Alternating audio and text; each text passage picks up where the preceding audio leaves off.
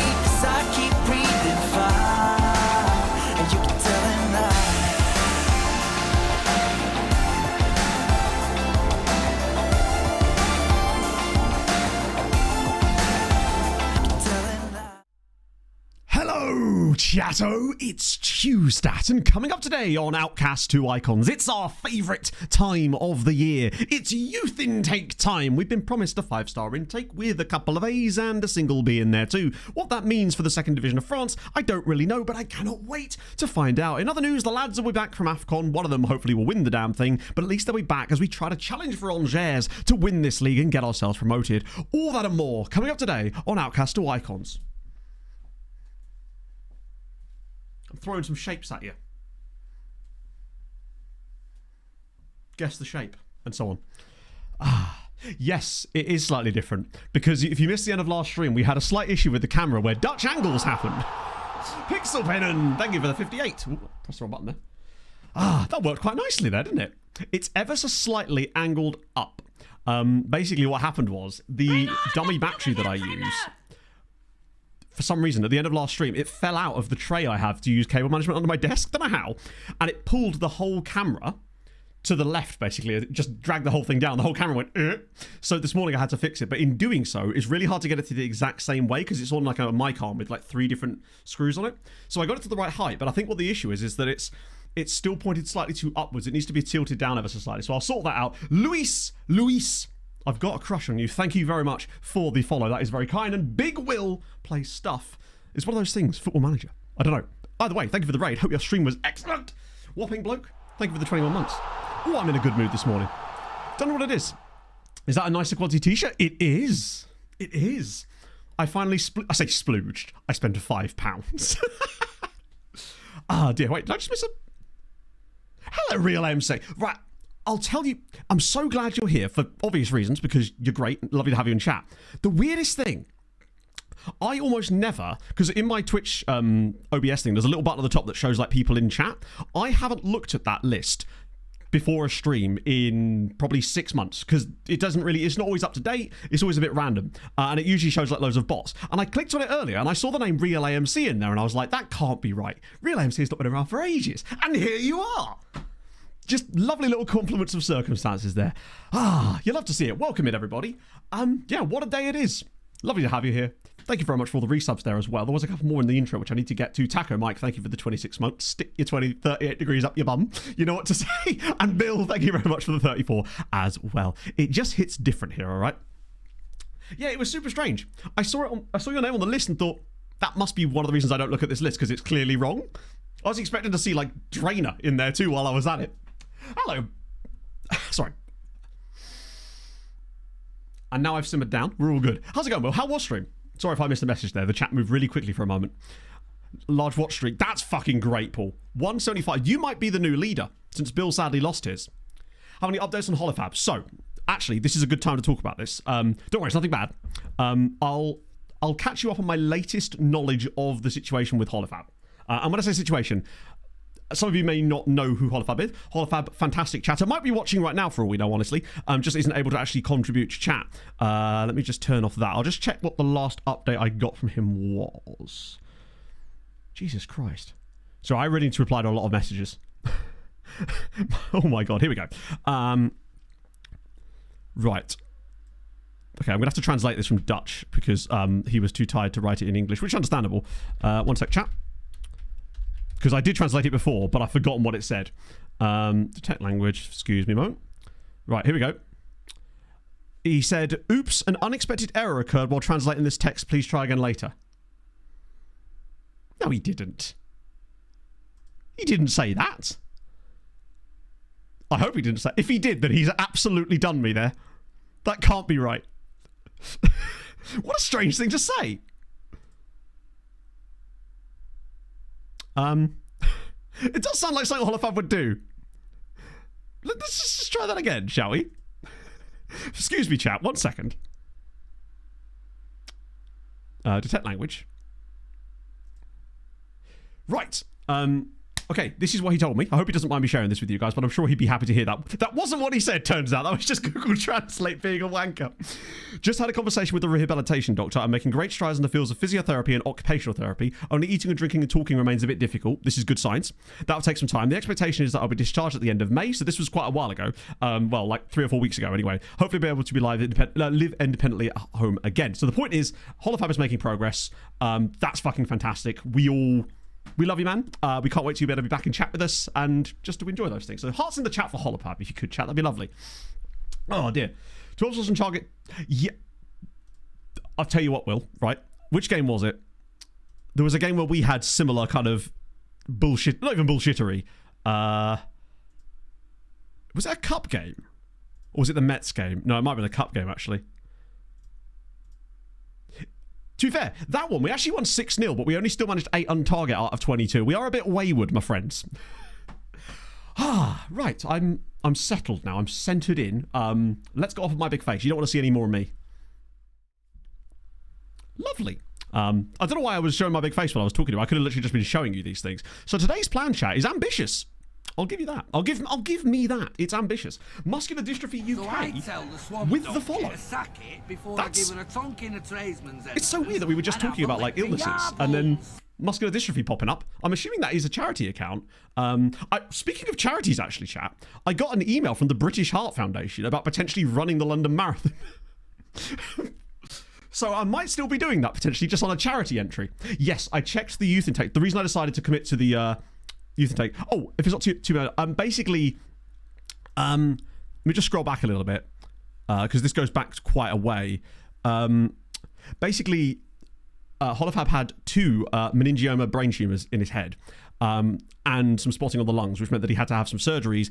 And I believe he had had a stroke during one of the surgeries, and as a result has had to go in quite intensive rehab basically to get himself back to full health basically. So as a result of that, he had some issues with things like speaking and eating and stuff. So he had to drop out of chat for a little bit, and yeah. Love to see it. Still, I don't know about that. I think it's just because when I was signing up, I put them down as a potential option there because I was like, well, if there's any the only charity that I've worked with per se in the FM space is British Heart Foundation. When we did, for those of you that missed this, I think it was last summer, we did a campaign with Graham Souness, which was quite funny, about getting people to learn CPR. So it just basically became my BRB screen for the entire, I think it was a couple of months, wasn't it? It was quite fun, actually. You bring my uncle? Fuck yeah. London Marathon April, you'll love to see it. My M's mate, who sadly last year, him and his partner lost their child to, I believe it was stillborn, unfortunately, and he raised a shitload of money for, I can't remember the name of the charity, but smashed it out, and it just kind of inspired me as well. As a gaming lead, no way. Hang on, you get to watch Twitch streams as part of your job working for Muscular Dystrophy UK. I say that as if that's weird when I'm the one that's producing said content. Yeah, that's weird, Matt. Not the one actually making that stupid crap. No, it's the people who watch it that are weird. Of course they are. What a job indeed, yeah. See, we're learning all kinds of new jobs these days, chat. So if you are just, if you are new to the streams, actually, just to catch people up potentially today, because we've had a raid, and obviously there's some people that haven't been in for a while. Viking or Viking, it's different Viking presumably. Thank you very much for the follow. How's it going, GIR? GYR? What the hell? Words are hard. Excuse me 1 second. I'm just going to calm down. Heart rate is quite elevated, unfortunately. I did some interval training this morning, and my endorphin levels are like up here. So here's what we've been up to so far in this save. I'm going to see if I can do this in one take. I'm going to engage YouTube mode. Wait for it. Hang on.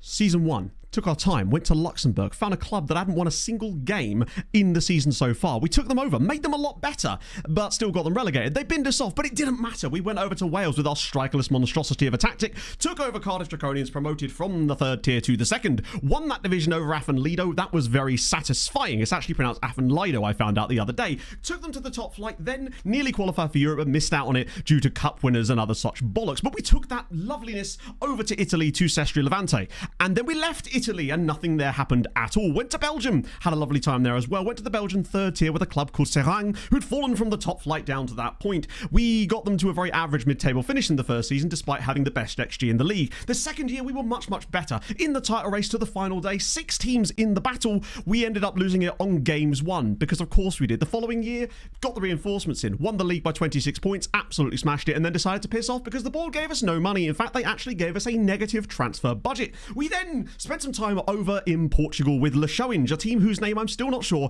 I'm pronouncing correctly. Thank you very much for the resub, whoever that is. I'll get to that in a moment.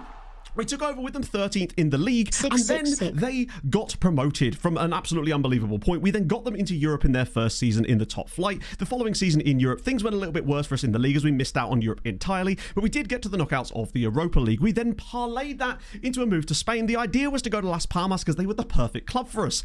The job came available, we applied for it, and they gave it to Willie and Jose instead. We then bided our time to join their very biggest rivals in Tenerife. We then built an absolutely monstrous team of youth prospects, got them promoted to the top flight after an insane season and a playoff finish, then got them stabilised the following season, got them into the Europa Conference League, and then unfortunately in our last season there, we got to the Conference League final. We lost that game to Fulham, and unfortunately that meant that we had to leave the club, and now we find ourselves in France in the 2nd tier with Sochaux, and we are in our first season there, and today we are doing the youth intake.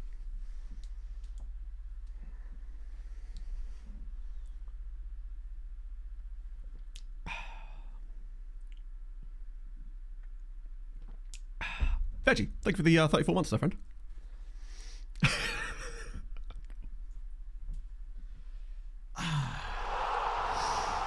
Sometimes I just show off, don't I? I mean, I just do. Actually, I'm sweating. 4 years. 4 bloody years. What have I done with my life? It's the same temperature outside. That's not going to work. Oh. People were throwing curveballs at me and I was like this, dodging. Could you repeat that? Do you know what I need to do? I need to just clip that and then use that as a command later. Oh, the VODs available. There are indeed VODs available. Absolutely there are. They're on the second channel. If I just get you a link in chat now, that's not the right... That just makes the lights go red. What on earth am I even pressing? Why do I even have a button that does that is my question. There we go. That is the second channel. The VODs will go live there. The Le Showing... obviously, there's not going to be the same gap between recaps as there was like 4 months. I've got a couple of videos I'm working on at the moment. I want to sort those first, but then I'm going to go straight into the Le Showing one, and I've really simplified my workflow. So that means that one should be a lot faster. And something I'm doing now as we go along with Sochaux, is I'm writing a stream diary. So I have a reminder on my phone that after every stream, basically, I have to go into this document and I write all the stuff that happened in that stream, be it memes, be it clips, and I also take screenshots of all the results too, and log league table stuff as well. That way I'm doing as I go along, which means when I come to do the Sochaux recap, it will automatically be there in like a beautiful storytelling timeline for me, and it means I can just knock it out like that. It won't take any less time, it just means that I'll have done it bit by bit. That's the plan, basically. And breathe. I actually need to get my buddy breath back here. Have a little bit again. To be fair, sorry, Avon Lido, I keep making that mistake. So I'll just tell you what I'll do. Let's play a game first, and then we'll talk about Avon Lido, because we've got 9 games to cover today, and it means that we're in a bit of trouble, because I want to actually try and make some progress today. Oh, Jesus Christ. It is the bottom club, but I just don't know if I can get away with that. What I might do, though, is play Alak Chowie there, because he looked really good off the bench in the last game, and this might be our best bet. Now, what we aren't going to do is that. We're going to move these guys around again and bring people back into their correct spots. Unless I can't. Favreau, I might not be able to. We may actually have to play this lineup, unfortunately. That is suboptimal. But we move. Hang on, let me just sort the bench out. There's someone missing. Oh no, we just got an extra guy on it. Who do I not want? Probably you for the time being. That'll do. Using it looking. So it's 5-star, which is to be expected. We also have, Twitch have changed some of the UI design. I noticed that the buttons are now rounded. That's what's thrown me off this morning, honestly. I'm actually out of breath from that. So we don't know exactly, Tom, but I'm going to go with the assumption that it's Thursday night, because I've heard nothing new yet. So I'm assuming that it is going to be Thursday night, which what that means... Oh, yeah, if you're new to the formation, just enjoy. What that... Oh, wait, 7 subs? Oh, yeah, we can have 7 subs. I'm an absolute moron. Why was I taking people off the bench instead of adding them to it? We'll have... Oh, Booby's back. Idiot. Yeah, so it's looking like it's going to be Thursday night, which means that what I'll do, if it is Thursday night, I'll probably do a 3-hour stream during the day instead of 4, just because that will give me a chance to go get the big shop done with Pog and get an early dinner to then come back, because we could be at it quite a while on Thursday night. Now, I suspect because it looks like the game is actually being played within draft mode, which I think will actually streamline things quite a lot, because it removes a lot of the background nonsense that you have when you play in a full, proper database mode. So that could speed things up, but I think it's still quite an ambitious amount of games to try to get through. One of the other things is not everybody's streaming it, so I think that might also cut down on the jibber jabber, so to speak, which means we won't always be in a call with someone if we're playing against them. It depends from person to person. Some people might be streaming it but not in calls. Some people aren't streaming it at all. Some people are streaming it and are going in calls and all. So I'll just kind of play it by ear and see who's about when we play them. So obviously, like when we play Jack and Z and people like that, we'll obviously jump into calls with them. Sneaky coach trick. Yes, it does. It means none of that is on the cards. So that's the plan for that. But yeah, the youth intake is looking good, but it just depends. Like, I think we'll be pleasantly surprised by who we get, because we've had some great players in the past. Also, do you remember, this is a bit of a deep one, do you remember that ridiculous Polish right back that was at TSV Hartberg that got bought by Dortmund before we could even get a sniff at the guy? And he looked like he was going to be a monster. So, I was doing some tests and stuff for the transfer video I'm working on. And I was just basically demonstrating to myself how the DOF method works. And all I did was I went into the DOF suggest target screen on this save file, although I think it was actually the one I saved per stream. And I asked him to suggest right backs because I was just using it as an example. And who would he suggest but, oh, for God's sake. But that guy. Yeah, I don't know how comfortable I'll be with that, Jacko, honestly. You know, that's not really my vibe. We've done that a few too many times. That was definitely Jourdain's fault. Move this summer. I really hope so. I really hope that he doesn't get a move. Because Rodrigo, I feel like, is the future of Fulham. Yeah, he's recessed. Well, maybe this guy is God himself. We're losing to the bottom club. This is not how you get promoted, friends. If we, particularly not with, I think we're going to have to start writing off Angers. I think our battle is going to start to become with Bastia. I'm wondering if we're just getting hugely punished by the fact that Osagi can't play that role. We may have to move back to Abubakar in the meantime until he can. Because I think the game is basically just being like, no, you can't do this. Because we can't be we've got a run of games now in the next, I think it's our next 4 games are all against teams 15th or lower in the league. Oh, it's beautiful and it's Sebastian doing bits. There we go. Bright with the assist at least. That interestingly was off the right-hand side, which is his more natural role. So I'm thinking, maybe we try and loan that Polish dude. Just to see what he's actually like. To see what we missed out on, potentially. For Tim Ware. Ooh. Ego Jesus. I like how the Club World Cup is actually still... Do you remember back in the day when World Cups were sort of almost like a scouting tool where you'd actually discover players at World Cups, when that kind of doesn't really happen anymore now because most of them are known to a certain level? It feels like the Club World Cup has sort of done that a little bit, which is, I guess, kind of fun. Let's do... We'll yell at them, obviously. I'm actually kind of... Briasco's had a bit of a rough time of it lately as well. I think it doesn't help that we are just missing a couple of guys. Getting those lads back from AFCON cannot come soon enough. You're right. I'm trying to think. The last good... Do we have an amazing poll at Syrenes? It feels like we didn't. It feels like the last good poll we had was Bobby Tree. And he was very good. But I don't recall having like an absolutely goated Lashinsky. But let's be honest. Lashinsky was good at the level we were at. But he was not a very good player in the grand scheme of things. He was just a really average Polish league player. Like, he was never getting any caps or anything like that. We've only had one shot on target here, and Nikolic has really shat the bed, which means I'm actually going to get him off for a Boubacar. Crazy to say that out loud, but it's happening. Caroliello. I like Chowie's done okay. I might just bring Shehu on now. And we're in control here, so I don't really care so much about how Diallo's doing defensively. I'd rather him just get forward a bit more here. Yeah, I still get the opinion, though, that it's going to be the same exact teams that are going to end up in the final 8 of this tournament, which is just like, what's the point at that point, right? You'd like to think we'll get a few decent polls next year, definitely. 2 years of Man City with a tactic in command. Ooh. Haven't won the Prem, no FA Cup, 1 Carabao Cup and 1 Champions League. Haaland scored 72 goals. As a shadow striker. That's cool. I love the fact that you didn't win the Prem. So who won the Prem then? Like, what was the Premier League results like? Because that's interesting that you were able to win the Champions League with it, but not the Prem. Which I guess overall isn't the worst thing in the world, I suppose, if that's your goal, right? Bastia, oh my god, we are in real trouble here. Come on, lads, please do something. I'm concerned. Chelsea second year, wow. Was it just unlucky? Or was it could have been just, oh no, not more draws, please. Oh my life, man. So that mistake has cost us more points. Bloody hell, this team, man. It is very first time. It's very much a first season problem, it seems. But my hope is that once we get the guys back from AFCON, the team has now suddenly got a bit more depth. We've still got a couple of days left in the window in case anyone finally comes along and does anything good, but I'm not convinced they will. Hello, Townicus. How's it going, man? I guess RB Leipzig. That's so weird. Because that was the exact... I swear that was the exact result of the first Champions League of this save too. As in City versus RB Leipzig. Wait, did Bastia... Oh no, they didn't balls it up, but they're now 1 point close... Well, 2 points closer to us now. And that gap has somewhat evaporated. Like, we're still statistically the best side in the league, but that's starting to matter a lot less. My logic was, hey, if we're not the best side in the league on pay... Or, like, you know... We'll put up the good numbers. Even if we don't win the league, it doesn't matter. We'll come second. But we can't afford to drop too far if this works like that. Particularly now with more suspensions.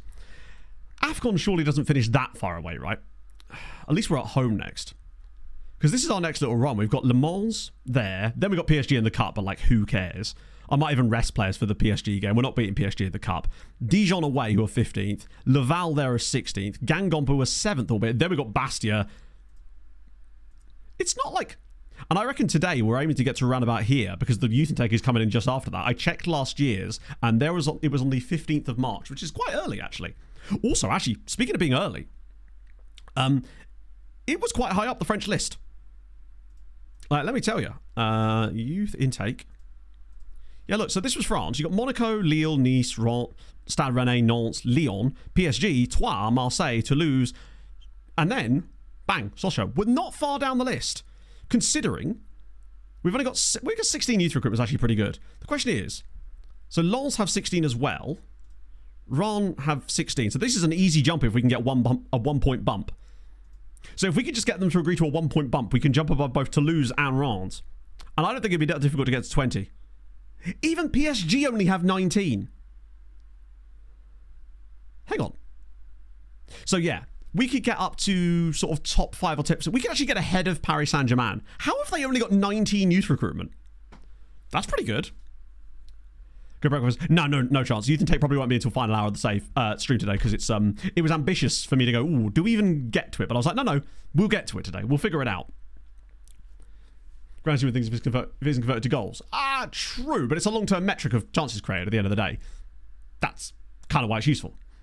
Like, I'd much rather be the team producing loads of it than none of it, because statistically that means we're going to be bad. That's good. Which gets rid of him for a little bit. Oh, I want to see if it works this time around. Because obviously I've gone a couple of days now. I want to see if he does the same thing again. Loan. There we go. Yeah, that's the guy. That's him. Wait. I've just realised we can't. He's not even old enough to join us, is he? Oh, no. No, literally, we wouldn't be able to drop... Literally, we're pre-arranging a loan for the summer. And I definitely wouldn't do that unless I knew what the guy was actually going to look like. So that is not useful to me right now. I mean, he might be quite good, but there's no point in us pre-arranging a loan when we're paying that kind of money. F1 Games. We don't know exactly, most likely Thursday. What's been your journey so far? I did a full-on one-take explanation of it earlier. I don't know if anyone has the timestamp for that because I don't have the time to do the explanation again. I'll make that into a clip is what I should do actually. Although it wouldn't have to be a clip, it would have to be a highlight because I think it was probably longer than a minute. Also, I was promised some funny regen names, chat. What we saying? Sadio Mane. 40 grand? I mean, he's only 32 actually. Never live up to the promise. I got the feeling that Sadio Mane kind of did, right? He lived up to a reasonable amount of promise. That's actually impressive to get in first season. Right. Let's see what we're saying here. The first one, Dickalick. Amazing. You can't go wrong with Dickalick. And Didier de Kock is also just magnificent news. And last one. We have a winner. I don't think you're going to beat Wang Yanan. Sunny Sunday is actually extremely good, and I like that too, particularly as he plays for Keith. But Wang Yanan is incredible. That is mind-blowing. Amazing. Like, this one, as you say, I like this one for different reasons. Sunny Sunday is just a great name, and I would love a player like that because it'd just be fun. But Wang Yanan, amazing work. Shout out to his parents. Those are trials, that's okay. Wait. Oh. To be fair, he probably deserves it. Born and raised in Keith, what a lad. That'll go as well. Hello, Hazard, I'm good, man. How are you? Right, yeah, that's fine. It's annoying, though. We've still got these 4 guys on international duty. My hope is that one of them gets knocked out here or something. Also, I've chosen to wear trousers today, which means I can't even pull them up like my Daisy Dukes. Kenny Cock, that's actually a bit different. From Cyprus as well. That's wild. Did he like naturalize or something? Do you know Tbilisi? We'll go. Oh yeah, that's fine. We got him in this next game. I'm wondering if it is just a case of. Actually, one thing I do want to look at is how the goalkeeper is stacking up. I reckon he's doing poorly on the advanced metrics. Yeah. Oh, wait a minute. I've got to add some more metrics. Excuse me while I add the metrics. So, advanced... Oh, it's not that... Or is it that bad? Is it just that someone else is really bad? So, Petrangelo... Shit, we don't have a good enough analysis. We actually don't have enough analysts. I'm going to have to hire another analyst to give us the proper data. I mean, his expected save percentage is definitely higher than he is. Yeah, that's a useless attribute. What I need to do is actually hire us another analyst if I can. Oh, we have none. Perfect. I'll just hire 3 of them. Because in order to get the expected goals prevented stat on that screen, you have to have better analysts. And it's not something I ever usually pay any attention to because, like, who cares, right? But we're actually going to have to hire some. Do I even have a filter for performance analysts? I'm assuming I do.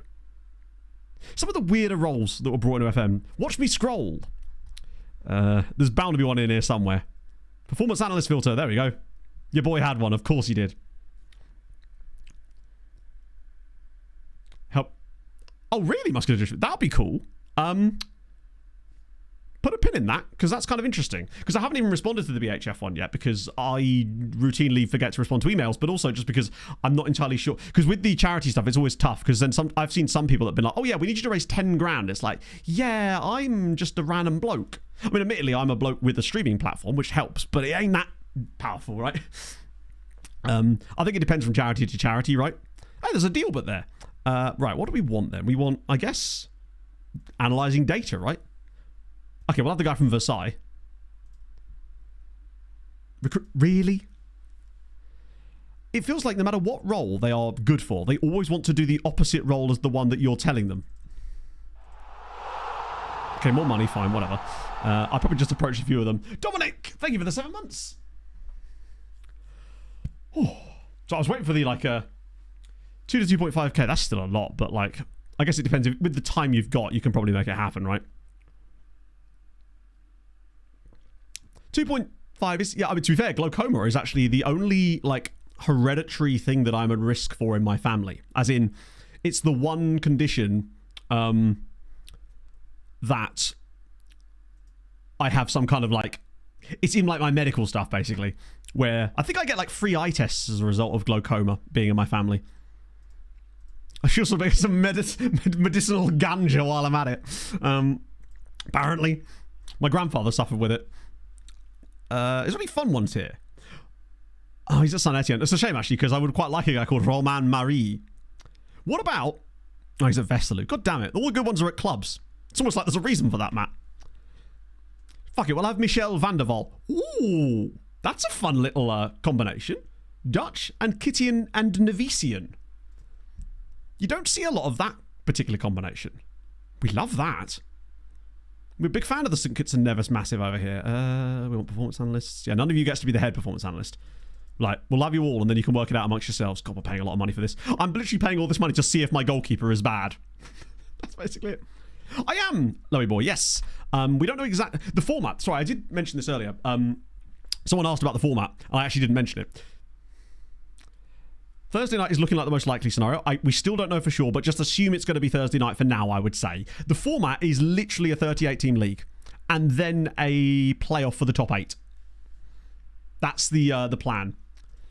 Potentially the top 8 is the bit that I might not... If the playoffs bit happen, you may find that Sai Maggio is also standing in for me, because I think that's the weekend I'm at Pog's parents. 38 games. Yeah, it's a lot. 38 teams, 20 games. That's the one. Did I say that? I did lose weight, Lowy boy. Yes. As of Saturday...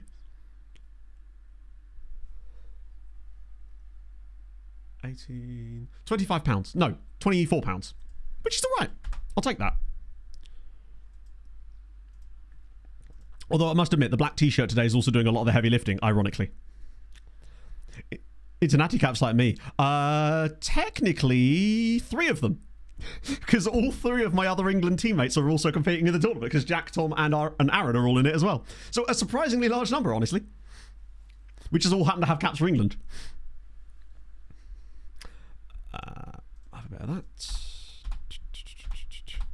Right, we'll get these guys renewed again. Also, I spent basically all of yesterday writing a script for a new video, because I am locked the fuck in right now. It was really fun. I really enjoyed writing again. Wow, we are... Ah, it's because we got that switch on, haven't we? So we'll do... Wow, that means those FC Copenhagen guys would actually join us. Wow. Okay, good to know. That Jakob Larsen guy looks intriguing. Strength for speed. In it. To be fair, I never had strength to begin with. That's the pro tip. If you're not strong to begin with, you can't sacrifice it. Wow, there's a lot of Danish players that won't join us either. Do you know what? I actually think that I might just keep scouting these guys properly rather than skipping them, because I feel like our reputation is going to be changing quite a lot. Why are stirrups in the YouTube video? Could put them in the script. No room. Players on my level. Ah, yeah, it's true. Same t-shirt. It is the same t-shirt from the profile picture, yes. It was one of my high quality t-shirts, what I bought the other day, because I thought I'd treat myself. Like we were actually just talking about this, Red Leicester. We think Thursday night. Mass moves, mass no. I guess, but I think you can't rely on entirely on inertia, otherwise sumo wrestlers would be winning the London Marathon every year, wouldn't they? If it was downhill, maybe they'd have a chance. Right, Coupe de France, not that we're playing in that. So you stopped doing season reviews on YouTube? I haven't. I actually released one last Monday.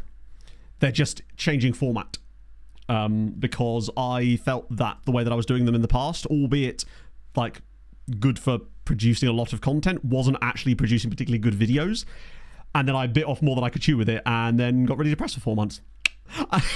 Point being, they're back now. They're just going to be in chunks. So it was 3.5 seasons in the last one, and the next one is going to be the 3 years we spent out of the show intro. Technically it's only 2.5, so that might come a bit faster just because it's less stuff to work on, right? Specific diet. No, ask away, honestly. No, it was mostly just calories in, calories out. So just mostly what I did was I didn't even change what I was eating too much. I just started tracking it, and that then made me aware of it. And that helped a lot. That and the amount of cardio, right? I started running again at the start of the year, which really, really helped. Because you obviously can't outrun a bad diet, but it doesn't half give you a little bit of an extra boost of calories over the top, right? If you're burning a shitload of calories on a run. And if you're running for a long period of time, it actually does. Like, only running for half an hour of it isn't going to make a huge difference. But if you're going out and running, like today I did 9k of intervals before stream, that actually does have more of a notable impact on it, right? Or going out and running 15k at the weekend, that actually has a much more notable impact. Mangas are the VODs. I like that. I hadn't considered it like that, but yes. They're basically club reviews. The only time that one of them won't feature all of our time at a club is if we spend over 4 years. So Tenerife, with it was going to be our last club in theory. I was going to just do like 3 year chunks, but now obviously that we've had to leave, that will get its own video for all of our time there essentially. Psycho plus running, pretty much, yeah. That's really helped me anyway. I do, once I get to a certain point, I'm also going to throw in some strength training on my off days, but that's just waiting a little bit. The other reason as well is I want to get down to a certain weight before I potentially start ADHD medication, because at that point it could potentially suppress your appetite, and I'm going to need to make sure that I'm much more stringent with eating and increasing my protein intake. So it'll kind of go hand in hand at that point. Intake is actually 15th of March, which is pretty cool. Timing's here straight up. Really? You'd be surprised how many viewers from Australia and New Zealand we actually have, FM Gods. Hands up. I know Andrew's one. We'll do... That's a great name. Attilio Principato is goated as a name. Shame about the player, but there you go. Hold your own club. That's the idea, basically. The reason I wanted to structure them like that, as far as the videos, is because I wanted them to be things you could watch that you'd never seen a stream and had no intention of watching a stream, but I wanted you to be able to enjoy it as a self-contained video that told a story. Because let's not forget, it's not like I'm simming the matches in them and telling the story that way. I am playing all the games. I'm literally playing them live, and I think that's kind of nice, actually. So I think it depends on which one. I'm not super clued up on it yet, as I'm still waiting for my assessment. But generally speaking, it isn't exactly a catch-all. Most of the time, I believe it boosts... I don't actually know the specifics, so I'm not... This is one of these things where I'm not going to talk on it because I don't know the medical specifics of it, and I don't want to put out information that's wrong. So from what I can read, it will, generally speaking, allow me to focus a little bit better and have better emotional regulation. As for how, I don't actually know, but that's generally speaking one of the things that is supposed to help. It certainly isn't like a catch-all by any means. West Ham player was a wide target. We do need a few of those. We don't need those. Hello, Adrian. No, I know you live in Australia. You just travel really far to Newcastle games. Right, what we got here? Because there's definitely some options on this potentially for us. You're really expensive. Really, really expensive. For able to watch Aussie, there you go. Hey, we all do weird things for sports we watch in other countries. NHL, for example. I found myself up at ridiculous hours watching that and then gone, why are you doing this? They're only going to let you down. Newcastle Jets, exactly. Third season, don't see any amateur contracts. What sort of database setup are you using, Athmos? Because that really does matter. Bear in mind, not on this medicine yet, not even got a diagnosis. That's why I'm not really discussing it at the moment, because I'm still waiting for my assessment. But we're getting closer to it. I think we should get it within maybe the next month and a half. Philadelphia. Speaking of Philadelphia, Trevor Zegras. That's interesting. I like that for them. Let's just send... Let's get you guys off the list. Oh, no, not you. Sorry. We'll get you guys off the list because you're... Well, that's actually only one really expensive guy. The rest we can have a bit more of a closer look at if they're actually kind of good. But I'm not convinced we're going to do a lot more business in this window unless we find anyone absolutely massive. Just because I'm convinced we're going to go up. Because it can be normally. But in what sense? When I say what... Like, as in just clicking large database when you load the game. Well, some of them are, yeah. I think there are non-amphetamine ones as well. I don't remember the names. I know that Vyvanse is on that side of things, and there's another one that uses a different type of thing. Again, I don't know the specifics. Yeah, Zegras playing with, like, Drysdale, and imagine Zegras and Michkov on the same line. There's going to be Michigan's left and right. All continental players. Wow, you should have a lot there. If anything, the fact that you've got... You might actually have kind of juiced it the wrong way. Sounds kind of stupid. Because you almost maybe have provided too many players to the save to the point where it no longer needs to produce the amateurs. That sounds odd, but if you've set it up the same way as me, though, then you shouldn't have this issue. Let me just have a gander myself. I'm unlikely to be able to produce any options for you because that guy's kind of good, actually. Let me just check it myself. Like, I'm not expecting to see anything here because we're in season 15, but let's just see if there are any. Sorry, I forgot that the game removed my...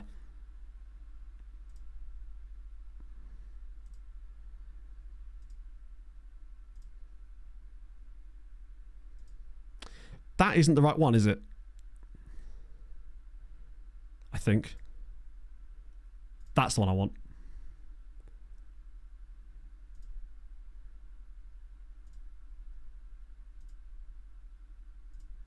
See, in my save, you can see now it's filled it all in.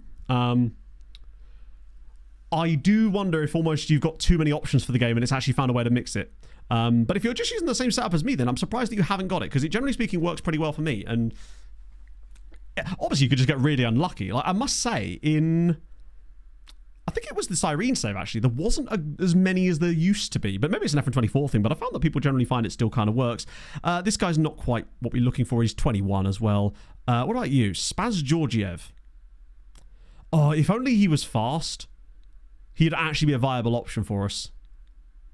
The thing is, the Akai was like 21 years. Can you remember his name? Zealand's big save setup. If you're not using the same setup as me, then I can't really guarantee you results that match me, and I don't know what the differences are between the two, to be fair. So I don't know how those two things interact, basically. I would go with Gyazzo, Steve, or Gyatso, as we say. That's the one that most of us use because it is just really convenient. However, there are other options as well. Worst case scenario, Steve, you could just whack it in the Discord and I can show it on stream that way. Top 4 in the league. As in, which league are we discussing? There's so many leagues. Lutalamio, no. Wow, that's quite a lot of money. Okay, that's annoying. They're bidding quite a lot on him now. No, absolutely, man. It should still work. Zealand's draft league. I don't know. It's impossible to say. Legitimately. With stuff like that, it's so difficult because FM PvP is almost impossible to, like, predict. Especially inside draft mode. Right? So I think it'd be stupid to even predict anything at this point because the squads are so even in many ways. Production of certain chemicals in the brain, dopamine and norepinephrine. That's the one. Improves your focus. Interesting. Okay, cool. Because at the moment, I'm riding off the back of the fact that I'm incredibly focused on my job, which hasn't happened. I have not felt this good about work for 18 months. And I'm really making sure that I take advantage of it while it is. And that'll probably end up burning me out, but at least I get some content out of it, right?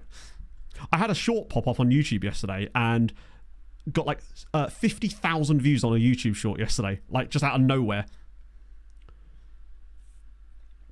Cash in. Can't cash in unless anyone bids on him. And as far as I know, no one's bidded on him. How does it work? Pretty simple, really. You just sort of load into the save and Ron's off. And then you just play against each other, basically, in the same way that you would do any other game, really. In the US, Canada. Does Greenland count? We're not going to that. No. I haven't. The closest I've come is playing in Dreamland. Paywall, absolutely not. The way I look at it is shorts aren't really about earning money. I am going to reject these because I want to see if I can do the whole reasonable bid thing for him and see if he'll ask for even more. FM Gods, thank you for the follow. Do follow me. That will probably help. But with those short thingies... No, I'm not on anything now, Leaf. I'm still waiting for the assessment part. Currently. Expecting to see that sometime in August, probably. But yeah, they don't pay well at all. To give you an idea, the RPM on engaged views on a YouTube short is like 13p. But it's not about views. The way I look at them is they're basically like giant nets. It's basically saying, hey, here's a piece of content. Here's a piece of content. Would you like to subscribe for some stuff that actually does pay and you might find more interesting? So YouTube has this wonderful feature where you can set a related video and it can drive people towards an actual video. So what I've done with all my recent shorts is the related video is the latest YouTube video, and that then picks up views off the top of that as well. Because if people will see a short do well and like the short, then they might potentially like the long as well. That's the way that works. And the same with TikTok. TikTok does actually pay a little bit, but it's still not great. We're talking like, if I get a TikTok that does maybe 60, 70,000 views, that's like a tenner, 10, 12 pounds, which isn't bad. It's not nothing, but it's not like the same as in YouTube, basically. That's the long and short of it, exactly. That's how it functions, basically. It's just basically a giant slot machine that you're pulling as a chance to get people to bring in. So I gained 100 subscribers on YouTube yesterday, and most of it was from those shorts. But the likelihood is that then they'll stay and watch the long stuff too. Yeah, those are all about reach. Instagram is the one that pays nothing, but I'm actually amazed that I've even been able to generate a following on Instagram. And I do wonder if that's just because I was doing stuff in the space and there wasn't enough people making content there. Because I actually got quite a lot of Instagram followers quite quickly just by posting the same content there. Right, we're looking for tall boys, right? Before I get distracted again. Height. Wait, what am I doing? I can just literally just sort the screen. Melon. There's a couple of 4'11 chaps. The tallest boys are a load of goalkeepers. No, there's an outfield. There's a couple of outfielders. Here we go. Alex Emika. Real guy, 6'9". Is there a non-real guy? Yes, there is. 6'9" striker. Albanian Englishman. Adam Hickman is 6'9". Can anyone spot the slight issue with that? Apocalypse. I guess. I mean, think it this way. YouTube Shorts have the ability to blow up a lot more potentially as well, so you can still earn good money for it. But I was just randomly sat there writing a script yesterday, and I looked over at the analytics just randomly, and all of a sudden the channel was getting 3,000 views an hour. I mean, it's still doing something like that now, right? 1,800 views an hour just randomly. That's a lot. It's mostly on the shorts, but still. It's all contributing to the greater thing, which can only be good. And I've just been really enjoying work lately, to the point where the script I'm writing at the moment isn't just me stood in front of a microphone either. It actually features exterior stuff where I'm like sat in my car and things like that, just like to break things up a little bit and try some stuff out. His strength is very, very... It's the fact that he's 6'9" and only has a maximum of 14 jumping, which is actually wild. CONCACAF Champions Cup. I've never tried. I would love to try out stuff like that in a save. I just don't really have the confidence to do it because I worry that I would lose a lot of the viewership. Writing the script for my next scouting video. Basically, I'm doing an updated video to the one I made at the start of FM24 because there's a load of new stuff that we do that I didn't cover in the video, as well as some big changes to the way that we do team report scouting that makes it so much better. And as well as a section I'm now introducing, which is about like what to look for in players. Because often I'm basically saying, hey, here's how you find players. But then also I didn't really go into what you should be looking for when you are recruiting players. Because a lot of it's quite varied and subjective. But I think there's a few things that you can use as a rule of thumb to give yourself an idea. So the highest reputation Hungarian player is this guy, Thomas Bartek at FCSB, who's a tiny... He's not even tiny. He's 5'10", but can't leap off the ground. That's strange. 3 jumping reach at 5'10" is unhinged, honestly. Any other ones that are in here are a bit fun. Benedict Toth as well. Hey, he's actually quite good. But he used to play for Troyes, which means we don't like him. We don't rate him. So Georgian dude, a Brazilian, Fabiano Coutinho. Fantastic Hungarian name there. Nothing special. Let's have a little look-see. See if I can still do this. What I used to be able to do, although Discord has changed things lately, I can then open link and it should load it in Firefox and I can do that. Wong Lao Hung. To have Wong and Hung in the same... Oh, actually, wait. It wasn't about his name, was it? It was about his nationality. South Sudanese Macau is very good. That's a... Wow. That's actually sick. Particularly as they're two completely different continents as well. Okay, but Dad, no way. That's awesome, Drew. Congratulations to you and your missus. That sounds amazing.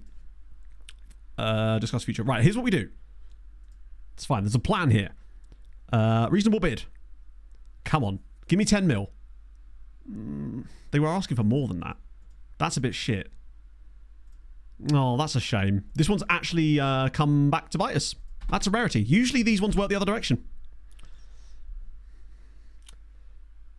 Usually they want more money than what's... So, just to give you an idea, he's just asked me to sell him for less money than we've already had bids on him, which is a little bit irritating. Usually it's the other way around. I don't mind selling Lotalamio, because I feel like we're going to replace him and Vargas anyway, and getting some cash wouldn't be... Getting some cash ready for the summer wouldn't be the worst idea in the world. The problem is if I sell him now, we're then making ourselves worse. I'm worried we're going to lose Pinedo. I'm worried the second I hit continue, Pinedo's going to get recalled. If we could just get out of January, he can't turn it back. Wow, he didn't recall him. So we should actually definitely look at that. In fact, while we do this, because we're into Greece here, let's just have a little look at the big shortlist as well. Not the big shortlist, sorry. Oh, we did that already, didn't we? Let's have a look at scout players, see if there is any. Just knocking about. When is the Spanish window shut? True, yes. I think it's the same kind of time, right? Wait, what am I doing? I want position.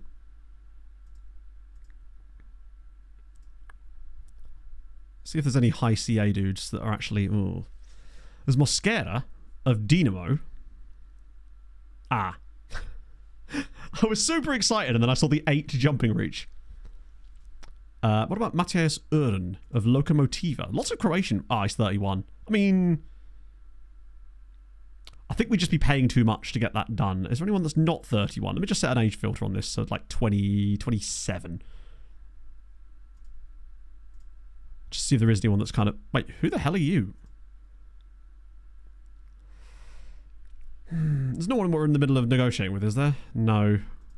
I'll check the shortlist as well, just in case, because some of these guys might not be in there as well. Make reputation better. Generally speaking, reputation is down to winning stuff. So the clubs within the league have to win tournaments to increase the reputation of the league. That's usually how it works. But I don't know how it works on other continents. I mean, it should still work the same on other continents, but it might be slower because of the tournament reputations on those continents. What the hell's happened there? And club reputation, winning stuff. Pretty much everything to do with reputation comes to winning stuff. Generally speaking. Win stuff, it goes up. Don't win stuff, slowly over time it goes down. Brumbu guy. Yeah, I've got it on the shortlist. Ooh. Was he a guy that we looked at before?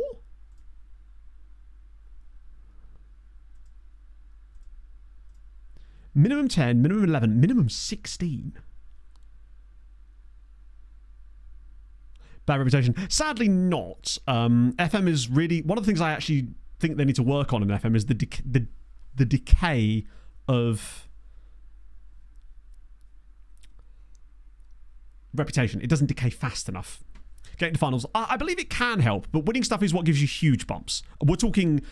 I think winning a Champions League is like a 500-point reputation bump, which sometimes could be an entire star. Do you want to just like... Apps? That's the thing. They need 2 of them and they need to be weighted.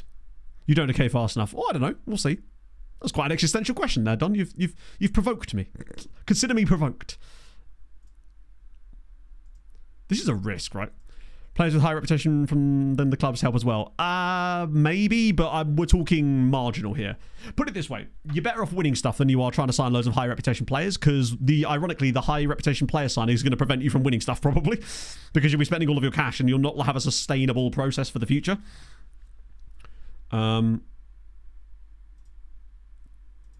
We can afford to spend that on a little testy test on him, honestly. And I'm willing to do it, particularly with his wages being so low. I'm willing to give it a crack. Especially if we sold the guy. Dog with the 100 bits in the most annoying way. Consider this me throwing coins at your visage. Oh, I feel like you're sticking ones under my G-string there, Don. And that's fine. It's fine. I'm wearing pants with tigers on today, actually.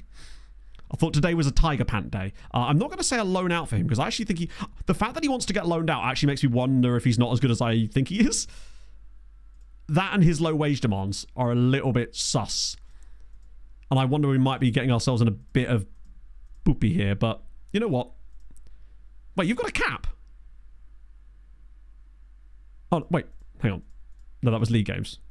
There we go. I was going to say. We'll slap you with that. Hopefully. I should make it a bit more. Go on. Yes, go on, lad. Yeah, I pressed the wrong button. Does he wear pants? He doesn't. You're right. I remember hearing that. See, I listen to things. I'd probably find it was on football cliches or something. Really bad. That's the other thing. If you're trying to sign high reputation players to improve the reputation of your club, and you're in a league that has no real way of earning money, you're going to have trouble. You're better off just investing in young players, making yourself better, and then winning things on an international level to increase reputation. If he's good, maybe. I get the feeling he's not going to be 5-star. I reckon he's going to be 2-star CA, 4-star PA, and on the lower end of all of those values and have some glaring problem. That's my prediction. But it was I think it was worth the money to find out. Spanish window's just shut, which means we get to keep Pineda. Okay, so he's better. Maybe he's one of those guys that's like capped out a little bit, but he might be still quite good now.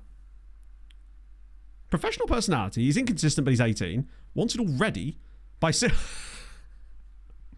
Cheers, lads. So whack him straight on defensive positioning. He's actually really tent-poley. Like, he ain't going to be pulling up any trees for us long term, but he's certainly useful for now. You did on Friday? What happened? We did it, and it was incredibly fun. I've got a squad that I'm pretty pleased with, if I'm honest. I'm really happy with it. He's a body. It means if we do lose Lotalamio, I don't think we're losing too much there. And we'll come out of it with more players. Like, do you know what? That's where he ranks in our squad. There's Lotalamio. So he definitely ain't as good as Lotalamio. But there is some things that I'm not super keen on Claude here. So, you know, I don't think it's too bad. At the end of the day, he's a body that allows... Smates his back. He just allows us a bit of freedom. We got a squad and we got Pedro. Basically.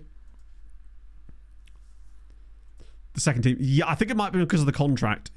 It's a downgrade, but it means there is a player there if we need them. Right, let me just do a quick pick here. I want to just sort this team out a little bit. Nikolic is there. Bauer's there. That's not happening. Traore. He's not a player I'd even considered. We definitely need to find a use for him. Holy shit. Shehu, Elekchawi, Lotalamio. That's interesting too. Oh, they won't put Vargas there. You've not got the work rate for that, do you, though, bud? But then Favreau isn't really... we might have to, you know. Diallo, Briasco. Bauer is not playing there. I'll put Bauer back in there. Alvarado's injured as well again, but wow, you're a bit lacking in options here.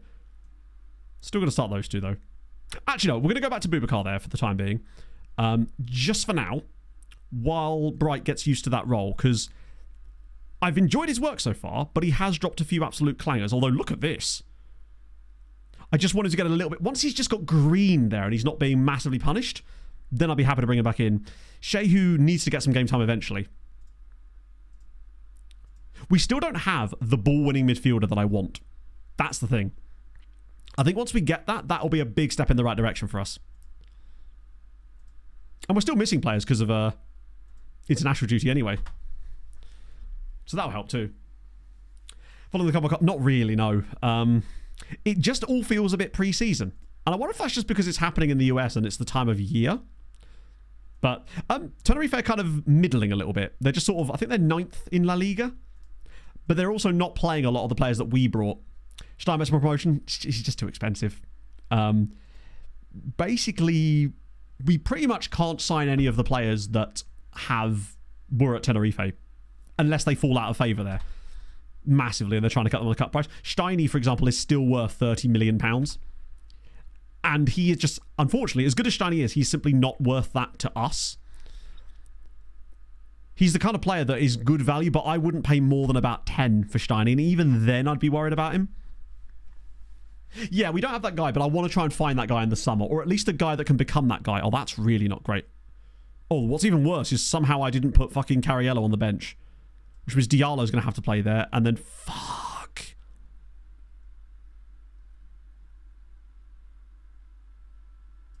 We are getting put through the ringer a little bit. I know he can't technically play there, but he is actually a left back at times. Christ. This is not ideal. We need a dub here. just something good to happen to this team. Because it is definitely flappy a little bit at the moment. Sven's back again, which is helpful, I suppose. I do wonder if just getting that goalkeeper back from AFCON will help, because he's been here nearly a month and he's not played a single game yet. So we're actually looking kind of good here. We just need a bit of confidence back. Just get a dub, get some confidence back, play a rested side against PSG, go from there. Right, come on. Just somebody step up, like a Boubacar or something. That is a great pass. Whoa, nearly. Wait a minute. Okay, that's fine. It feels like we're not clicking in matches. We're not playing the same style of football as much anymore. I think it's because we're having to change the players around too much. There's not enough squad consistency at the moment. Traore, great touch. Here we go. Beautiful. Damian Nikolic does it again. This man, he might be the one that's single-handedly going to carry us to promotion this season. 16 goals. I'm trying to think what the record is for a striker in this... a striker in this save. And I'm pretty certain it's still Oriola with 20. It might be Dosso with 20 as well, but I don't think anyone's broken past the 20 barrier. And if anyone's gonna, it's probably him. Considering he's not even technically playing as a shadow striker half the time. The manager name is Roy Fleming. Janos was the manager when we were in Malta. Whereas Roy is the guy that we hit, the guy from Anguilla that randomly appeared in the Malta save, became a bit of a chat favourite, so we put him in as the manager today. Here we go. Oh, slide him through. There's so much space. Bauer's going alone. That's okay. I respect it. Come on, that's it. Just whip it across. Oh, it's so easy. And it's Abubakar, and he's actually put the ball in the net. Would you bloody believe it? Paddy Abubakar. Is this the turning point? Probably not. But it's nice to see us actually 2-0 up in a game against Le Mans. Ooh. It could be Anarith. I think what it is I still haven't figured out the exact blueprint for what I want out of our left back in this. I think we're kind of looking for an athletic DLP type player. Basically a guy that's an engine room type of guy that can pass really well, but was also really solid defensively. Doesn't have to have good crossing. A guy that will be more comfortable in the centre of the pitch probably, but can still defend well. And I think the type of player we're going to need is most likely a guy that doesn't play that role already, but we're going to have to retrain him and make him play that role. So that might be something to address in the summer, is try to find a guy that has some of the minerals for it already, but isn't there yet, who we can mould, like someone who's 18, 19, who we can mould into the role, looks like they've got good PA that we can then mould further. Passing options and range. Yeah, like decent passing ability, because that role does do a lot of passing and vision sort of stuff, but also they need to be athletic to get up and down, so stamina is important, work rate and teamwork to go with it, and then decent tackling to just cover the defensive side of the game as well. Yeah, it's a tough one, right? But I think that's what we're going to need to make that role pop. And it might just be that we're never going to be able to get someone to truly pop off there. We need a kind of box-to-box with... Oh, that's a bit... He's got caught out there. With a little bit of... Oh, for goodness sake, man. Yeah, this new goalkeeper can't come fast enough, man. Like, these types of things keep happening, and Petrangeli is just not designed for being a starting goalkeeper, unfortunately. Like, that is embarrassing from him there. And annoyingly, this is the usual sort of stuff that precedes us inevitably throwing away a lead in a game that we've absolutely dominated. That's my concern, particularly with Diallo not being the best defensive player, but we've got no choice here. Because I've noticed that we seem to have dried up as an attacking force all of a sudden. And now might be the time to make a couple of tweaks here. Can't bring anyone on there for you, really. Favreau, even though he's a bit injured, might be just worthwhile because he is just slightly better on the ball. Shehu, we've got Naystrup, but that's not really what we want. We've got Deng, but he can't do the wide rolls. Let's get Bright on. Off the bench, could do a bit of business. Actually, let's get both of these two on. Freshen up the strike force a little bit. Traore has looked good. In his part of that, though, is because he did assist a goal. I honestly wonder if there's a future where maybe we actually get the inverted wing-back involved a little bit more. And what I mean by that is, at the moment, they're playing on defence. So they tend to stop around about here most of the time. But occasionally, you saw, like, for example, with the goal, they'll make a little run into this area and can kind of drag into the half space, basically. Because what happens is Diallo, or him, he'll usually move inside. Diallo will drag one of the defenders out, and there's usually a space here. And I actually wonder if there's a room for the underlap here with Traore, if we have him on a more a supporting role, potentially, yeah. just to still see if it gets more out. Now, obviously, that would cause more trouble defensively, because if he's making those runs, we could lose the ball and get caught out. So we could, at that point... I don't know if I can put that on my centre-back, can I? I could have Lotalamio stay wider when we have the ball, admittedly, because that's the only way I can do that. But that means he'll have a better starting position for counter-attacks. Because if we do lose the ball, he'll be slightly further out, which means he can cover across a little bit more. Potentially. Although that might open us up through the middle too much. It's just a theory. But we have got the dub, which is good and important. We needed that. This tactic is actually now finally out. So if you do !tactic, you can download this exact tactic in its current state. I finally remembered to actually sort that out for you yesterday. Someone asked about it in the Discord, and I was like, this seems like a good time to finally fix this. So I did. Although, now watch us make a lot of changes to it today, and then I have to be updated again. But that's such is life, right?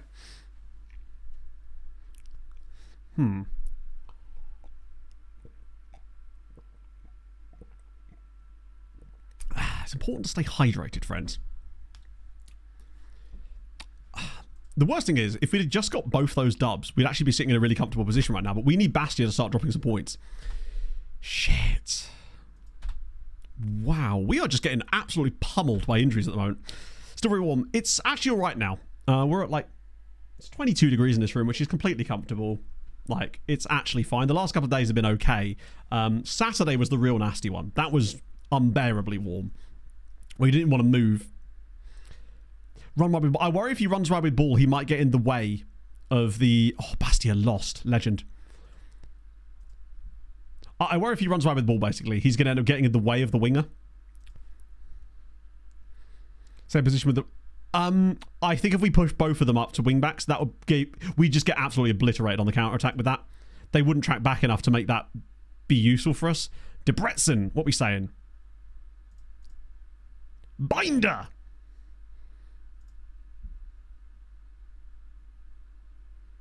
Do you know what, right? Considering he's only 16 years old, those are actually quite good attributes.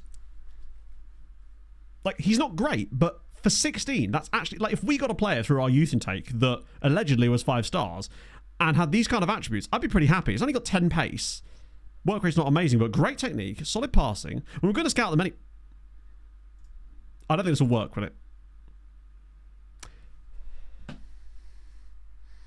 Am I being stupid here? But his name is Binder. We got Diallo, but he's a bit worrying. It's weird that he's even wanting to sign for us. He just look... I like his mentals as well. Unsporting is a little bit annoying. Scatter more. Yeah. What I'm going to do is I'm going to try and... I'll put a bid in because I want to spend some money here, but maybe this isn't the right way to spend it. If you're stupid. Yeah, this is true. Oh. The fact that they've gone straight for that does worry me a little bit.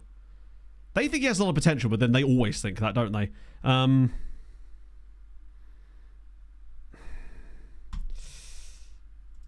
What I can do, though, and what I will do, is... Because I do want to know a little bit more about this stuff. I think that will be quite useful for us. I want an idea. Because the thing is, with an unsporting personality, it makes me concerned about his professionalism as well. Let me just prioritise him, because I like the mentals and I like how well-rounded he is considering the age profile of the player. But maybe I'm jumping the gun on him a little bit. Let's prioritise you. Is that Angolan in there? There's a couple of them, actually. That's kind of cool. Haliganto. Okay, cool. You can take at Everton. Oh. That's actually very impressive. And it still goes back to my theory about how you get better youth intakes first season, no matter what club you're at. But that could still be apocryphal just because a lot of us start lower down. But getting a youth intake in the Premier League with a club like Everton that has those types of players in it is actually still very impressive. I'm surprised by that. Is Cockroach? Rafael Barato. Damn. That is a great name for a midfielder regardless. Just having a midfielder called Cockroach, although he's injury prone, which doesn't sound very Cockroach-like. If anything, their natural fitness should be 20. Those things will survive anything. First season thing. Yeah, I notice it a lot. I mean, to be fair, I'm not complaining about it either. I actually think it's quite a good way of ingratiating players into the game. They go, oh, that's a good youth intake. That'll happen every year. Plot twist. It doesn't. AFCON. Where are we at? There wasn't a lot of surprise teams in it, unfortunately. Oh, it's just happened. It's finished. Côte d'Ivoire have just won it. It's not quite updated here yet, but they've beat Dr. Congo in the final. So it means all of our guys are back. While we're here... Actually, 20... Oh, actually, you're 23. Worth a little look. Particularly if you're out of contract in a few months. Tumelo Paputla. 23 as well. Worth a little gander. Cyril's won AFCON, and I'm pleased for him there. Any other fun players in here? There's Kudu Traore. He's on loan from Norwich. I just want to see if there's any kind of random players that we've maybe missed out on somehow. Goalkeeper, maybe? Morocco? He's a Genk. He looks quite good, though, actually. What about you? Filomeno Dala. We love a Dala. Oh, he's actually already playing in our league. Right. Okay. Develop youth players. Basically, it's part things you have to do and part things the player needs to have. So, that was quite quick, actually. Future prospect, breakthrough prospect. So he seems to rate himself a little bit. Obviously, I'd find a loan for him, but I wouldn't be able to do it immediately because he's only 16. It's annoying that I can only offer a short contract, but for 600, if they were going to want like 1.4 million, I'd probably be like, But for 600k, I'm willing to give it a punt. I feel like taking a risk on players like this is how we're going to progress. Because we'll get loads of them wrong, but we only need to get one right to be the player that can carry us to the future. Since apparently these Spanish players have dried up massively. So yeah, as for developing youth players, one of the things that matter the most in terms of developing a youth player is loaning them out isn't actually the best you can do a lot of the time. I mean, because if you're loaning them out to a league that's really low reputation, you're actually probably not going to help. I mean, obviously, if you're not going to be able to give them any football yourself, then it does matter. Loaning out will help. But what you want to do, basically, is expose them to football at the highest reputation level as fast as possible. So the more football they're getting, because that will develop them more than anything else, is football. The right training schedules definitely help as well. So RDF's ones help. I like with an individual focus slapped on top of that. But there are other factors. And one of the biggest factors about development of a player is whether the player can even be developed. So I'm going to say no for the time being. The player's professionalism is one of the biggest deciding factors in this. The better the player's professionalism is, the more likely that player is to develop, generally speaking. Now, professionalism can obviously change, but generally speaking, you're going to want it as high as possible. That will really, really help. Basically, play them loads. Tavares wants mates. Play them loads if you can. If you can't, loan them to someone with a really high reputation where they're going to get loads of football, and then try to make sure they've got good professionalism. That's one. To give you an idea, look at what we did with Tenerife. We had an absolute glut of crazy good youth players, but we gave them a chance in the first team really, really young. When we reached the stage where we knew that we were unlikely to get relegated, that's why on our last season at Tenerife, I committed to the youngsters. Because I was like, we're already good enough now that we're probably not going to get relegated. And it doesn't matter if we take a little step back this season, we'll accept that. And it worked brilliantly. Like, the development we saw out of those guys that year was absolutely wild. Socorro and Raul and even Pineda to an extent, although I think he was actually out on loan.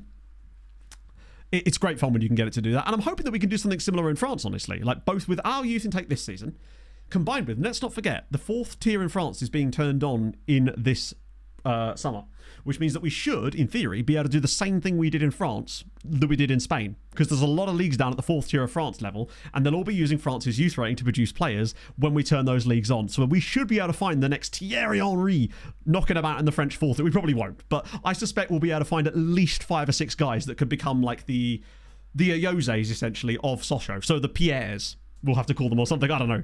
But that's generally how I do it. One thing we will do actually on deadline day 2 is we might have a little gander at some of the the agent office, just in case we find another Shadu, because you never know, right? Did I actually renew those? I'm not convinced I actually offered those guys new trials, did I? No, I didn't. That was dangerous. Oh, Danny Lavelle is wanted by Dundalk and Galway United. There's 5 of us now. Scouting video. So, bear in mind, the video is more about scouting than it is about development. Although, one thing I do talk about, or have planned to talk about in the video, is what to look for in terms of getting players that I think will develop better. So, buying players that I believe have a better chance at developing, i.e. guys that have better professionalism, lack things like... to be fair, you can't see their big matches anyway. And not until they're 22. So if you're signing them as youth players, then it's not going to be important. And also, one of the things I go over in the script is, like, people, I think, place way too much emphasis on consistency when players are really young. Just want to see if there is any clauses we can sell. Nah. Yeah, that's something I am actually going to focus in the video, because it worked really, really well in Spain. Like, immensely well. We flooded our team with quality players just by doing that. Anyone attracting interest. See if they bid on him. Because that'd be kind of good if they didn't. Lots of loan interest. Okay. Let's see what the agents have got to say. You never know, might find someone goated. But if not, I'm kind of happy with what... If we don't lose any more players, then I'm happy if we don't buy any. How do you see professionalism? So professionalism is a hidden attribute that you can't actually see. However, there are some ways that you can infer it from looking at players' profiles. Housemates.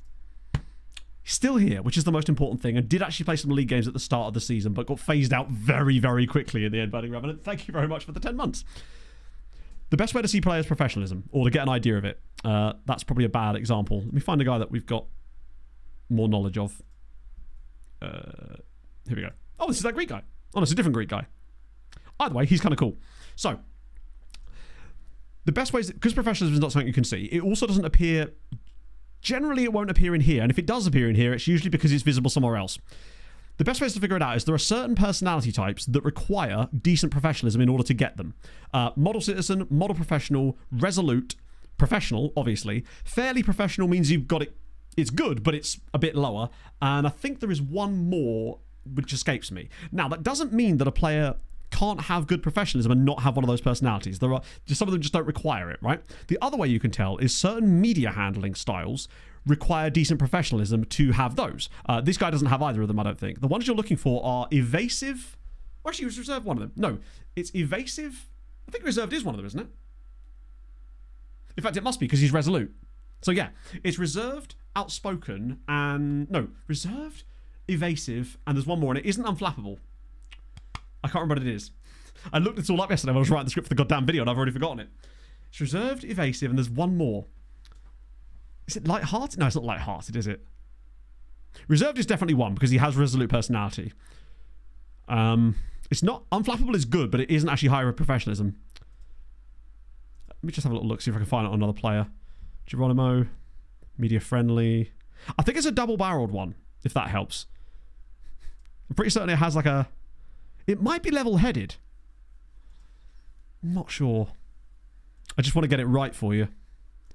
If I can, anyway. If I can remember what the damn thing was. It's not outspoken, is it? I had a whole article about this up yesterday. Oh, was this the guy? No.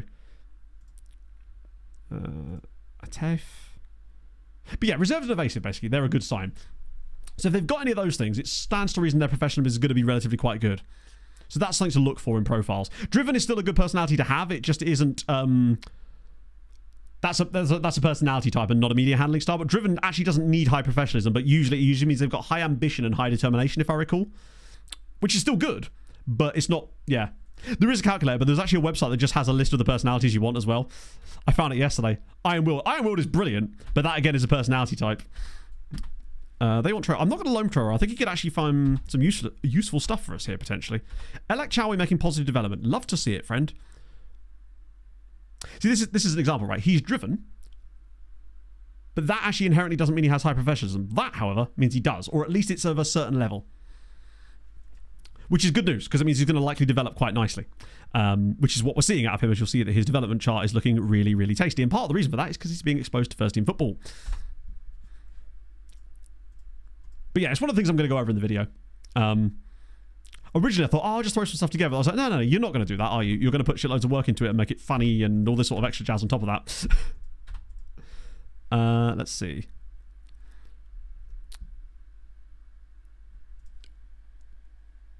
Evasive. So reserved, for example, between 15 and 20. Evasive also has high pressure. Is it level-headed? No, it's not level-headed. Is it outspoken? No, it can't be outspoken.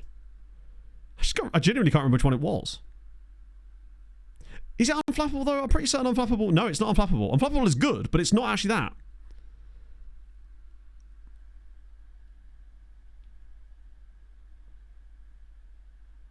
Why can't I remember what it was?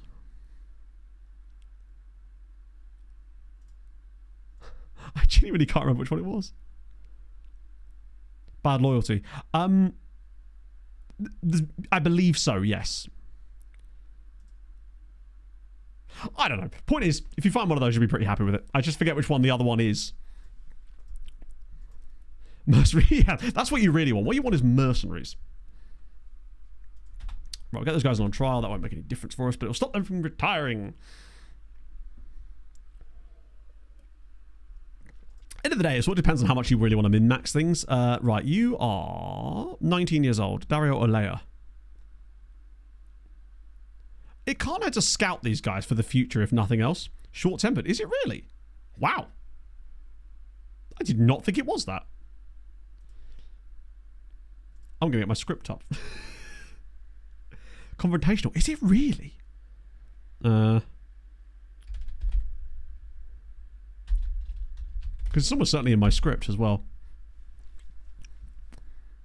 Scouting video 2025.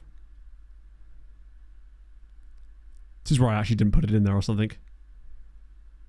I don't know.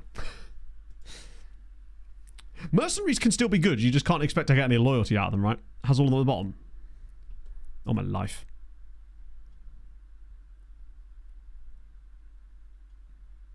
At least good. Okay. Maybe there was actually only 2 and I'm just being an idiot. 13 plus professional. That's fun, actually. Don't know how that works. It's just FM being FM, isn't it? So we've got Gabriele Milan, who plays for Lecce, naturally. 2018, Santa Paola. Jeremiah Cano, wanted by Rijeka Landskrona. Wow. Okay. Jonathan Ferrari. You feel not... Wow, he actually is. Holy shit. Okay, I'm curious now. Jonathan Ferrari, who's actually really quite fast for a centre-back. When I saw him as a centre-back, I figured there was no chance he was actually going to be quick as well, but he actually is. Noah Pelzer. Or Pelzer. Bit expensive, potentially. Driving determination. I'm never quite sure how that mechanic actually works. Problem is, these guys are playing in quite big leagues. What I'm looking for is players in, like, smaller clubs in Africa or Argentina. Bad decision. I guess we're going to find out. It's just him with a clown mask. McGarry. Oh, I forgot about Lewis McGarry. God, Tenerife really do have an insane set of players at that club. And if they bungle it, I'll be pissed. Right, okay, the binder. I guess we're going to just sign the binder then. I will be absolutely gutted. Because does he join us straight away? Oh, he does. I will be gutted if he doesn't have 5-star PA still. But this is how we try. We throw out the £500,000 signings on random guys on the hope that they'll turn out to be good, right? Oh, maybe he's not going to join us straight away. See if there's anything new in there. Vila. Oh, Vissel Kobe. 18 years old. Tomoaki Kuramata. He could be fast. He's probably not, though. Newell's Old Boys. River Plate. These are a bit above us, I think. Ooh, here we go. Random Ukraine. No, Polish dude. Not Ukrainian. He's a motor. Fabian Chomiuk. Even his name sounds a bit like Ukrainian slightly there. Kashiro Wolves. Ooh, okay. Defensa y Justicia is always just a fun club. Right, now we're up to date there. Trying to pay attention to these a little bit more. You say it was at Wolves. It'd probably be easier to just find him like this, wouldn't it? Still the boss's card to prove a point. Yeah. Yeah, he's at least bold enough to apologise for it. I forgot that this is Steven Gerrard's Wolves. Is it this guy? Kabiru? Oh no, Kashiru. No, it is this guy, right? My worry with him is that although he's cheap in transfer fee, he's not going to be cheap in wages.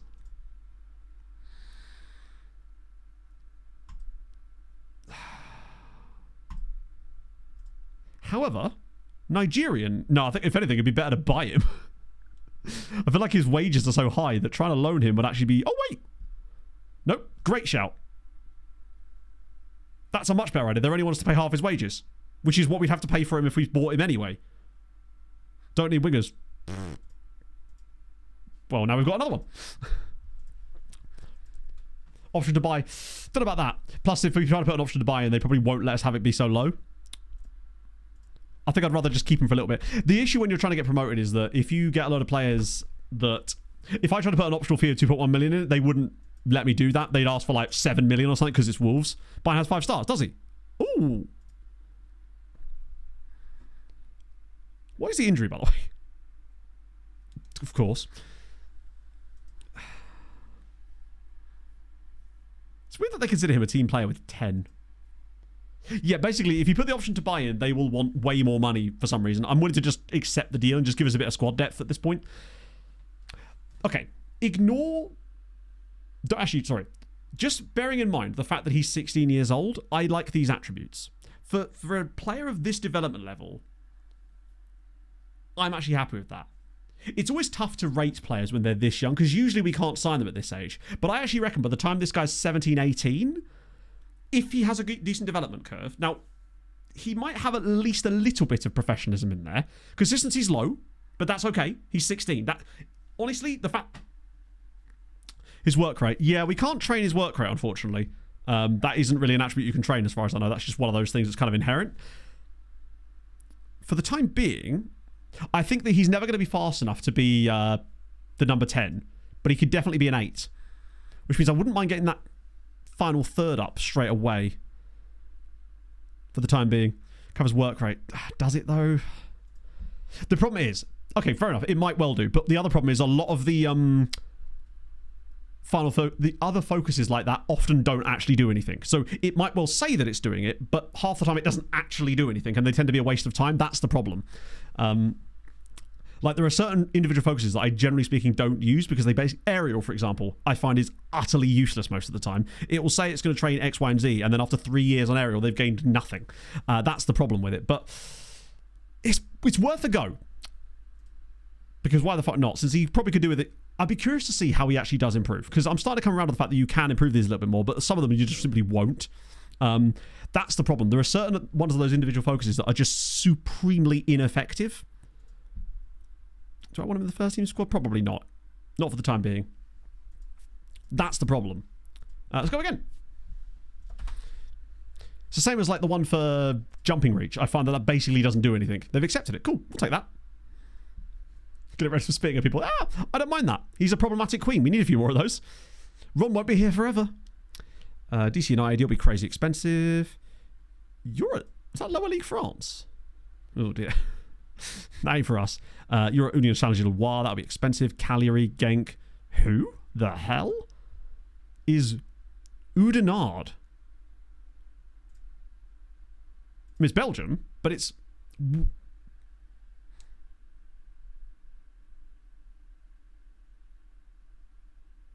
Wait.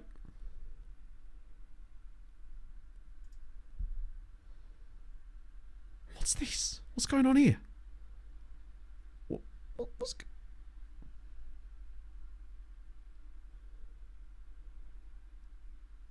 So, just to clarify, these guys got promoted in their very first season to the second tier in Belgium. Sorry, they got promoted... The first time they played in a playable league in this save was in 2033, and they won it their very first season in that division, and have now been a second tier club ever since. So we just completely skipped by them. How bizarre! Hello, Luis.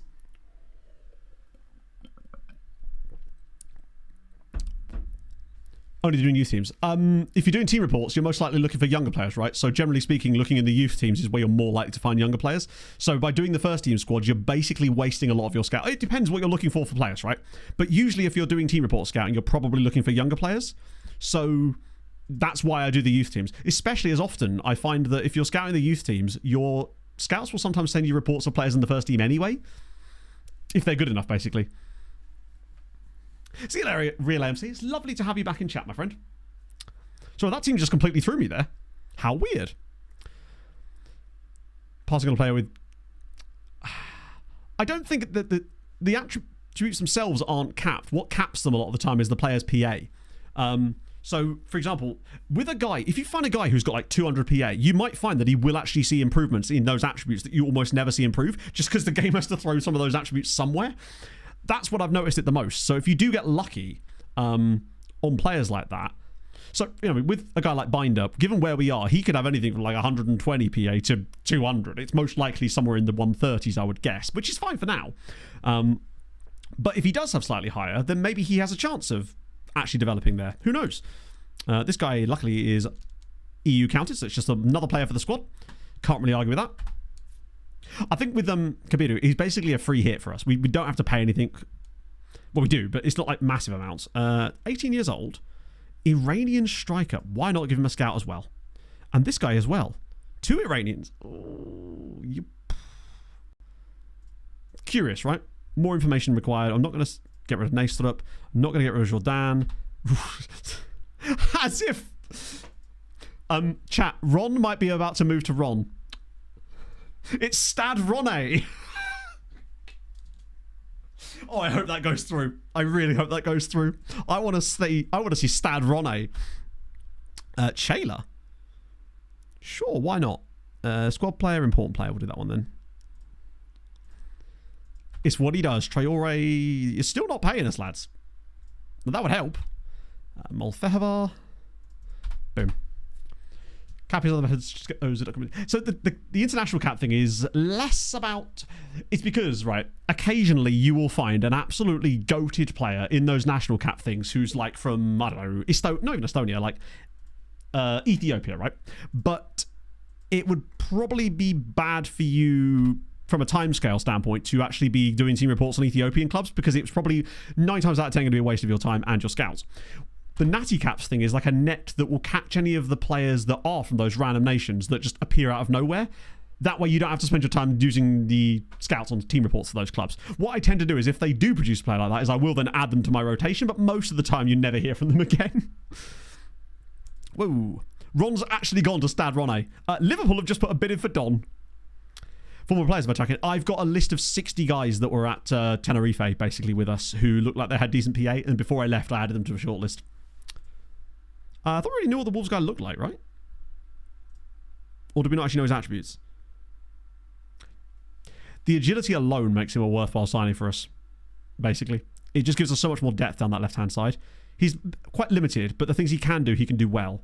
He does argues with officials. He's consistent. He's a good League R player. Both-footed. I like him. Big matches too, which is good. The agility is really nice. I think they're League R. I believe Ron are. Sorry, not Ron. It's Stad Rene. Ron is, ironically, a completely different team. Where's the agent summaries gone? I was definitely looking in here and I found a couple of interesting sounding players. Yes, people like this dude. I mean, he's E-rated, so let's bear that in mind first to set our... But Zambian guy. Zambian goalkeeper looks like... I love that. Look at that. I've never even heard of Red Arrows. In my opinion, they just... Aren't they the ones that do the plane displays? He doesn't look quite as good, though. Steadfast FC, Ghana. Who's he wanted by? Right, okay. Him, we sign immediately. These are the ones I'm on about. Guys like this. They're wanted by European sides, and you're like, okay, they've seen something, presumably. I know that we can sign him for free, but they'll ask for compensation, I think, so it's better to just sign him for free. Icelandic Burkina Faso Qatari player. Yeah, that's even more fun, obviously, that you've been able to do that. I think that's what makes the save even more enjoyable, is when you get those players like that, basically. Tycoon under the siren said, I believe they might have been, yeah. Oh, Golden Arrows. That's South African top flight, but still. Oh, Bamako. Bit of Mal. Wow. Danguine Samabali. Oh, tell you what. I judged that method of looking at players too quickly. So which one am I punting on? Because I can go back and do it again, because why the fuck not, right? Just remember his name or the nation and I can go back and get him. The Bamako guy. Yeah, you're probably right, honestly. If I'm punting on Binder, I may as well be punting on him as well. This guy's Ghanaian, so there should be slightly bigger limitations to him getting in the Ghana squad, at least for the time being. Let's go back to... Nah, you're 18. I want to keep you here for a little bit. Let's go back and look at Bamako, man. Yeah, just seeing that. It's weird that no one else is interested in him, considering he's 18. Low wage, breakthrough prospect. Oh, I'd have to give him a bit more than that, just to ensure he could play.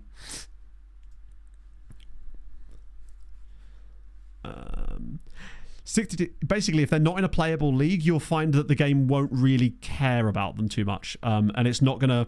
Most of the time, the game uses like reputation to choose which teams to promote. So you might find it actually doesn't generate you too much. We are going to have a look at Pog, actually, because I'm still convinced that Pog could actually be a useful player. Cheers, camera. Oh my god, Pog would join us.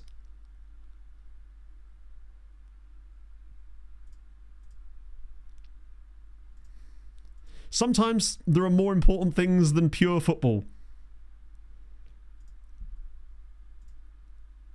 And the great thing about this is Pog is pure English. Except Pog Murphy literally isn't pure English, but... Go on, lad. Bang. Is Pog a wimp, though? I don't know! Give her a boat class. I really should have done, shouldn't I? Oh. Sometimes you're allowed to make the mistakes, right? And I have. I wouldn't have signed Pog if she didn't actually look like a decent player. EU slots, though. Probably, but that's okay. It's Pog.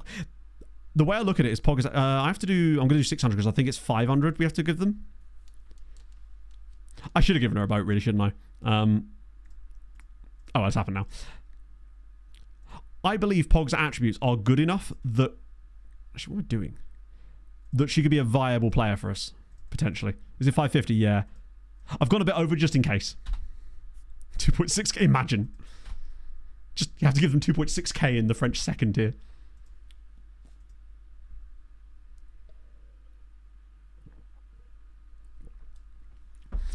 I think, if nothing else, Pog has great resale value. Yeah, the Borg just sell my fiance. It's fine, I'll get a new one. I'll be like, Pog, sorry, you're going to have to give up the new job. I'm afraid. He's not going to do the squad, has he? Asaya Kiera. Oh. I don't know how good this guy's actually going to be, right? But I do like him. I might dev list him, actually, to get him some football straight off the bat. Summer Barley's in. Scott, Don, you've gone to Liverpool. Sell Pog, buy Geese, profit. I'm excited at both him and the fact that Pog's joining us. Danguini Samabale. Amazing. Said we needed a new centre-back. Maybe it's going to be Danguini. This is the second time we've done this on deadline day. We did this in the summer as well. Okay, come on. Please don't have any giant holes in your game. Okay, the 9 tackling is a massive concern. But, hear me out. Is he a ball-winning midfielder with that 16 work rate? Potentially.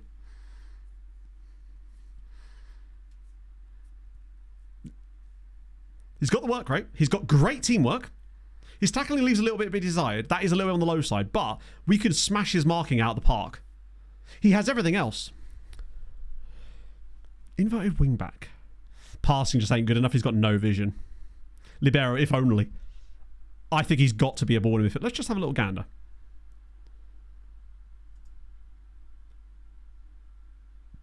That I can improve dramatically. His agility's not great.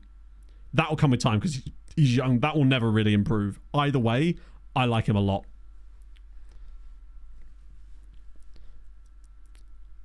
I think we're going to do it. I like him. That's a ball-playing defender, Matt. What are you doing? I'm just going to start him on that for the time being till he learns the role properly. 2-footed, he's great. I'm going to senior squad him, honestly. More than 9 tackling, no. Beggars can't be choosers. Put it this way. Would I rather have my centre-back who can't do anything or a ball-winning midfielder who can do some things? Like, is he going to be the perfect ball-winning midfielder? Absolutely not. Would I believe that long-term he'd be a better ball-winning midfielder than he would be as a centre-back? Yes. The 4 natural fitness is he's basically Steinmetz, but worse. That is a concern. That means he's going to retire at 29 and he will not be able to play 2 games in a week. Ever. But I think to have any chance of getting something out of him, it's going to have to be there. That's the way I'm looking at it. We actually register him now. Like, yeah, actually, you would want more than 9, but beggars can't be choosers. And sometimes you just got to take the punt. Let's see if they actually sell Pog to me. 5 million quid! Not being funny, right, though. As a shadow striker, 15 pace, 15 acceleration, 16 agility, 15 composure, solid dribbling, finishing, first touch across the board, can't pass for shit, technique is brilliant, good on both feet, beats offside trap, lobs goalkeepers, loves big matches, highly consistent. That's actually a really good player. The PPMs as well. Pog attempting overhead kicks. Steinmetz was 9 natural fitness, or 8. And his went up by 1 point. Once again, coming back to my point about how, yes, technically it can go up, and sometimes even by great numbers, but most of the time it's not going to improve at all, and if it is, it's going to be by 1 point. So you can't rely on it. As in, don't sign a player with bad natural fitness and then go, oh, it's fine, I'll just make it better. Most of the time, you're not going to. You might occasionally find a guy. I could have sworn. Weird that he's wanted by Fleetwood, of all people. I do want to scout him further. I could have sworn the other day I was looking around and there was a Shasley dude again. Did I find him when I was at Tenerife or something? Was it this guy? Salah Al Shazli. I swear I remember seeing an Al Shazli and liking the look of his attributes. It might not be him. I might not have him scouted.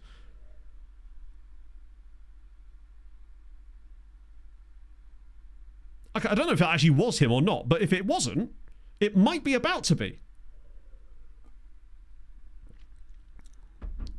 475k for an Egyptian? That seems unusual. Like, he's got good tackling. His crossing's minimum 13. What's his passing like? 9. He looks a bit okay.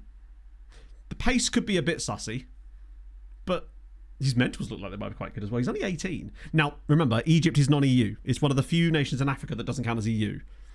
But if I'm throwing about £500,000, at least a fourth. Yeah, and look what happened in this window where all of a sudden we didn't have any right backs. Wage is low. It's a low wage.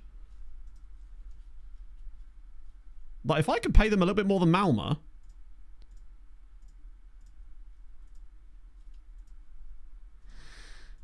like, if we're in a, if I'm, the way I look at it is, if I'm willing to pay that binder guy 600k, then I feel like it's worth a go on this dude just to see what he's like. This is how we make profit, right? We either, I wouldn't.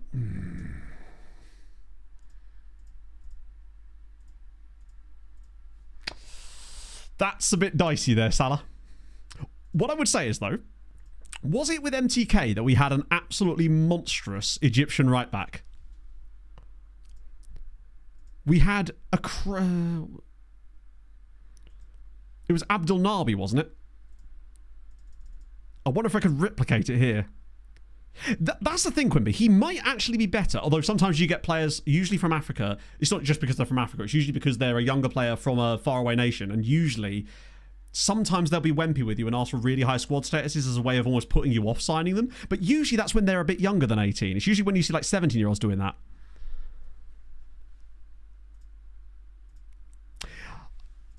If his wage was like massively, if he'd asked for 10 grand a week in wages as well, then I'd be like, nah, no chance.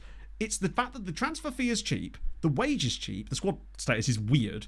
I think he'll be worth more money to us than we're buying him for. The binder guy, maybe not so, but him, Will Malmo's reputation, well, I mean, if we're paying more money, the one thing we can offer him that Malmo can't is squad status, because I bet you they can't offer him starting 11 type of squad status with them, which is probably going to help us. And it's called Shasley. God, does anyone... Whoa, that was fast. I might have overpaid.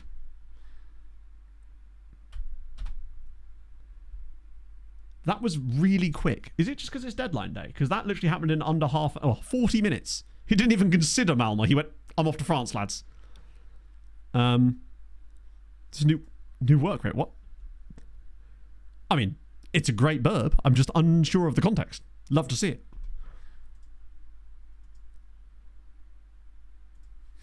What do you reckon? I reckon 2-star, 4-star. Which, honestly, isn't horrendous. It's also not great. But what it would allow us to do then is go with a Shehu and Salah Al Shazli right back situation, and then Mwamba can. We'll figure out what to do with one of them.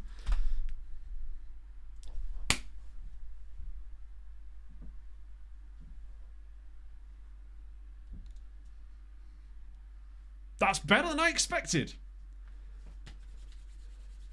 Ooh, I'm not convinced this was even the Shazli I saw in my... Because we didn't have him technically even scouted then. I think I scouted this guy when we were at Tenerife. But because he was so young, we decided, we just don't know much about him. I'm convinced I saw a different Shazli. Because I don't think it was El Shazli. It was just Shazli in a report a couple of months ago in Save. And this is definitely not him, but I don't even care. Lovely.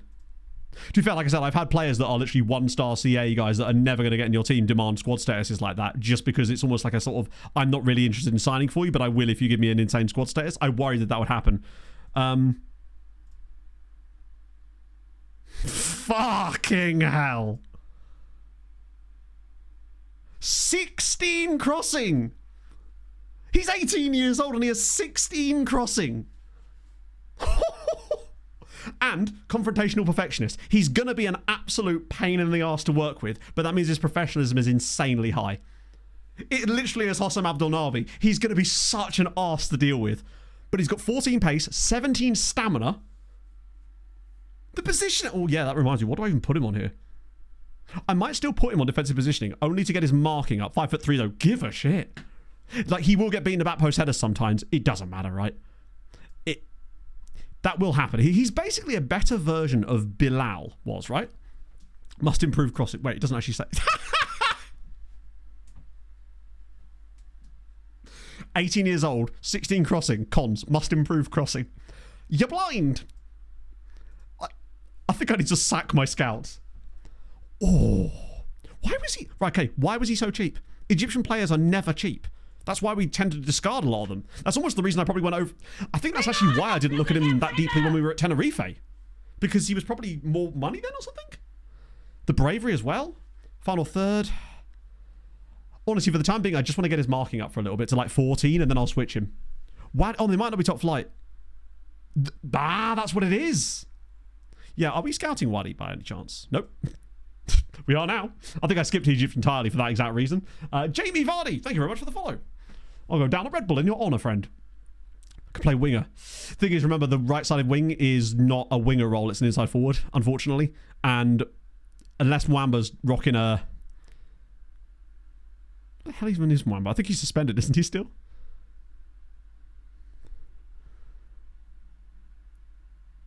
Point is, we'll come back to that. We will figure it out. It's a good problem to have. That's the way I'm looking at it. Having this issue of trying to fit him into the squad is... Oh, he's 100% starting our next game. Damn. Hello, Half.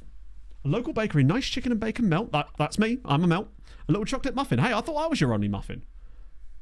You'd have to... That sounds like a delicious morning, honestly. Half, what's the weather shaping? Oh, it's lovely now. It was pissing down with rain this morning. Right, squad Reggie. Let's see. Wait, did I just register Shazli without an issue? Oh. So that literally didn't cause us a single problem. So we've got Shazli, Alvarado, Gamboa, and... Who's the fourth one? I'm assuming he's just unavailable at the moment.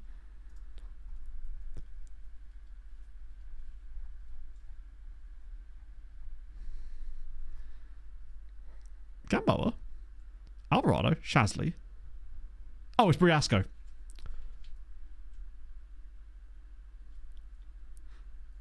Goalkeeper's there.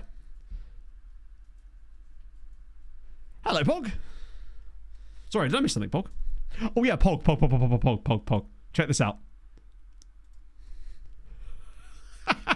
We have officially signed Pog Murphy joining us in the summer on a free transfer from Rotherham United. And it's not done out of nepotism, it's because you're actually good. Chat, can I get a chorus of he's done well there? Resolute, level-headed, like, that means high professionalism. Amazing.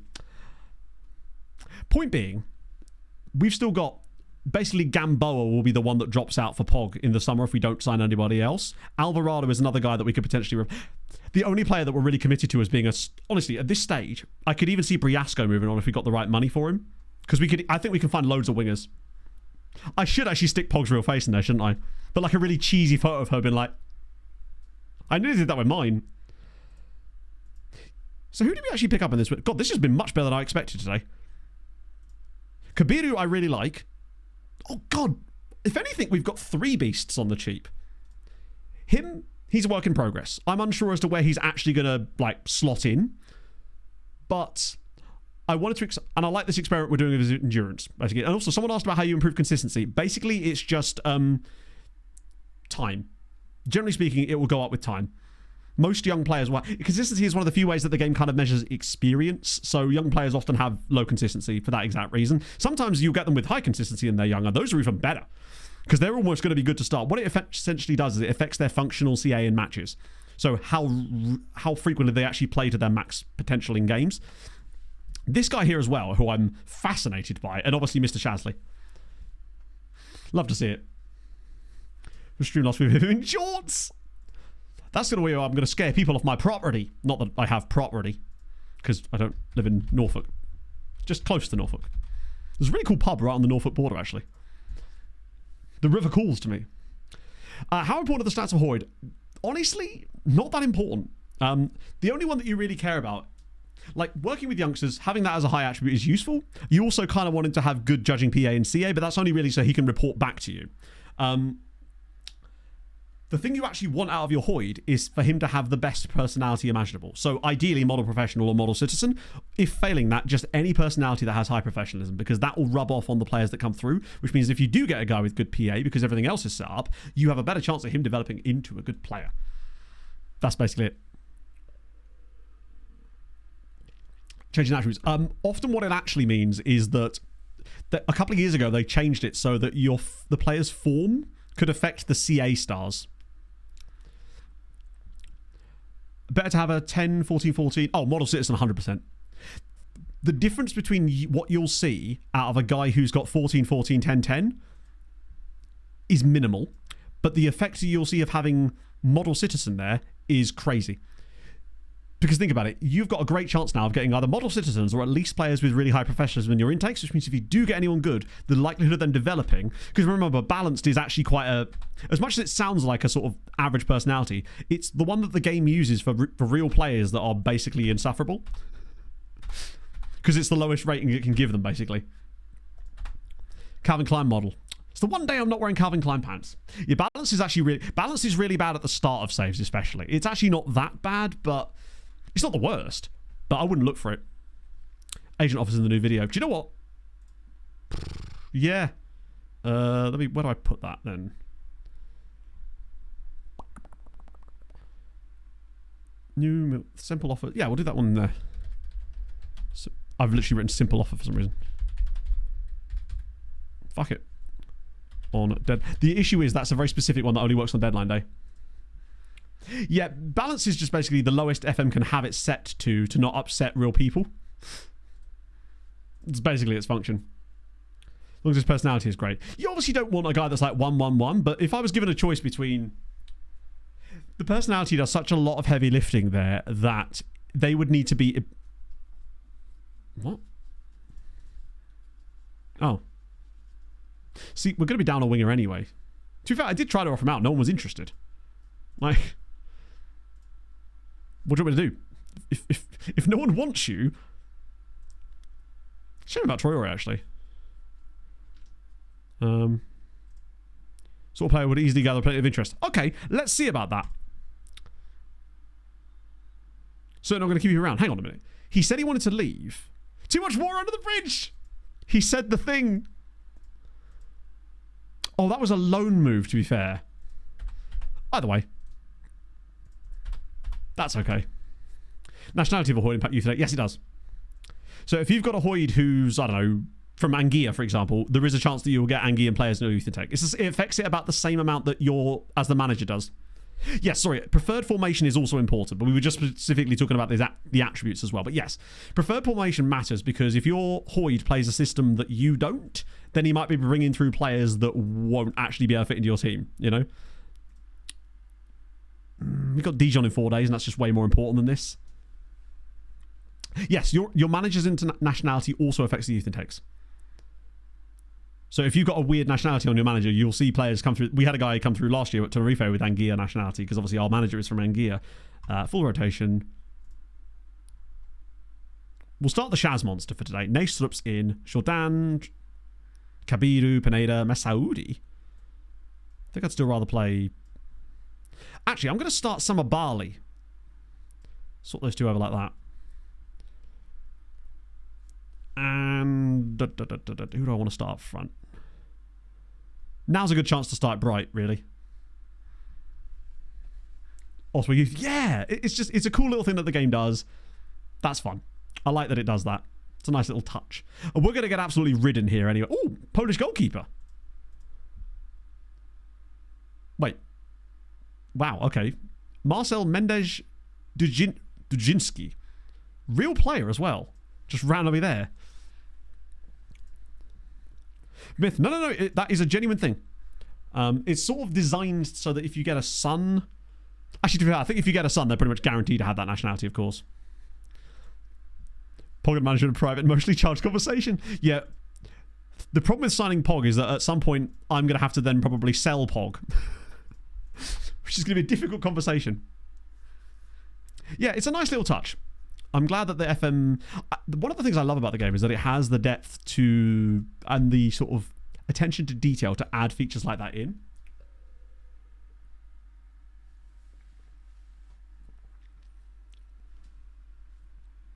More likely it's the trigger. Really? Oh, interesting. So statistically, Roy's probably more likely to get Anguillan guys in our youth intake, right? To question the manager's priority, starting 112 hours logged in. You think it's as little as 112? No chance. Hello, Dino Skills. How's it going? Just chat. Let's just point out. I know that they're probably playing a rotated lineup themselves. We're 35 minutes into this game against Paris Saint-Germain and we're not losing. Plans are in motion that she's scouting venues with meticulous care. Half time, baby. There aren't replays in the French Cup, right? I'm hoping that that isn't a thing. The last thing we need is that. Play for the national hero. Yeah. No, I like that. Comes through at Man United. Is it because you've got a Belgian manager? Because that's to be fair, you sometimes just get that as well. Usually the bigger clubs up the league tend to get more eclectic groups of players as well. I think part of that is due to great piece of defending. A lot of them have affiliates as well. So another thing that, in case you're learning all this stuff today, right? There's one other thing that can also affect this. If you have junior affiliate clubs that are in leagues that are not in the same country as you, because there's a way you can set them up that can give you youth players in your youth academy from them. That's another way that you can get fun nationalities in your academy. So if you're in a smaller nation, like when we were in Malta, we were deliberately getting youth affiliates in large countries that have really high youth rating, because that's actually what matters, unfortunately, not the individual facilities of that club itself. However, if you're at a club like Sochaux and you're in a country like France that already has a banging youth rating, you're better off going for countries in smaller nations to get really fun youth intakes with fun nationalities, which is what we're going to be doing. Senior affiliate. I don't believe senior affiliates affect it. No, only junior ones. There's loads of other factors. But there's a lot of things you can do that will increase the fun you'll have with youth intakes. And I basically watch this space, because now that we're at Sochaux, we're going to be basically doing all of those things. You're right, we probably should make some subbies, actually, shouldn't we? Oh, look at Jordan. That's what I love about this player, is his ability to do that. How's Shazli got on today? 6.8, not bad. Yeah. We did get some, Nigerians. I think we also got some, Tunisian Maltese players quite a bit, didn't we? God, Manu Kone. We might as well give him one last go before he retires. Cariello. First game for Eric as well, which is nice. Svenny boy, it'd be rude not to, really, wouldn't it? No, I'll leave Shazli on, actually. This game is not likely to end in anything other than a defeat for us, but it's kind of crazy that we've taken them 72... to get 72 minutes into a game against Paris Saint-Germain and not be losing is a good sign. Yeah, you'd be surprised how close Malta actually is. Wait, Jordan? Oh my god. Was that a save? Well done. Yeah, South Africa... I've only ever managed in South Africa one time. Top 5 personalities for Hoyd. Model citizen, model professional, resolute, fairly professional. or someone that's got like driven, but I don't know if you can see their media handling styles actually. Driven only if they've got the good media handling styles. Because driven doesn't inherently mean they have high professionalism. It means they have high ambition and determination. Yeah, so if you can see media handling, then... Oh, it's straight to penalties. Sven's on pens. Everyone else, take your pick. Ambitious. Ambitious doesn't actually mean... Ambitious is not an inherently bad personality, but it's not going to help you with their professionalism. You don't need to have high professionalism to have ambitious as a personality. All you really need is high ambition. I hate the pre-match... Like, the fact that you can't really say anything here. Nothing seems to work there. I don't even have a local paper to help you with. It's Smates in the penalty shootout. Sven Smates from the spot scores. Also, yeah, high ambition isn't always the best thing. If anything, having an unambitious player can often be better because it means that they're less likely to want to leave you. Right, Birkner. 1-1. It was never in doubt, true, yeah. Yeah, so driven is just a good personality to have. But it isn't like inherently a clue as to their professionalism. But if they've got like evasive or reserved, then you're good to go. Which is what I believe Pog has. Oh no, Pog was resolute, wasn't she? It would be incredibly funny if we just knocked Paris Saint-Germain out. Oh my god, he saved it! Kilaza has saved it! Come on, Eric! This is literally his first game for the club. Resolute is good. Because Resolute has high professionalism. Osagi in off the post. What? It's 3-1. If we knocked Paris Saint-Germain out of the Coupe de France, we'll go and lose to a team in our division next up. It's Antonio from the spot against Kilaza. Can he do it again? No. Oh. The board would love this. It's Kone. This guy is a legend here. He's been here for ages. He's retiring this summer. Can he go out with a bang? He's probably going to miss now, isn't he? No, he's not. We have to score one more, or they miss one more, and we're through. I wonder who our final penalty taker is. 15 quid. Nice. It's literally Santa Claus. Santa Claus against Kilasa. The guy that we chose not to sign at Tenerife. He went to Paris Saint-Germain, and now he's missed. And Sochaux have knocked Paris Saint-Germain out of the French Cup. 0-0, through on pens. Eric Kilaza. Welcome to the club, my friend. His first game at the club, and he's man of the match. Keeps a clean sheet against Paris Saint-Germain. Goated. Brilliant work from the lads there. Great defending from... Oh. Sensational. Honestly, didn't even need this today because we wanted to get through more matches so that we can get to the youth intake, but it doesn't matter, we're on a roll. Knocking Paris... they must be the holders, surely. This is Rocket League! We'll Howard it up in one moment. Just make sure there was no... That's a song request. And it's Howard Bishop Ultras. Perfect. I sent St. Nick in there for a reason. 2 penalty saves for Eric. That's amazing. Where's Mbappe right now? I think he's probably retired. This 15 years in, remember. 76 grand. Love to see it. Also, who was the reigning champion of the Coupe de France? Oh, they and Monaco have won each of the last 5. Amazing. So who's left? Tell you what. Monaco are gone. Nice are still in it, but they're playing Toulouse. As were we in that game, still held one. Better than fairly professional. I don't know. Probably? I think so, yeah. I'd prefer to have a player with Resolute than fairly professional. But they're both solid. Okay, Harrow Bishop Ultras time. Chat, you know what to do. To celebrate our win in the cup. And a 1. And a 2. And a 3. And a 4. I'm going up instead of down. Let's just go.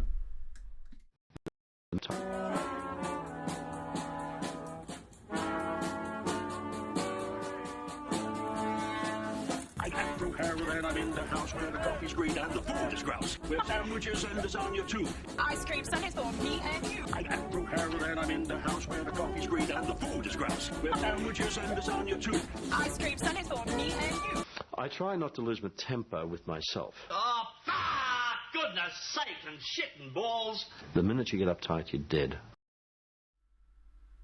I'm noticing some really good things about this. Firstly, Lille and Marseille are playing each other. Nantes and Rennes are playing each other. Toulouse and Nice are playing each other. But not to mention, Créteil from the 4th tier are playing Orléans So that's a third tier side guaranteed through. And Versailles are playing Rouen, which is another third tier side guaranteed through. If we got one of the winners of that, that's like quarter-final berth time. Ooh, there's a cup run on the cards for us. Watch us just get the winner of Nice versus Toulouse now and just be out. Laval, but weren't Laval playing... So, hang on, whoa. I just became Christopher Walken for a moment there. And we actually got Nice away. Ruskin, thank you for the 50 months at tier 2. That is wild. I shouldn't have said that out loud, should I? That we would get Nice. I'm the Pope. And look, conveniently, all of the third tier sides drew against top flight. How very strange. Weird that. It's fun that they're all through, but it's like really annoying that all three of the third tier sides drew the League teams. Really irritating. Els, thank you for the follow. Oh dear. We could have played any of them teams. Fuck. That would have been so good, because we'd have easily knocked out a third tier side, got through to the quarters. Or, wait, no, we're at the quarters now. Quarter-final of the French Cup is not bad. Oh yeah, some of these teams were in the top flight at some point, but we'll probably get easily beaten by Nice. That's the problem. Perfectionist is good too, actually, yes. Perfectionist is good, but it does come with some drawbacks. So it will have high professionalism, but they will also have the potential to kick off at you quite a lot because they are perfectionists. It makes it really hard to praise them. Still a good personality to have, but it means they're often quite confrontational. So yeah, it's still good. Most up-to-date version, I believe. Oh, I'll show you. Yeah, just never praise a perfectionist. As you know, chat, from praising me. Not that you do that. Yeah, that's... Bear in mind, we just rotated almost our entire squad against Paris Saint-Germain and beat them on pens. Amazing. So yeah, the way you get it, if I go to a random team in Ligue 1, say Guingamp, if you go to supporter, then the net debt is down here, and they have almost the same amount of net debt as Serang did when we got there. Lovely. Thank you, Athos. I appreciate that. Sometimes you just need backpats occasionally, right? I feel like everybody just needs to be nicer to each other. People need to be more liberal at throwing around compliments. Just randomly. More willy-nilly with it. Be more William-nilliam with your compliments at each other, friends. The fact that Smate scored the penalty. Like, I almost did everything I could to lose that game in a way. Because I wasn't particularly bothered about going forward with it. We got way further than I expected to. That's really strange, nothing specific. Are you sure you have the most updated version of the skin? Like SAS 25, as it were? The one from, like, really recently? Okay, these next two games, God, the cup bonus we're going to get from just the morale alone, and the fact that we've got a fully rested side going into this game against Dijon. Was it Shazly who's got... No, Shazly's got loads of stamina as well, hasn't he? Love to see it. Crumple, yeah, absolutely. It does have quick result, yeah. Right. Just have a little gander at the way the Europes are heading. Mainz, Austria, Wien in there as well. Some kind of fun teams into the knockouts there, actually. Jersey Shore like today. I felt it, honestly. My hair was a little bit too slickety-backety. I just did a really good job with the mousse, and I was like, do I actually need to put any like cream in it? But I did anyway. And it doesn't help that I'm wearing a necklace and a black t-shirt, but there you go. Second tier, 38. It's good you came in how summer. did Tenerife get on, actually? In winter, it can get wow, they didn't even get into the top depressing. 17th, lads. Come on now, you're better than this. That's actually kind of disappointing for them. Prussia, thank you for the follow. Bastia lose again. Amazing news. Nancy drop points against Troyes. Amazing news. Presumably Angers drop some points. So we now have an opportunity to go back to 5 points clear again. Which is tremendous. Selling or big? No. Because I have all the players that we would care about them selling on a shortlist, so we'd actually be notified if they did sell them. The only player they've really sold is Portela, which is a move I was going to make anyway. There was only one player that was potentially leaving them, and he ended up saying no in the end. 7.5 million. I mean, to be fair, if we can keep finding players like we have in this window, then hey, the summer's going to be stupidly lovely. But yeah, I'm pretty certain they didn't sell anyone. We'll have a quick check, but they're still 9th in La Liga, just above Las Palmas. A few loans. Like, they've loaned out Jailson, Isaac Earl, lol. Alvaro Fernandez, which is definitely one of our youth intake guys. He was the guy that wasn't perhaps as good as the others. Sheila Vare, Jambor's gone to Sunderland. Marius Obst has gone to Palermo on loan. Macias has gone to Marseille. And obviously Ron's gone to Ron. In theory, Thursday night, Jamie. I don't think that's set in stone yet, but that's the current working understanding, as I haven't heard anything since then.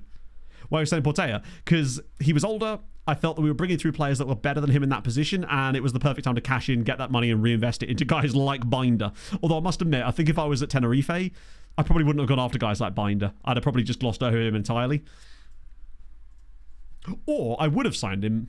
Depends. I think for Tenerife, Binder probably would have been more like 3.5 star PA, so I probably would have just immediately dismissed him anyway. Right, let's do a quick pick here just to sort this out a little bit. Alvarado back down there. Garcia there. Lotalami on that. The Vargas ball win midfielder thing. It's interesting my assistant keeps doing that, because I'm not convinced by it. Shasley will start here because I just want to see what he can do in a league game. And I will start a Boob. We'll start the Boob again, because why not? He's earned it. He did score in the last game at least. That's looking much... Oh, hang on. Jordan has to be on the bench. Cariello as well instead of probably Khalid. We don't need Khalid. I think the team has just got deeper and stronger. Not learning about to play matches. It depends where you're loaning them. At the end of the day, the thing that develops a player better than anything else is game time. So if what you're doing is going to loan... If loaning them out is get a guarantee that they're going to get a good season of game time, do it. Particularly if the league they're being loaned to is of like a reasonable quality and like decent reputation, then it's really, really useful. Like, you can have the best training in the world, but if you're not getting the player game time, they will just sort of stagnate. We had that happen to a few players in Malta. Admittedly, we didn't know they were actually as high PA as they were. There was that guy that was on loan in the end, I think at Sweetie. It was like a DM or something that had like 190 PA, and we had never any inkling that he was that good. But maybe if we'd have just kept him.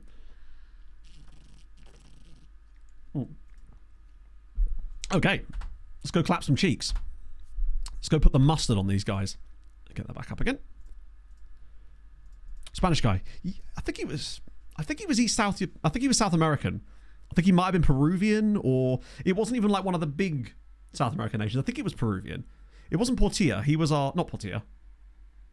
Padilla. Padilla was the number 10 we had. There was another guy that was like I can't remember his name, honestly. Right, come on, Patrick. Nice early goal. Get us started. Oh, that's nice, actually. Oh, it was nice until it wasn't. Something else I was going to experiment with was that idea of moving the... oh, that's a great pass. Come on, Cabedu. Drop it across. Tap in. Beautiful. He's there again. This man. More quality. It depends. So, getting game time is the most important thing. So, if they're going to go to a league where they can play regularly, like really, really regularly, that's going to benefit them. Rather than sending them to a league where they're not actually going to play, but it's got better reputation. If they're going to play just as much in the high reputation league, you're going to get more out of it. We did have a really good Libyan guy, didn't we? I can't remember his name. It feels like Nikolic always seems to be able to find himself in that position, no matter which of the two frontline roles he's actually playing in. Probably not nothing specific, just because he's too expensive. The downside of us having him on loan and him playing this well is that he's essentially priced himself out of a move permanently. He's now worth like 11 to 12 million pounds, and I still think we could find someone better, cheaper. Because I don't think our budget is going to be immensely large in the summer. We're still going to have to be quite careful about it. What I might try and do is loan him again, but you know how FM24 is with loans. They don't like sending you to a player for 2 years in a row, annoyingly. Whereas in the past, you used to be able to do it like 6 years in a row, which was too much. But now they've kind of gone the other way with it. As Bauer off the post. Poland is definitely very achievable, yeah. I'm quite excited about what we could get up to in Poland. This would be a big win if we got it, because it would suddenly start to cause that gap to open up again a little bit more. And we've got another winnable game coming up afterwards. Shasley's not had the best day so far, but for a guy that I wasn't even expecting anything from, I'm pleased with... Oh, go on, Alvarado. Oh, that's unfortunate. Zalamander. Thank you very much for the follow. And remember, we got Pog joining us as well. What a weird sentence to say. So, losing Nikolic wouldn't be... He's still very good, but... my life. Hang on, is Firefox doing that weird shit again? One sec, chat. No, it's not. It's just FM being weird. Salamada Silva. Oh, what a player he could have been. And again, no, they didn't, Steve, which is bad for them, but good for me. I got narrative, they got bottle promotion. So no, Wisła stayed in the second tier in Poland, so we will be able to manage a second tier side. I would have still probably done it anyway, had they got promoted, but it does make it more fun for us, given that we get to take over a second tier team instead of a top flight one now. We get that lovely... I like the runway part. It's just more fun for me. Yeah, we'll get Brighton. We'll get Bauer, because Jourdain at this point is just... Oh, Shaz has struggled a little bit, but we got Wamba. Suddenly depth is existing again. Isn't it nice when you've suddenly got depth again? Oh, Kabiru. Actually, fuck it, we'll do all of them. 5 subs it is. With the second tier, team as a backup. Not really. I don't know. Actually, to be fair, I'm not entirely sure what you mean as a backup, but oh, that's lovely football. Oh, go on, just drop it back to him. Oh, it's glorious. Oh, it is beautiful. Bright Osagi. Once he learns that shadow striker role, Osagi is going to be dangerous. Like, imagine him and Pog in our front line next season. Look at this little interchange here between Nikolic, though. Where he drops the ball off, peels him behind, Osagi drops it back to him, pulls him in, drops it back, bang. Scoopy finish, keeper nearly gets to it, love to see it. Hello, Gopix. Or sorry, should I say a bonjour? Gopix. Love it. Doing a shampoo advert. To be fair, if there was one product I could probably advertise, shampoo might be it. Time to get promoted. To be fair, usually in a league like Poland or Hungary, you'd expect with the right signings, it shouldn't be that difficult to get promoted first season, honestly. And usually in those leagues, the gap isn't too... Poland will be a bit more difficult, but I would be willing to bet that by season 4 of Wisła, we'll be into the Conference League at least. That's usually how things go. With Sirens, it was even easier because the gaps in Malta were so minimal. There was just so many options for us. Poland will have a little bit more strength, obviously, because they've got your Lechs and your Legias and your... all those guys, basically. But it's still a league that we can compete with. Osama's through, and he's missed it.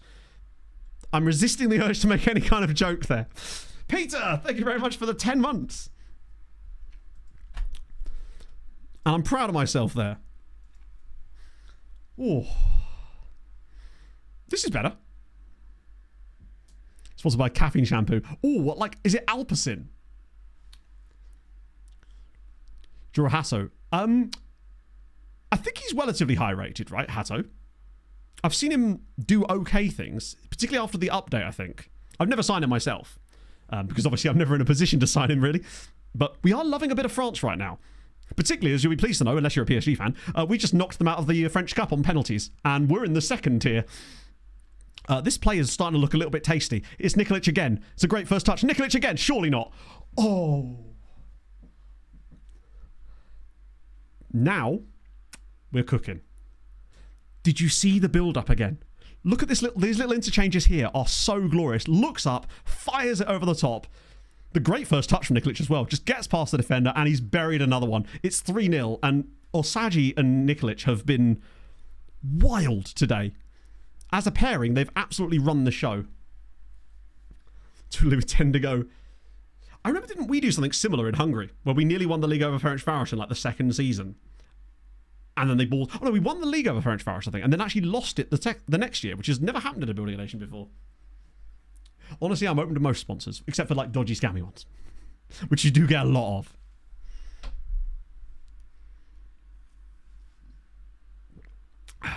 No chance. He could have done.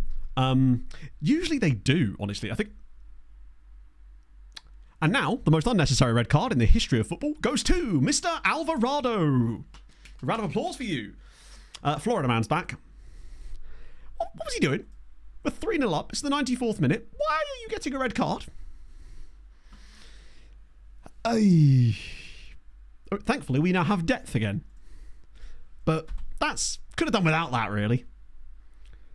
Silly man. The thing is, though, James, is it even really an early shower? It's the 95th minute. He's quite literally going to get to the dressing room at the same time as the rest of the team. Sometimes he's just going to make it all about him. Yeah. He just really didn't want to play against whoever our next opponent is, which I believe is Laval. I'm pretty certain we're playing Laval next, who have just dropped more points. So now we're 5 points clear again. Suddenly that title is looking a little bit more achievable. Cap. Oh no. Cap's going out on loan. Back to Canada by the looks of things. Love to see it. Yeah, we've got Laval and then we've got Gangon up next after that. He's just getting a bit bored. We were just that good. I love that he only gets a 1-match ban, which is the same as someone with 3 yellow cards. Fine by me. Right, let's cook. We're still going to get over another month done so we can get that youth intake. Yeah, if we're playing MK Dons next, which would be tough. I wonder what the French equivalent of the MK Dons is. L'MK Don. That would not be how they would say it, obviously. With his mistress. What, the game was just taking a little bit too long for his liking. How are the shows getting on? They're actually looking quite good. They always seem to have just basically established themselves as a team that are around this part. They've basically just become Braga 2. Just another Braga, basically. Heribert's got a cold, but that's okay. We'll send him home. He should still be back for the Laval game. It's at home as well. Even better news. That should be relatively straightforward. Well, it doesn't even matter who we get in the semi-final draw now, does it? Because we're going to go out to Nice anyway. And it's midweek as well, which means we'll have to rotate for Nice too. Oh, imagine if we'd got the 3rd tier side.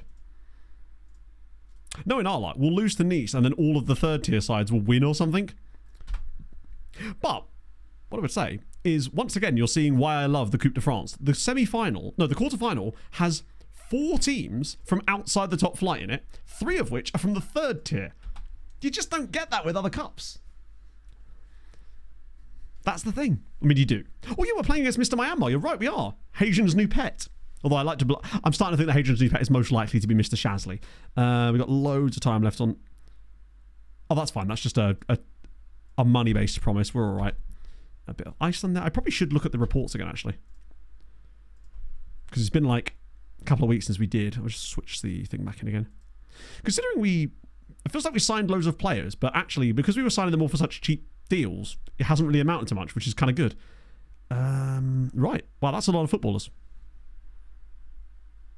Looks like Hungary had a few more options too, in fact. PAOK have got loads, as always. Austrian dude at Pushkas. Farish guy. Tamas. Fickle, though. Oof. Second guy. Pauki. Thomas Kinilas. Not awful. Although, the fact that he's being released by PAOK is a little bit concerning. I'm sure I know who you are, David. Oh, he's our physio. Wow, okay. I wish I knew who you are. I'd like a massage immediately. Wait. Oh, I thought I could just skip through these a lot of the time. But there's a Steam pop-up. Right, we'll just skip that. Doesn't matter who we get, does it, really, at this point? I feel like they... there is a way that you can change stadium names in mid-save, but I don't think Roy was really there long enough to have earned a stadium named after him. At most clubs, he's got them promoted. And obviously got Tenerife to a final and lost it.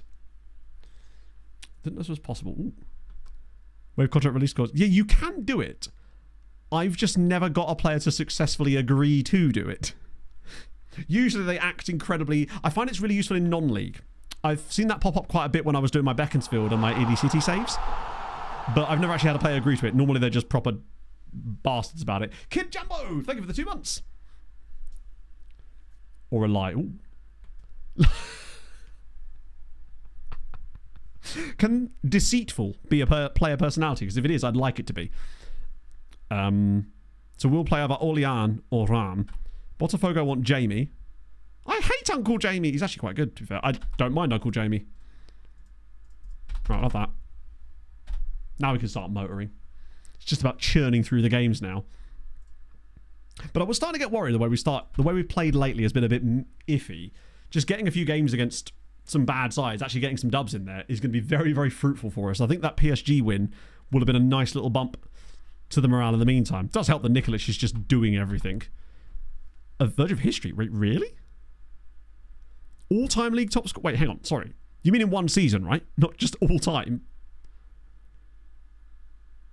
So the most goals in a league season was the current dude, and he did that 8 years ago.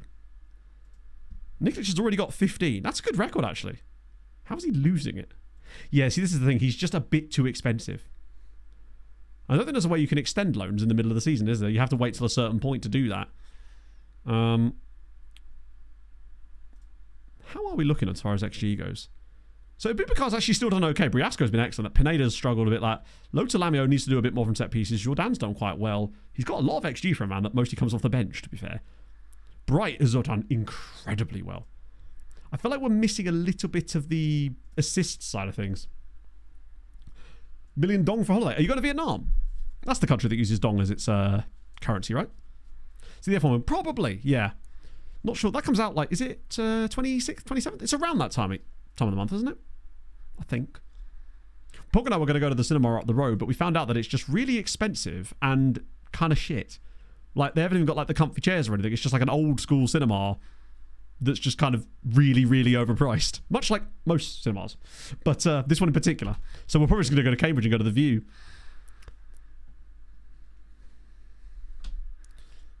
So I'll go for £400,000. What we got? Ooh. Bene Grambute is lovely news. Asec Mimosas, obviously. Where are the players at Asec Mimosas like this? Like, we haven't been able to find any guys like this in ages. There's still hope, though. £600. Yeah, but it sounds good, though, doesn't it? 6'6". Do you know what? Yes. It's weird that he has such bad heading. But to be that fast at 6'6" is surprising, actually. Yeah, they wanted to charge like 14 quid a ticket at our local cinema, whereas you can go to the View in Cambridge and it's like 8 quid and you get the really comfy chairs, all that jazz. It's like, why would I could literally spend that difference between me and Pog and get like a single drink, probably, because you know what cinema drink prices are like, but plus Pog and I are that awkward couple that like the opposite flavours of popcorn. So that's always a tough one. Came out yesterday. Oh, did it really? Oh, fair enough. Maybe I was looking at like realistic times to actually be able to go and see it rather than when it actually came out. Because we've got a new season of The Bear tomorrow as well, which should be good. Oh. I like that we've just gone into like a Sabrina Carpenter kick now, and I'm totally here for that. The more the better. Get some Gracie Abrams in there too. Bit of Tate McRae. Colin's daughter. Riga, yeah, not like to get much there. At least try and be good. But the thing is, it's not even a local... I mean, it is a local business in the sense that it is geographically located to me, but it is still just a Cineworld. It's not like an independent... If it was an independent cinema that was like run as a small business, then I would sort of give them more benefit of the doubt there, but it's just a really overpriced Cineworld on like a leisure park. Which makes it even like weirder that the prices are so high. Unless that's just Cineworld prices, I don't know. 14 English pounds is a lot, yeah, for nothing. Like, it's not like it's got the... Because most cinemas you go to these days have got like the reclining chairs, the big comfy sofa style stuff. That's a little bit more of an experience. This is just like not that. I had a little look. Right, so we'll bring back... I guess we bring back in Favreau, right? And we swap... Christ, who do we put there? For all those players that we signed, we still are a little bit light in that role. Jourdan, maybe, and swap Bauer over like that? It's not worked great before. Oh, hang on, I'll have to send you points back for that one, Gus. I didn't realise it. I need to figure out a way to change that. Because they, I think they updated Songbot or Songify, and it like put a random like restriction on that for some reason, when I don't really care how many songs people have got on the list. The more the better, if you ask me. We're definitely missing some guys on the bench too, aren't we? Oh yeah, Alvarado, of course, yeah. It's fine. That just makes room for Sven. Probably not Sven, right? It's more likely to be...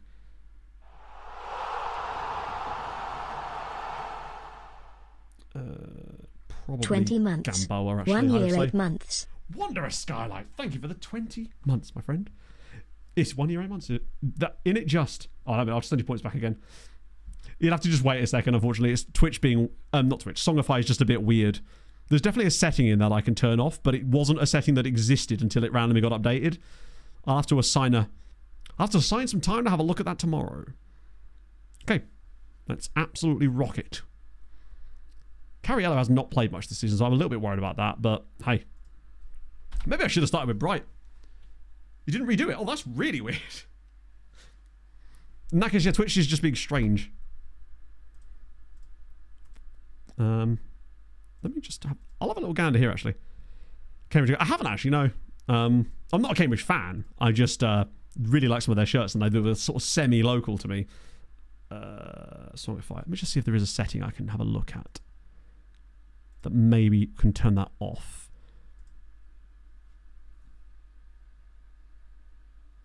You know if there's a train coming anytime soon? Oh, that might Oh, work. yes, very soon. They are building it now. There we go. That should have fixed it. You can actually set a max number of... Did a rebrand this week. Have they finally changed their... Oh, I saw that they changed their logo, and I've got to be honest, if it's the one I think it is, then it's not a good logo. Red Devil, or Red Dival. Most likely Red Devil, I'm guessing. Thank you for the follow. Because I'd seen some like mock-ups of a Cambridge United logo that didn't look great. But one thing I will say is that last season, they absolutely knocked it out of the park with their kits. Okay, now I don't know what's going on then, Gus, because I have just changed that setting, but it might just be that... Right, try one more time. Because I have now changed it. Chelsea have a new logo? Are we actually going to see the logo at some point? Oh, it's that. I don't know. It ain't for me. Okay, it's just Twitch being... Well, not Twitch. It's just it being weird, then I don't know what to say. Maybe it'll work when I restart it the next time, but that should be what it does. It's weird. £52 as well. That's a lot. It does remind me a bit of Inter, or even the way that Juve changed their badge. I don't know. I mean, at least it isn't, I guess, the standard circle badge. It's at least got some kind of effort put into it, but all three of Cambridge United's kits from last season were absolutely spectacular, though. I have the third shirt, and I want to buy the other two as well. I'm going to try and grab them on Vinted or something. Look, Salamio over the bar. That's Cambridge. Did I say Chelsea? I meant Cambridge. I thought we were talking about Cambridge, specifically. I swear I said Cambridge. If I said Chelsea, apologies. I was definitely talking about Cambridge.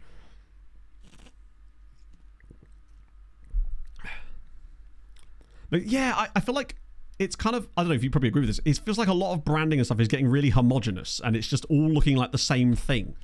And it's getting hard to tell things apart. Everything just kind of looks uniformic and... Let's just do something interesting. Do badge design. I mean, how different could it really look? There we go. It's worked this time. Finally.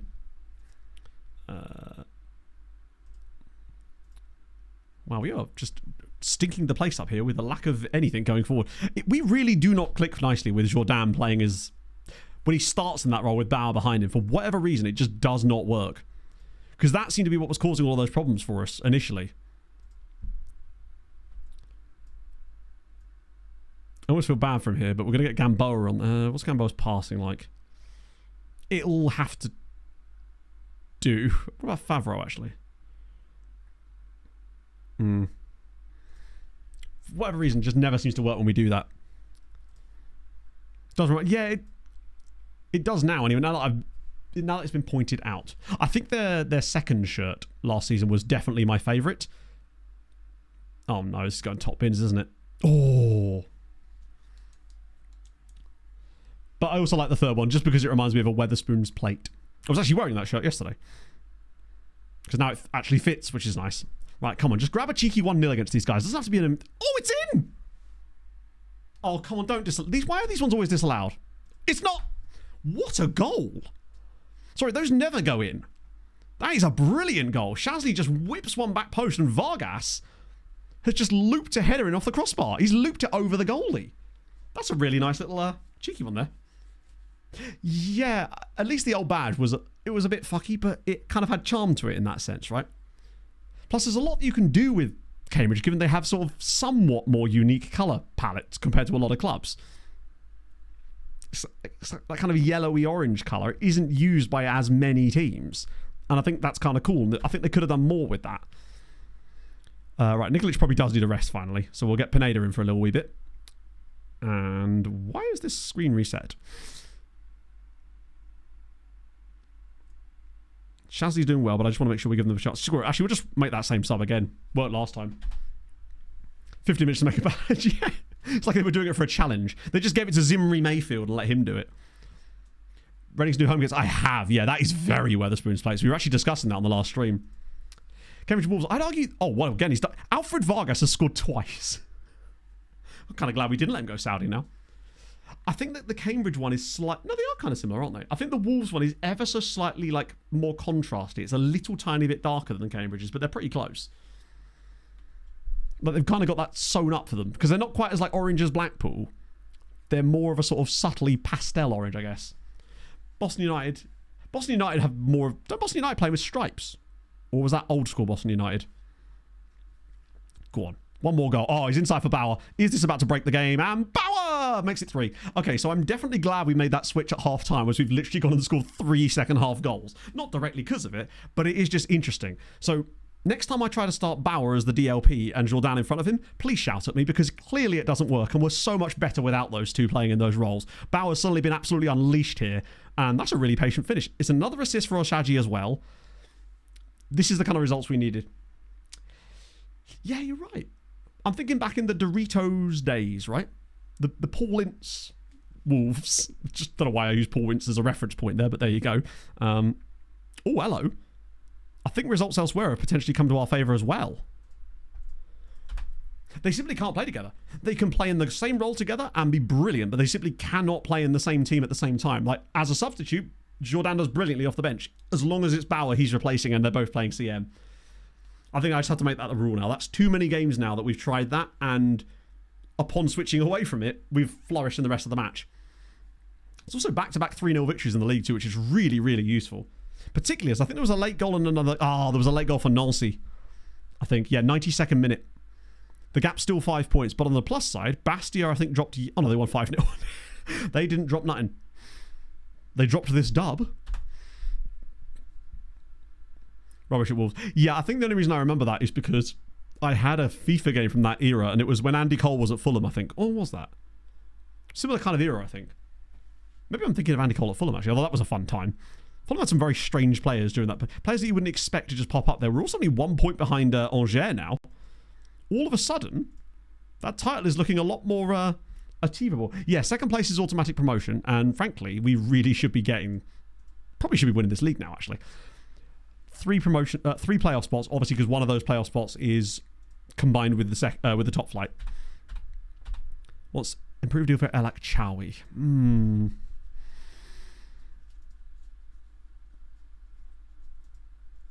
To be fair, you've only got 2 years left on your current deal. This would be a good moment for this. So knowing that when they do this, you can't squad player, which you 100% are now. Oh no, don't be stupid, man. Hang on, I'm just going to have to suggest this and hope that he doesn't get too pissed at me. Right, okay, cool. I hate when you present it like that and your assistant... Like, if you want a new contract, why are you not telling me what you want? Silly man. Luckily, I'm prepared to offer him way more than that. I'm prepared to offer him way more of a, like, base contract. That way we can... Oh, for fuck's sake. Go away, then. He'll probably sack his agent because of that. Don't know. I don't know. Didn't really watch him. I just remember him being there. Just start the contract in the new season. Sometimes I do. I just mostly forget to do it. The only time I think that's really useful is if you want the player... If the player's going to be on a lot of money and you want to save a bit of money in the meantime. The downside to it, though, is if you do that, other clubs can still bid on that player and they will be cheaper because they haven't technically signed that new contract yet. So you might find that if you lose that player, their value might be lower because of it. That's happened to me before, where I'd agreed a deal for a player to sign a new contract in the summer, but it was like January kind of time, and then the board or something sold the player out from underneath me, but because they were on that much lower contract still, their value was much lower. So most of the time you'll find it will work out for you, but occasionally you might not. It's most of the time I'd say it's worth the risk. I just often forget to do it. So Jamie's gone. Atletico Ottawa have got cap, and we're still scouting in Latvia, which is unlikely to be particularly fruitful for us. But we'll make do. These next few games are going to be really tough. Did for me. No, it did for me. Basically, we would still get bids on the player. It's just basically because remember, you've not actually signed a contract. You've just agreed that you will when that... Because basically, the way the game looks at it is not the way that you would in real life. The way the game looks at it is you've essentially agreed with the player that they will sign a new contract in the summer, and these are the terms of that contract. But they haven't actually signed the contract yet. Because when they do and the summer turns around, it will say player signs new contract. So they haven't actually signed it yet. So the contract is semi-meaningless at that point.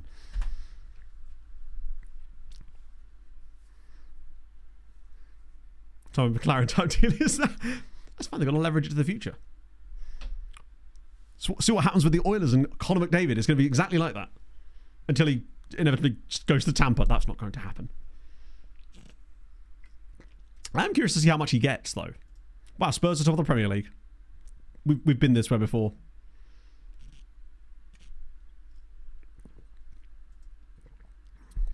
Value tanked. It's because they probably ticked over into the last 18. I find that the last 18 months of a contract is when things get weird. It's when players will start being able to do... they want... What's the... exploring their options bollocks. That usually happens around 18 months before the contract ends. So much so that we once had a player who... started to explore his options because of the relegation from the previous manager. We came in, promoted the club, and he was still complaining about the relegation when we were back into the top flight again, and then left to join a side that then proceeded to get relegated. It was amazing fun. And a wonderful bit of karma, if you ask me. Auda. Is that Latvia as well? How many clubs in Latvia did I fucking scout? Jesus. And would you believe it, none of them have produced anything good. Crazy, I know. That would be unfair on the rest of the league, honestly. I'm just waiting for us to do anything at this point. I think we gave a contract to Polan, but these are not big moves. Right, 2 more sides out there. Second I did it. Yeah. Top Piego is free.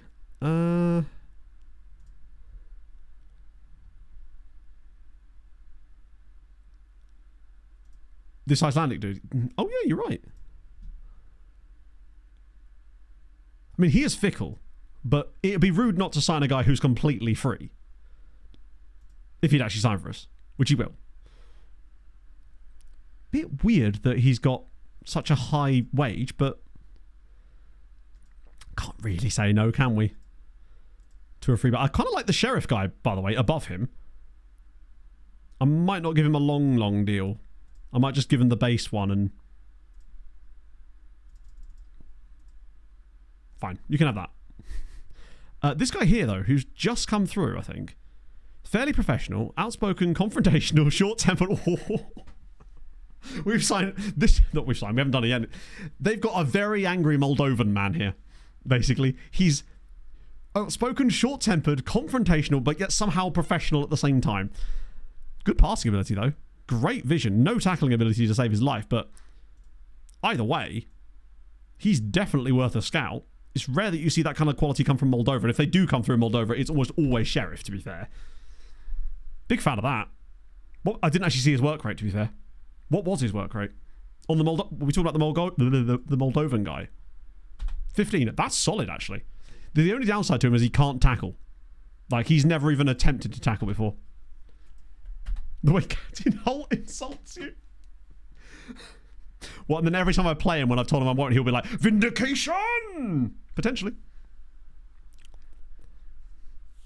Opponents in the press. We all know that isn't what's going to happen, though, is it? He's confrontational, and he will be every little bit confrontational with me as well, I suspect. Yeah, these next 2 league games are crucial. Gang up away is not going to be easy, but if we can win that, then it gives us a huge leg up going into the Bastia game. Oh, that was the Dominican guy we signed for basically nothing. Who've not... Ooh, that's that bravery going down because of the injury. Alexandre's happy to stay as well, which is good. So just get Niksic. Okay, now we're into some fun teams. Bright's training really well as well. I'm actually amazed that he's still training that well, considering I've got him on Shadow Striker training and Final Third. And I wonder if it's because his professionalism is so high that he can actually cope with both of them. Because if he can, then... Whoa, the moment he learns that role properly... we haven't had the youth intake yet. It's on roughly the 15th of March. So a few more games in the way just yet. But we're going to get there today. That's the plan. I figured it would be a bit ambitious. And we did get bogged down a little bit on deadline day just because we kept finding ridiculous players and managing to sign them. Which was great. It's the best problem to have, really. Let's see. Yes, sorry. If you missed it earlier, we knocked PSG out of the cup. We took them to a 0-0 and then beat them on penalties. And the brand new goalkeeper, in his first game for the club, saved 2 penalties in the shootout. And Smates scored in the shootout against Paris Saint-Germain. It was great times. Unfortunately, though, we draw Nice in the quarterfinal when there were literally 3 third-tier sides and a second-tier side other than us still in the tournament. which is a little irksome. He won't join us till June. I mean, he's rubbish, but I just want to see if he's got any PA, you know? You never know. Man might be hiding something from us. At this rate. So we do not start those two together. Bauer will get the start. And alongside Alvarado, which is absolutely fine. I almost feel a bit from Wamba, but Shazly's ratings since coming into the team have been very good. Quickest way to Europe, though. It is, but we're not realistically going to beat Nice. I know that we beat PSG, but we were very lucky to beat PSG. And if we did beat Nice by throwing our entire first team at Nice, then we'd only end up having to play yet another Ligue 1 side in the next round if we somehow managed to push through that. And in doing so, by playing our first team squad, we'd basically be sacrificing loads of league games, which we cannot afford to lose. Because the chances of us getting to Europe through the Cup this year are slim to none. But if we were to prioritise that, we would probably end up costing ourselves promotion, which would be in a real pickle, because we can't really afford to not get promoted either. Briasco's not really fit enough to get back in the team yet. Bench is looking definitely a lot better, though. I like that as a bench. Formations. Generally speaking, this one came about because of the first club we went to. So when we went to Mariska Mersch in Luxembourg, I said to chat, wouldn't it be fun if we just built a tactic that used the best 11 players that this club has, no matter what roles they play, in their best roles? Give or take. So obviously we needed a goalie in there.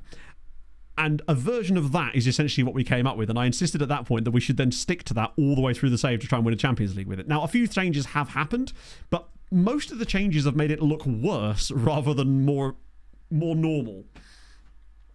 Like originally the wing back here wasn't in this position. He was in a normal spot. And it wasn't quite so asymmetrical, but it got more and more asymmetrical because it actually had to be. Weirdly, for balance. Then I'd have figured it out, Chris. I'd have just played the goalkeepers as centre-backs. You know me, I'm versatile. For Bauer and the team. No, Bauer's fine now. Bauer will be okay now that he's not having to play in the DLP role. The biggest issue is just whenever Bauer and Jourdain were playing together, they just couldn't do it. Is this the team that kept like 1 billion% possession against us earlier this season? I think it might be, you know. And we just did nothing with that game. Oh, that's wild. Okay. Striker list. Oh, yeah, 100%. That's definitely not changing. Like, we'll end up signing loads of strikers throughout the rest of this save, but none of them will play as strikers. We'll just be finding the perfect striker and then just playing them slightly deeper. Which shouldn't even be that difficult. Because Shadow Striker is basically just a striker role that you play as a number 10. I guess a draw against Guingamp wouldn't be the end of the world. Particularly as it looks like Nancy are either losing or haven't played yet. Okay, 0-0 at half-time. Bauer struggled a little bit here too, but that's fine because that means we get the second half option of actually bringing Jourdain on rather than having to sacrifice him mid-game. Nikolic just kind of sucked as well, actually. At least Bastia aren't winning. I think I'll probably wait till about 60. Oh, Bastia are losing now. Even better news. That's really them falling away now, which is great. Molded by the darkness, exactly. So Bauer off. Shit. I'm an idiot who didn't put Jourdain on the bench. Right. Ooh, key. Nikolic, I'm going to... Actually, no, I'm not going to take Nikolic off. I'm actually going to take Abubakar off still and see if Asagi plays better with Nikolic. Cariello's been okay. The Shaz Monster's done okay. Yeah, we'll play the backups against Nice. Probably shouldn't keep that on. Garcia instead of... Nah, he's done well, actually. We'll just go all the way with the backups. Yeah, I really should have put... This is a game we're definitely not going to win now, unfortunately. Unless the Nikolic and Osagi partnership does something magical. Oh, Kilaza, my man. We definitely need to look at the advanced goalkeeping statistics in a minute as well, because they should still be using our previous goalkeeper, so we can get an idea of where he was as far as expected goals prevented, and then the rest of the season we'll get enough data to use on Kilaza to see where how much he improved us. Here we go. Osagi. He's going to cut. Oh, look at him go. Bright Osagi. Oh, this is what he does. He just has it. He has the it factor that makes this tactic pop. He has all the minerals, and the moment the game stops punishing him because he technically can't play the role, he's going to be lights out good. Maybe I should get Nikolic off now just because he is tired. Can Wamba play that role? Well, I can't play in the middle though, can he? No, he's not quick enough, really. I'll just bring Pineda on because he is actually really good and can play in the middle as well. How much flair does he have? I think he has quite high flair, along with everything else. 17. But it's also the fact that he's got insane balance, agility, acceleration. His pace is decent. He can dribble like a crazy man. He's determined as well. And again, has incredible flair too. He's just a very good player. Please don't lose this, lads. 0-0 draw is absolutely fine because it just keeps the clean sheet streak going. In fact, out of interest, has our goalkeeper actually conceded a goal yet since he joined the club? Because he beat Paris Saint-Germain in the penalty shootout. That was 0-0 technically. And then we had those 2 3-0 victories. Well, he has now, because we are actually going to lose this game. Because fucking fantastic. FM, cheers. Amazing. Cool. Didn't want to win this one anyway. God's sake, man. Might as well throw on attacking, but it's a bit late for that. That's unfortunate. We've edged it, but such is life. The gap once again groweth. Plus, Nancy haven't actually played yet. Oh, that's so annoying. We just have way too many of these results in the first season. It feels like luckily we've got the quality that we're overriding it at the moment, but having that happen a little bit too frequently this year.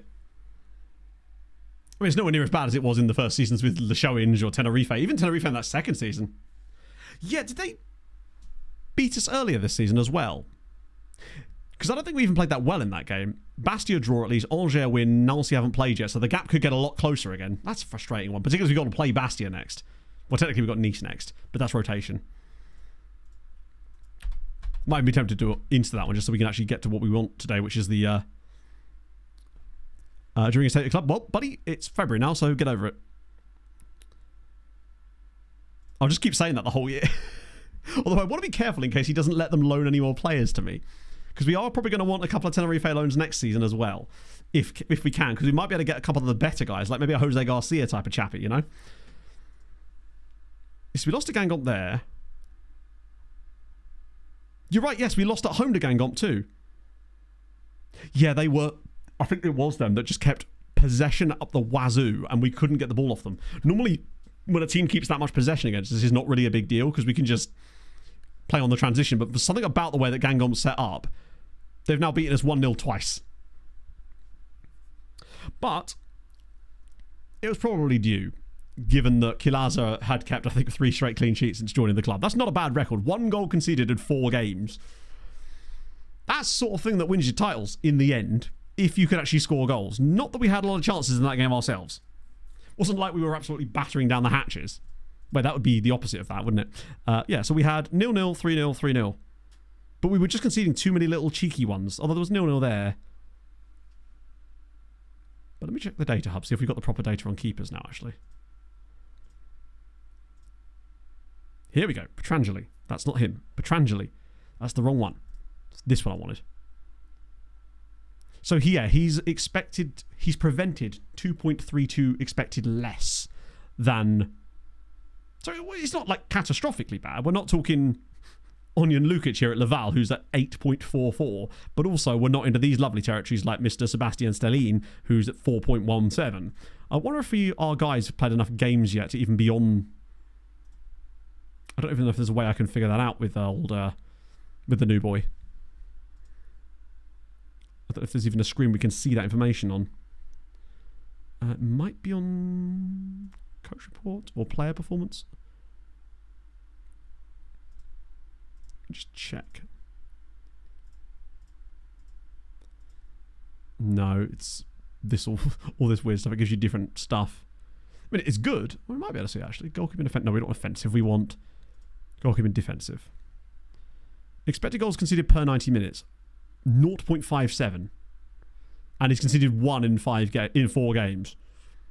So he's probably already at a plus 1.5 roughly, but it's a small sample size.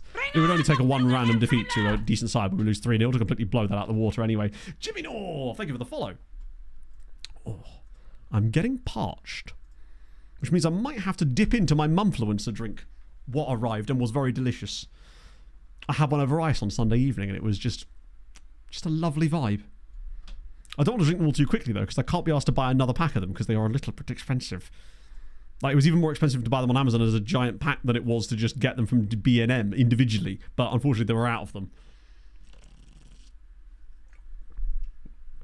I think playing this tactic as well in the league is probably going to be fun for us too, because people will just not know what they're dealing with. But anyone who's got, like, that FM knowledge will probably just play right through us. But that's fine. That's part of the fun, isn't it? Glentoran now. Chateau. Oh, here we go. Go on, Chateau. Do us a big favour. You're not that bad. Oh, I poked the mic. And, oh, amazing news. Forgive me, I've poked the mic, but good news. Chateau beat beat Nancy. They were 2-0 up before they even got the red card. So the gap stays at 5. Great news. We're starting to climb a little bit on that. Wow, even Angers fall. Wait, where are Caen in all this? Are they one to worry about? They're far enough back that I'm not super worried, but it is only 9 points. And if they were to go on an absolute monster run, then there's every chance that they could get back into this. You can barely even see the mic, actually, because it just blends into my shirt. At least the shirt's not covered in dust. And at least the mic isn't either. I'm no longer going to get the clean your mic game, because thankfully this room is just nowhere near as dusty as the previous one was. Probably could still with a bit of a dust, though, actually.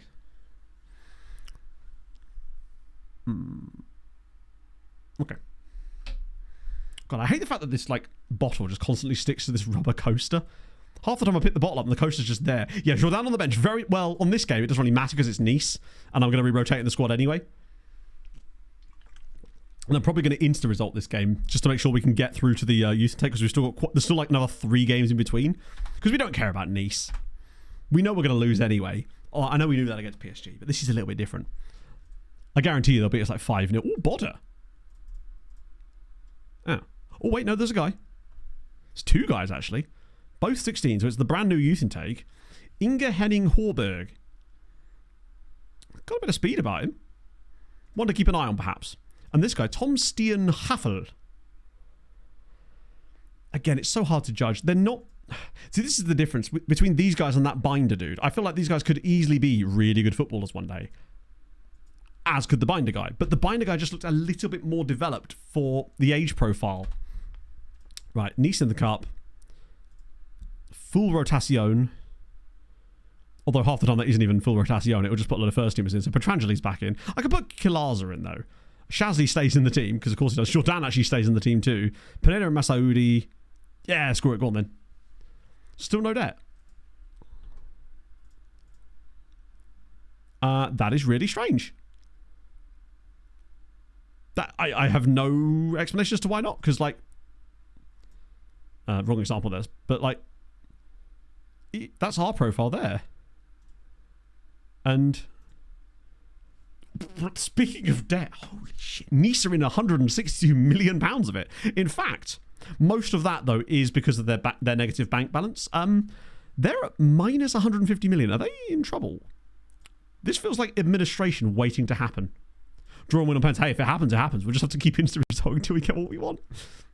Don't know why I'm looking at the squad as if we have any realistic chance of signing anyone from it. Right, okay.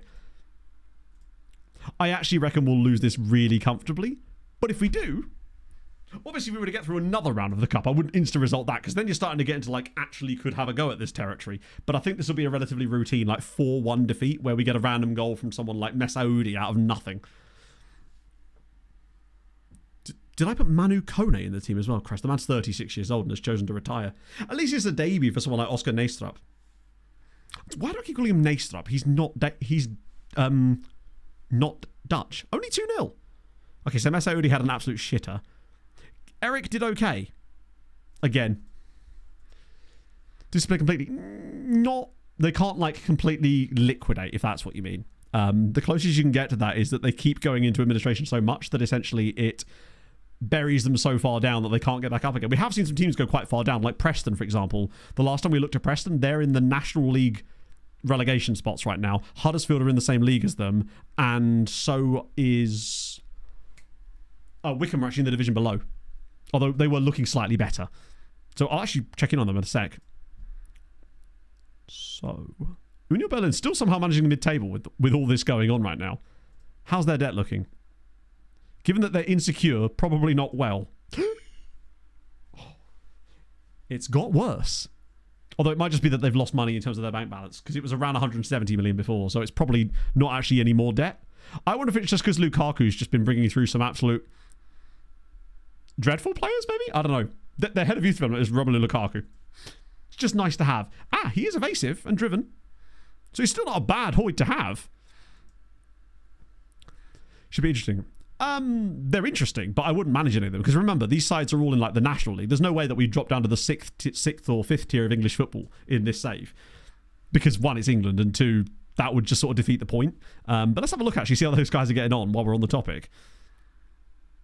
Newcastle are literally only not top of the Premier League right now because they violated PSR. Spurs, however, might finally get a title. Bristol City having a nice time of it as well, unlike West Ham and Brighton. Any fun stuff at the top of the Championship? Millwall, currently in the promotion spot to the Premier League, potentially. Always strange. Burnley and Reading kind of dominating League One a little bit right now. Scunthorpe, they might drop out of it. They've done quite well lately, but not looking good for them. Blackburn looking at like an immediate return to League One. Tamworth, considering they're newly promoted, doing all right. Although, I guess, National League to League Two isn't quite as good. Spurs have already bottled the league title in so many different ways. Yet they've managed to win 3 Champions League. Still haven't got a league title to their name. Right, National League. Are Preston still in trouble? Yes. Yes, they are. 36 games played now. Preston are still in the relegation zone in the National League and are looking like potentially... This might be a 3rd consecutive relegation for Preston. Huddersfield aren't exactly cutting up trees here, but like cutting up trees. I think it's pulling them up that's the problem. Cutting them up's quite easy. You just get a saw. Warrington, not so great there. Are Wickham still in trubs? FC United certainly are. Minus 69 goal difference. Nice. And Wickham Wanderers are... they're 5th, but they are... Wow, Warren would have absolutely run away with it. I think that they are... While they are 5th, they are not... they're probably just going to get knocked out by Oxford or Torquay the moment they hit a playoff. Also, Folkestone, 36 games in, still no win. 89 goals conceded. They're definitely going to hit to the 120 mark, right? What are FC United up to? 95 goals conceded. Christ on a bike. Down in the conference. They just slowly got relegated down there, basically. It's just Doncaster's fall was a little bit more sort of... less dramatic. Wait, where's Doncaster? Oh, yeah, there they are. It was just a lot less dramatic. It was... Well, actually, to be fair, it happened quite quickly there. And then they just stayed there, basically. So Rhein, they're still 3rd tier. They've kind of just been... Basically, the season that we promoted them, we obviously left because the board gave us a negative transfer budget of 250. They then got relegated the following season, obviously, because they didn't have our genius. And I don't think they've been back up since. In fact, I think at one point they nearly got relegated to the 4th tier. They are out of debt, though. For the moment. They'll obviously go back into debt again because it's Belgium and it's just a debt trap in FM. The finances are utterly broken in Belgium, which is crazy considering how big of a league it is.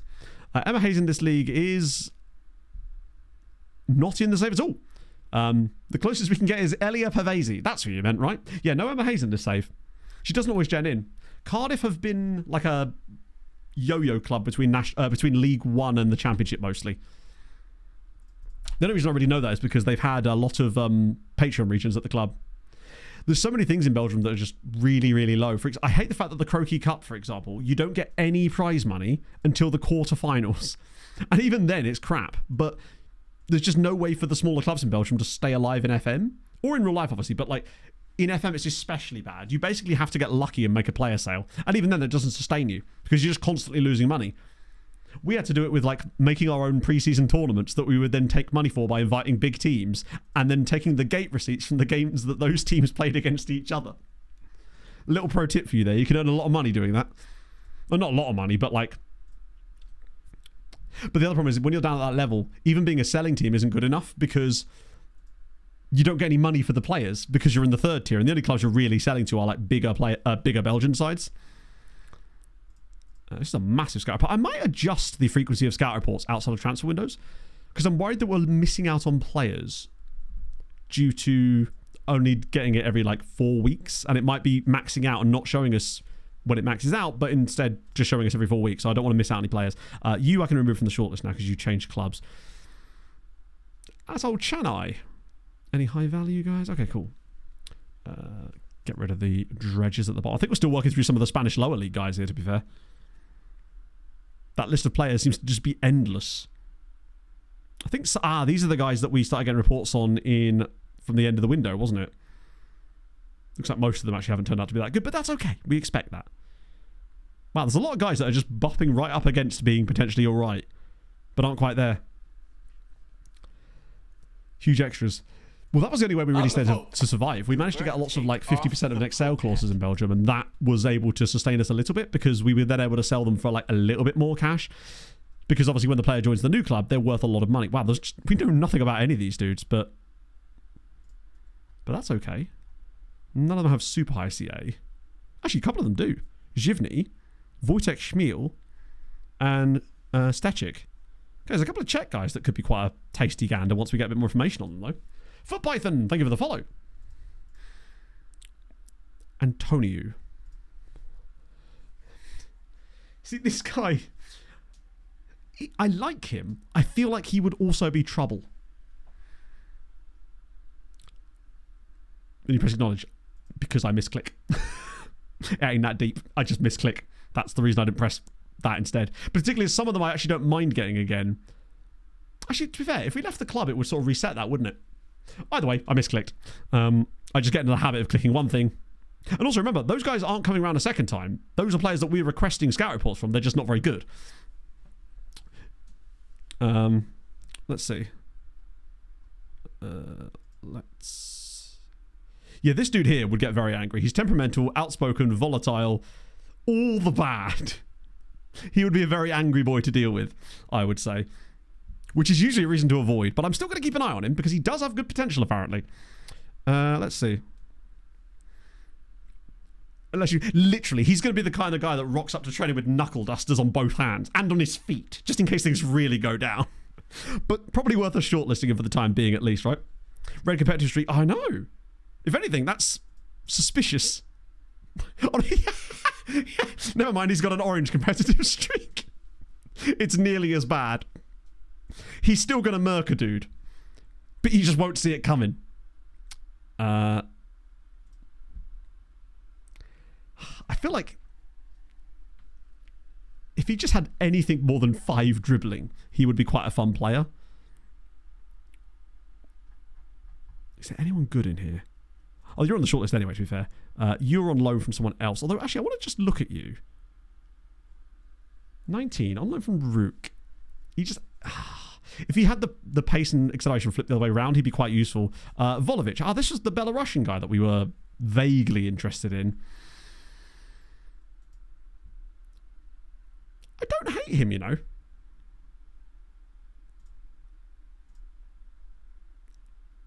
Because he's cheap. His pace and acceleration aren't bad. He's very limited in these areas, and I don't like his first touch, but if he's available really cheap, he could just be a useful player. Not for us, probably for... Oh, 105,000. Yeah, fuck it, why not, eh? In for a penny. In for £105,000. You're quite... Yeah, you're just not quite fast enough. Guy from Braun, you've got quite high CA.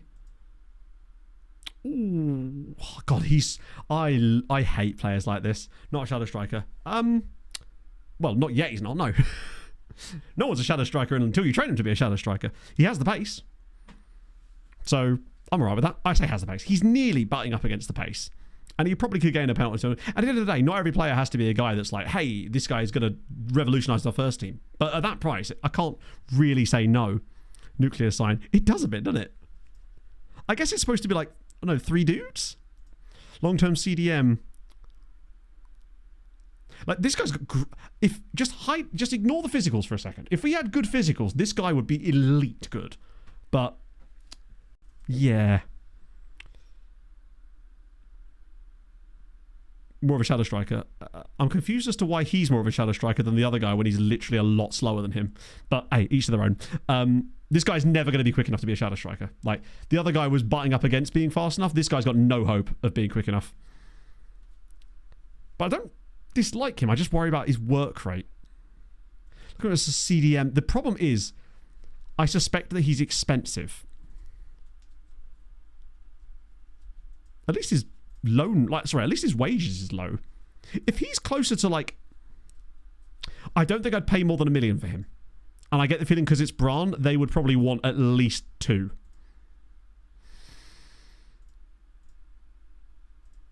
I just don't want to pay 1.7 million for him. I like him, but not 1.7 million enough. Because I just don't think he's ever going to have the physicals. If he was like 900k, I could maybe accept it. Furtado. What? Oh, why can't he be faster? Holy Christ! End of season today. No, we were never going end of season. That would have been mental. I kind of just want to sign him anyway. Christ on a bike. He's quite expensive though, which does kind of come with the territory. Jeez, the thing is, right, he would cost us 3 odd million quid, and he doesn't have the speed to play the role in either of the positions he actually plays.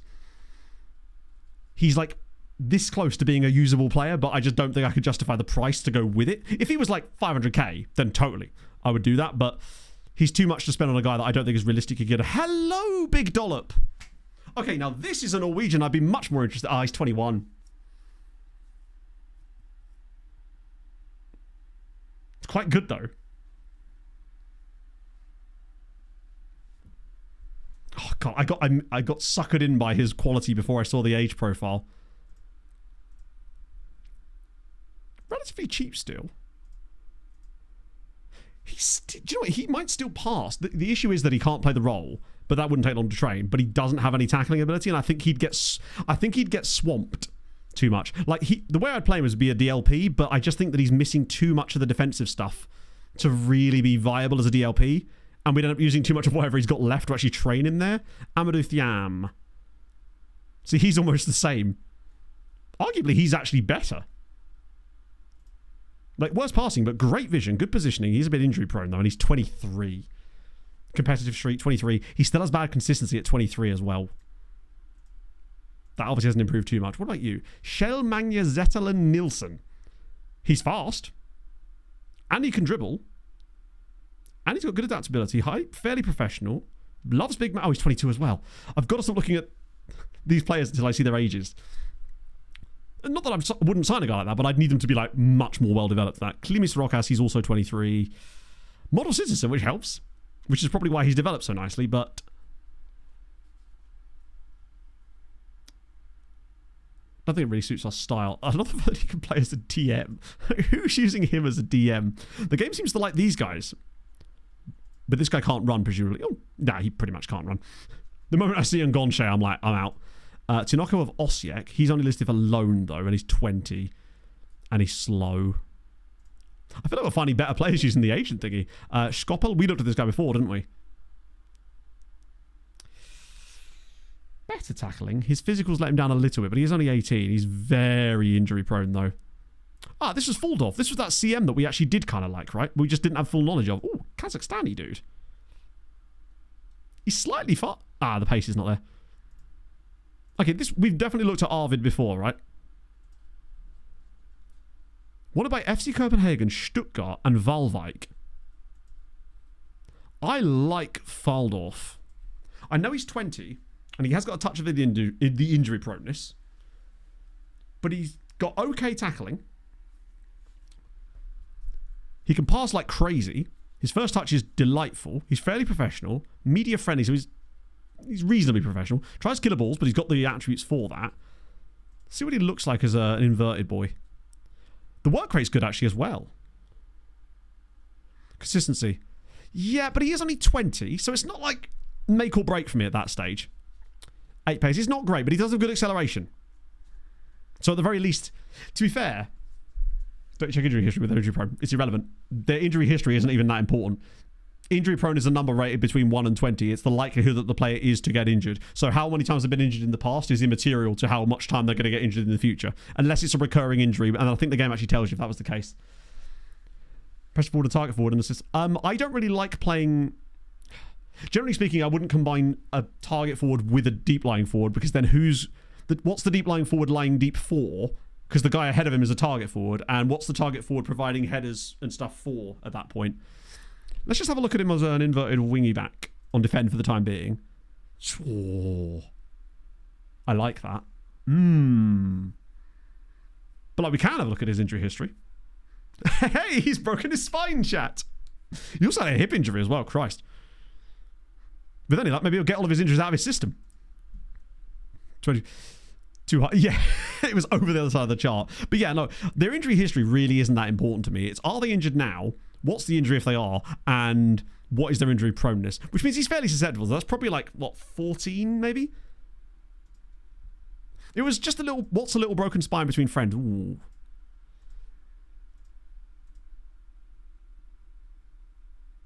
This might be a... I'll tell you what I'm going to do. I'm going to shortlist him. And he's the kind of guy that if we go up in the summer, we buy as an experiment to see if we can train him as that left back and see if we can get that kind of role working with that. Maybe not to... Proneness was just how many... No. Injury proneness is an attribute. It's just an attribute between 1 and 20. It just means, statistically, how likely is this player to get injured? And as far as I know, it's locked in through their entire career. So the number of injuries they've had in the past is immaterial to deciding how many injuries they're going to get in the future. 3.2. That's quite a lot. And he probably will get some Belarus caps because their national team isn't exactly stacked, I would imagine. But if we'll go for that... Oh, he won't. All right, fuck it. We'll just take that. Yeah, 20 is a little bit of an issue and the price is quite high, but we'll see how much money we get. Right, so far. Hey, fair enough. If it works, right? But you asked me the question. you asked me if that's what I would do. Personally, I wouldn't, but that's just because I don't really use target forward roles most of the time, so I probably just... It's more a case of me not knowing how to use them properly and get the most out of them, more than them not working, right? Which dice roll? Maybe he was just rolling like... I don't know, nat ones or whatever, the entire... I don't know the dice terminology. The entire time, because there's quite a lot of severe injuries the man has had. Irritatingly. So we've got... Yeah, we've got 3 games before youth intake. In the draft league, luckily, as was so rudely pointed out to me in my chat, we signed about 50 left backs. So one of them will find their way in, and luckily with it being a long season, we've got plenty of time. That is the right terminology. Look at me go. Look at my dice knowledge. Yeah, Lima. Obviously, why are you even asking? It's obviously going to be Conrad Lima. Go on, ask me another one. Oh, we played a different team, didn't we? Schwab. Right, so we'll do that. That. Bold of you to assume that Jourdain's getting in this team at the moment. Off the bench, maybe, but not to start. And then we want...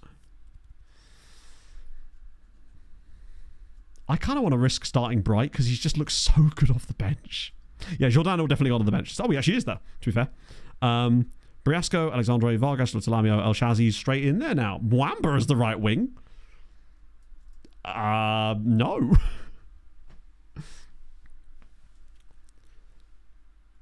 Yeah, we'll have to... We've got almost every type of left back / left winger possible for the league, which means that we might actually find the archetype doing that, potentially.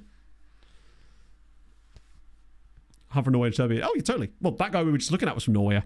But it will cost you. It's not so much that the Norwegian players wouldn't join a team in the second division of France. Well, a lot of them would.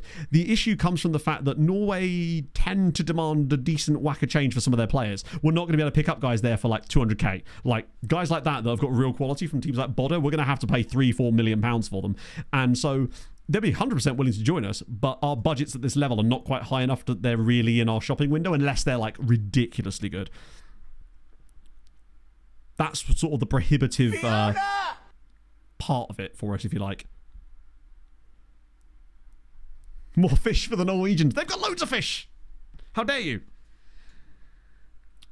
That'll do. Gaia could be intriguing. Because, I mean, Jose Gaia, you know I love me a bit of Gaia. The man is... I've used him in so many drafts back in the day. The fact that he's still being useful is crazy. Siren Tester. National League South. No debt. Good to know. Exactly 0 is kind of weird. That'll be why. This is literally their first experiment into... Oh, no. Yeah, they've literally done 1 season in the playable leagues in this entire safe. Bodo Rosenborg. You would, yeah, be able to get those guys, but it would cost you. It would cost you deep. And that's why that's why I didn't prioritize those signings, because I think we can find a better guy. Like, to give you an idea, that guy we were just looking at from Norway, who's 20 years old. If we'd got him when he was younger, he probably would have cost us the same amount of money, honestly, but maybe a little bit cheaper. I reckon we can find a guy from ASEC Mimosas who would cost us 300k, who's probably better than that, or certainly has the ability to develop into someone better than that. And that's the kind of areas that we have to shop for the time being until we're dealing with like £30 million a year transfer budgets. That's when we can really cook. Like that last season at Tenerife, we could pretty much shop wherever we wanted outside of like the major leagues. Whereas at the moment, because we've dropped back down to here, we have to be a little bit more restricted with it. But that's fine. It just meant that we prioritized Africa for our scouting, and already, ironically, some of the best players we found from Africa weren't even players that we actively went after. They were just guys that the agents told us about. Shit. Not a good start. Not a good start at all. Don't lose to Bastia, please. Eric, you were supposed to be the goalkeeper that kept all the goals out. Or something. That's what I've been told. Anyway. Source Belize, thank you for the follow. Africa's more fun, and it's often cheaper too. The other reason we haven't really shot much in South America is just because it... Oh, go on, Bright. Oh, there he is. Lovely old job. This guy is going to be brilliant. He's got 5 goals and 4 assists, and he's barely started any matches for us. There's definitely something to him as a player. And I think the reason that I'm not so bothered if Nikolic comes back next season is because I'm happy just playing Pog and Bright up the middle. ASEC Mimosas are Ivorian. Your best bet in terms of scouting in Africa is not really South Africa. South Africa still produce some great players, but I think you'll get better value in Senegal or Ghana or Nigeria or Ivory Coast, especially Ivory Coast and Senegal. I absolutely adore those two. So ASEC Mimosas, Generash on foot, all those guys. Llama! Thank you very much for the raid. We were just talking about African football clubs and our favourite ones. Yeah, he's slowly getting a bit more on the old stars, but it's slow progress, weirdly. Just think what it'd be like when he actually can play the role. It's just a brand new sensation. Oh, what are you doing? Well, this is a goal. What a save! Go on, Eric. FMGNG, thank you for the 19 months, friend. How's life treating you? Are we there yet? We're getting pretty close. South Africa is... everyone. Oh, what the hell? Why is there no one defending that part of the corner? South Africa is good, but it will cost you a bit more. Ah, you mean chicken wings? They're always good. They're always a good stop by. It's... Yeah, they... Oh, hang on. Did that work? I don't think that one did work, Inferno. I might have to do it manually. Let me see if I can... Because it's... You do that, and then... Shout out... FM...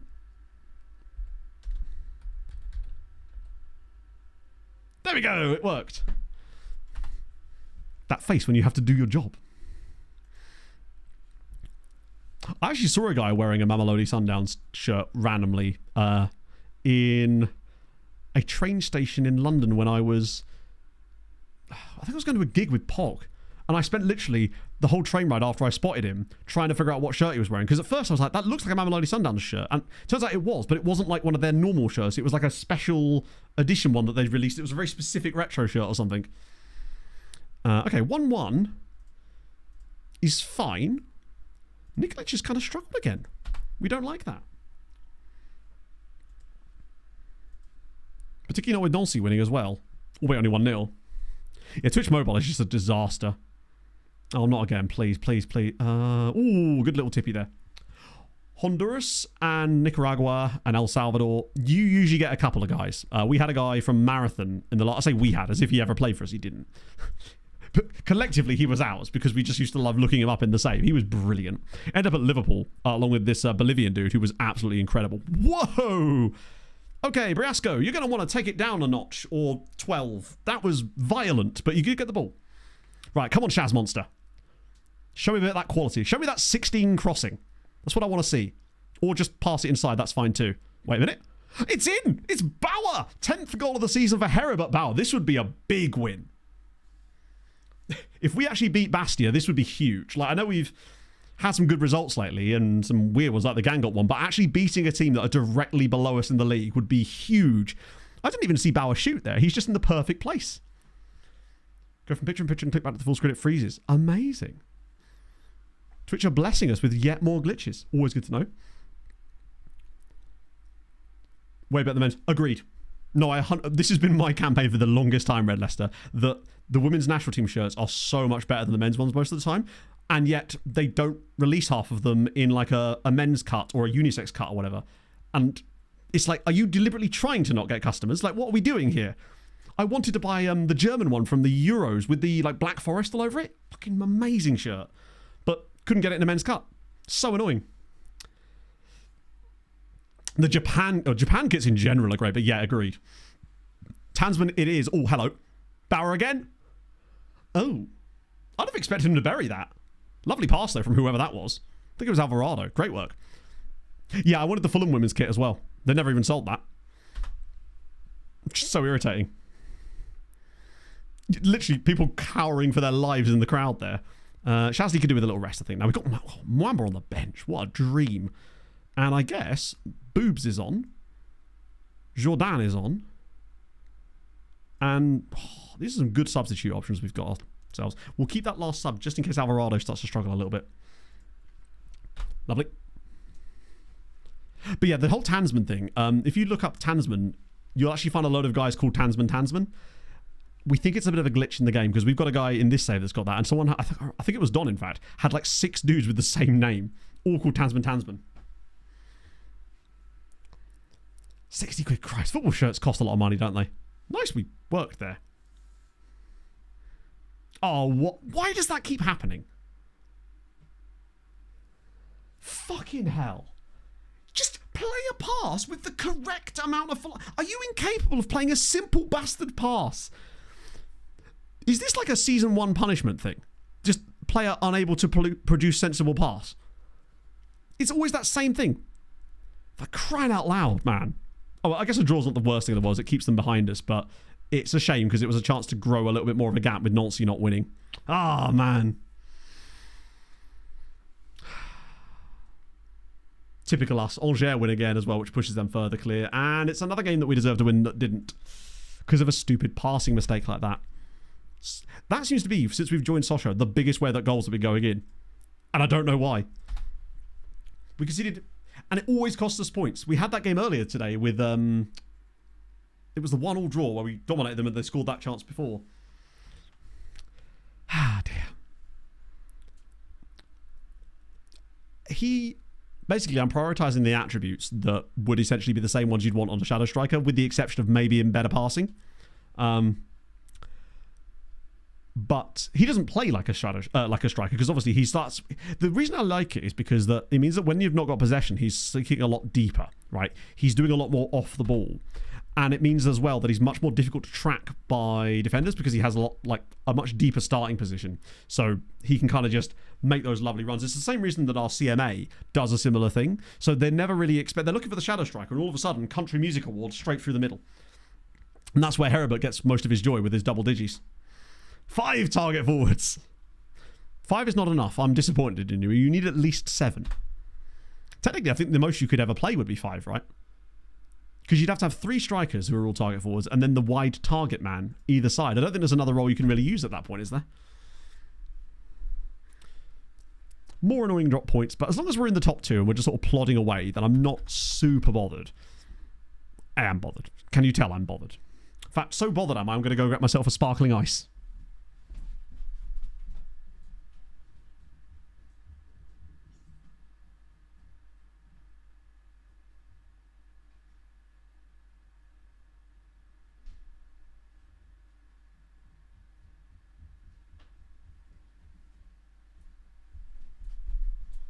Prepare to be mumfluenced by your boy. Wait, why is he no longer concerned? Usually that's what happens right before they recall him. AM target forward. Yes, but I find that the problem with Enganches is they're so immobile, it's actually insane. Save idea. How new to the game are we talking? Because obviously, perchance is something we tend to use to give people save ideas, but it depends if you're really new to the game, then maybe we'd give a different answer. So yeah, write me back soon. No whiz quiz because no whiz happened. I'm doing a no P June. It's going well so far. I'll let you know what day I give in, but we got to the 24th and I'm doing all right. Thus far. Yeah, they just call him Chiro. love that we've signed Pog. 50-ish hours. To be fair, in most games you'd expect like 50-ish hours would be like, oh damn, you know, but with FM, it's really tough. What would you say for Python is the biggest thing you're struggling with it so far? Because I think sometimes solving that can actually be a big deal. From the toilet. Yeah, I was going to go Switzerland again, Duke. I got a thing on my phone. I think it was the 21st, so whenever that was. And it was like 1 year ago today, and it was just me taking pictures of myself on a plane to Switzerland to send to Pog, and they're just random pictures from inside FIFA's HQ. Weird place.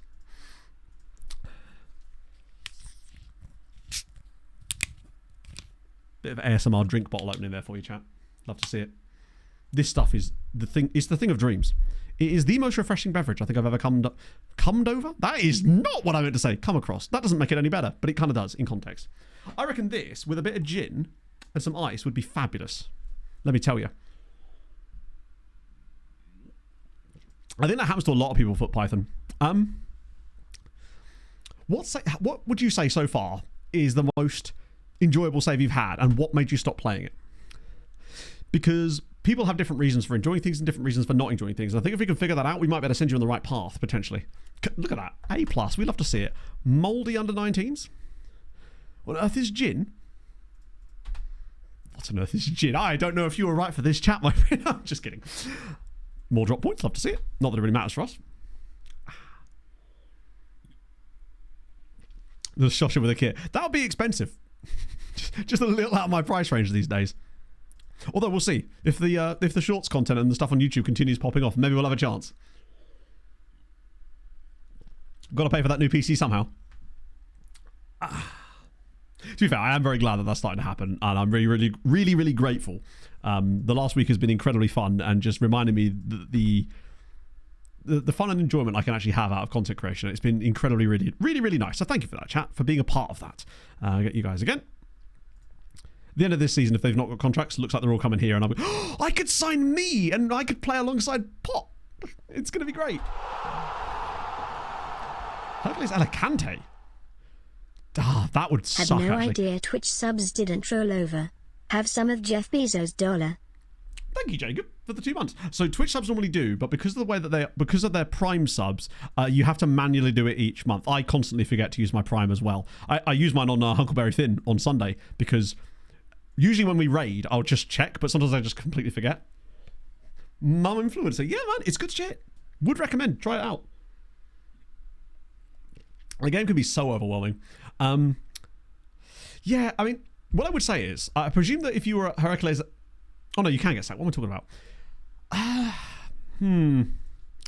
Because at that point, you've got like a massive emotional attachment to the players at that club, presumably, right? And you've brought through a load of them. See, I think I don't want to suggest a save type that's going to be too complex and maybe has a lot of things where that'll happen a lot. Because a save type like what I'm doing right now, you're likely to have a lot of issues with, because there's a lot. I mean, I was so gutted when we lost the Conference League final and had to leave Tenerife. I'm recovering my enjoyment for it now because I'm actually quite enjoying Sochaux. I think we've got a lovely runway to build something here. Bakari Sweat. Never heard of Bakari Sweat. Who's this person Bakari and how do I get their sweat? Write me back. Oh, we all know I'm much worse than Pog in every conceivable way. She's about to be the river police, chat. I mean, once you're living with PC Pog, Japanese energy drink. Weirdly, I don't actually drink that many energy drinks. Just coffee. Cried on stream. No, usually when I cry on stream, it's usually because of you, chat. You arseholes. Yeah, I mean, what I would say for Python is perhaps just literally give the exclamation perchance thing a try. That might not work out for you, but it might give you... Sometimes it is just a case of trying different saves until something clicks. Much like you're going clothes shopping, right? But you don't really know what your style is yet. So you're just trying on random shit and your girlfriend's saying, that looks lovely on you. And you're like, you say this all the time, which means you're lying to me. Until you find that shirt that you try on and you go, yeah, do you know what? Yes. And then you buy it for £15. And I'm definitely not using a real life example of this where I was in Peacocks the other day. There you go. Complete opposite in that sense. Maybe we're the opposite in every other sense. I don't even like Red Leicester. I'm more of a straight up cheddar man myself. You and I are about to fall out. Speaking, I'm just like, no, I don't like it either. I'm just a Leicester fan. Tells me it is. To be fair, that's usually a good idea, Anarith. I still can't remember the fact you have a girlfriend. It's more like, sorry, I'm making myself laugh now. That was so mean. I mean, to be fair, I say this as someone who is also in the same boat and also surprised that they have been able to interest a woman enough. Not just a woman, a pog. Drew Peacock. Drew Peacock was in this save, yeah. That was the guy we had. It wasn't even his name. His name was Mitchell.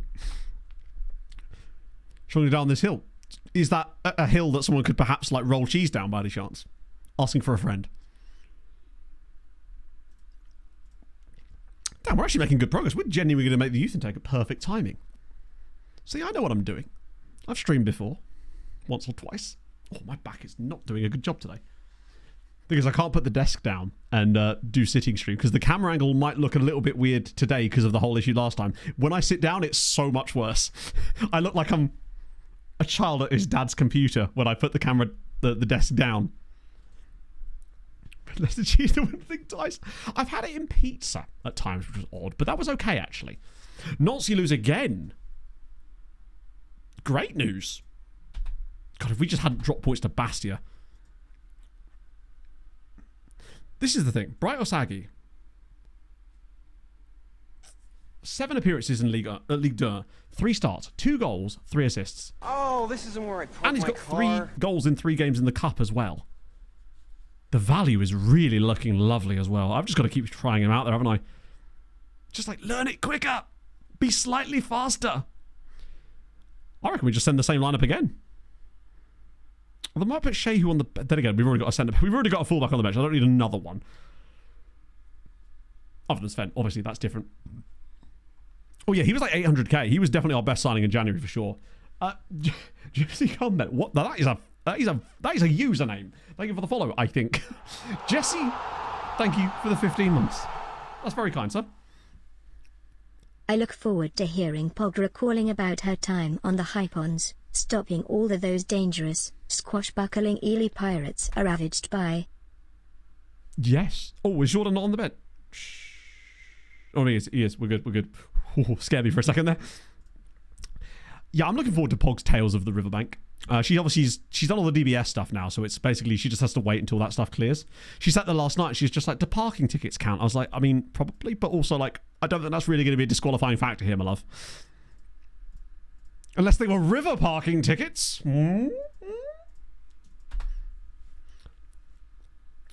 Yeah, good idea, Anarith. Didn't we try something to the inverted wingback before and it absolutely blew up in our faces? But maybe that was when we went to attack rather than support. I don't think we're going to get 3-0 up against Nîmes, although they are in the drop zone. This is yet another game we cannot afford to draw. Or worse, expelled, lose. Hello, Espresso Cat, my friend. It's going averagely. We're still looking good. But I think the likelihood of winning the league is pretty slim, but we just need to take advantage of the fact that teams around us are dropping points. Unfortunately, so are we. So let's stop doing that. We'll probably go 1-0 down now and draw 1-1 again. Potentially, but doubt it. Pog did a speeding awareness course once, but that wasn't really the same thing. Oh my lord. But yeah, she just wants that to be sort of style, for God's sake. Is that offside? Please tell me it's offside. Yes, good stuff. For wrongfully docket. Oh, careful. Maybe I want that ticket. Find me, mummy. No. Tried that on for size, didn't like it. Would not recommend. Defensive Betsala. Pretty much. The way I look at Segunda Volantes is think of them more like a box-to-box that starts with a different box. So he basically... He starts even further away from the box. Yeah, Pog has no convictions, thankfully. Extend them... Oh, we go, mummy. No, that makes it even worse. Rest him out for chasing geese aggressively. I did see some baby geese this morning. It was gorgeous. I went down to the river as part of my interval training, and did I mention that? No, and yeah, there was a mummy goose and a daddy goose and a huge gaggle of geese, which was really cool. Like a genuinely... Oh no, this is 1-0, isn't it? Yeah, that's a shame. What a shit goal. So that's unfortunate. No, should be... Oh, they should absolutely be Liga, but they're not.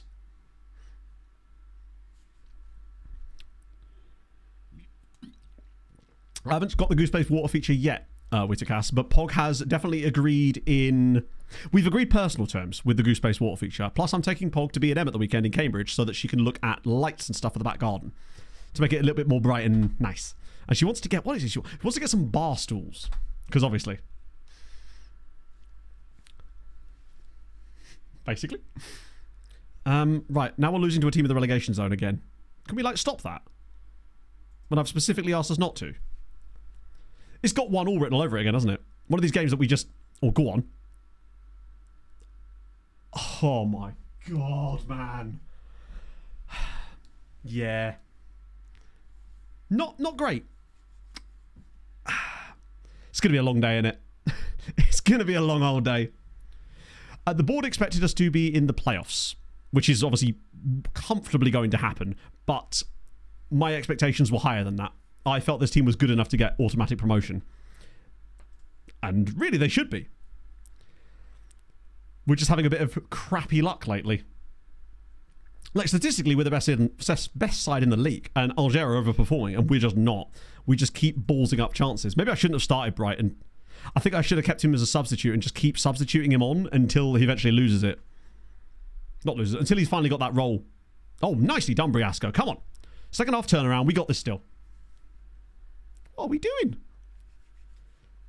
LP's rebrand. Honestly, I haven't really listened to Linkin Park actively for a very, very long time. I pretty much lost interest after Meteora, to give you an idea. So I don't really have any opinions on it at all, honestly, because, like, I haven't... I'm trying to think of the last song I genuinely enjoyed from them. You know, that was more my era of things. Fucking hell, finish a charts, bro.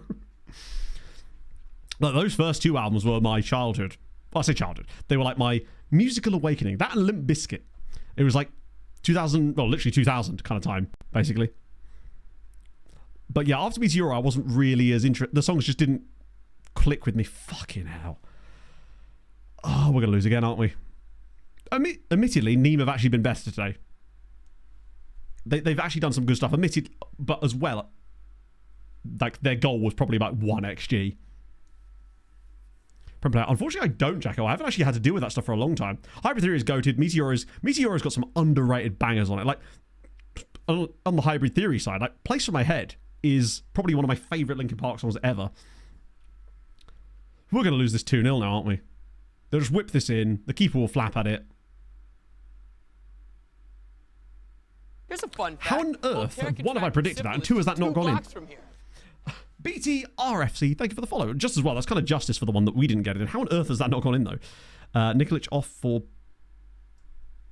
Fuck it, we're going to do it. Lordy Lord. Shasley's been a bit poor. I might have to stop starting him. He might be not as good as I was hoping. How did they miss that? Wait, what did I miss? Hang on, what have I missed here? So it's the thing when people tag me and stuff, and I can't actually see the thing they've tagged me in. Oh, glad I missed the two that could... Rich Jesus Christ.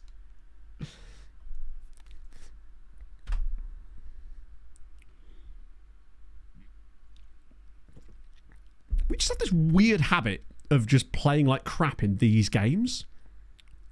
And suddenly they get back to 3 points again. Like, what? We just throw away so many points. I'm going to go attacking for the final 10 just to try to figure something out here, but we can't even blame this one on Heribert and the lads. At least get a draw. It'd still be a crap point, but it's another point towards promotion at least. I feel like Jordan is probably going to be heavily involved if we do get something from this. Oh, slide him in. Abubakar. That's surely offside anyway. He's miles offside. Yeah, not even close.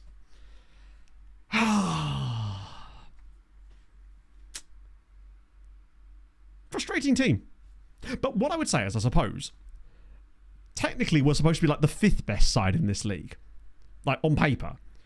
And we're still getting them to overperform that, right? So, well, maybe I'm expecting too much out of the team, actually, and that really, we should be considering that this is a good performance right now, where we actually are. Doesn't make it less frustrating, though. It's just weird that we always seem to drop these points against, like, bad teams. We lost 2-0 against Nice. We instant result of the game because we kind of expected that we were going to lose it. And it's another defeat that we probably didn't deserve, but that is how it goes. When we can't score our chances, who's taking all these chances? Or rather, not taking them all. I think my mistake there was starting Osagi instead of Abubakar. Osagi seems to work really nicely off the bench because I wonder if the game doesn't punish him as much for not being able to play the role when he comes off the bench. Whereas when he starts, there is a playoff system, yeah. So the 3rd through 5th play off against the 16th place team in the top flight as some kind of playoff system. So really, we want to avoid being in these positions. I mean, I take it compared to being down here, but it is worrying. We don't really want to be in the playoffs because, as you know, with the playoffs, anything can happen. And I don't really want to have to do another season in this league because we may end up losing a few players in the summer and then it becomes more difficult. Although, potentially, some of these guys are young and they could develop and we could just go and absolutely walk the league next year.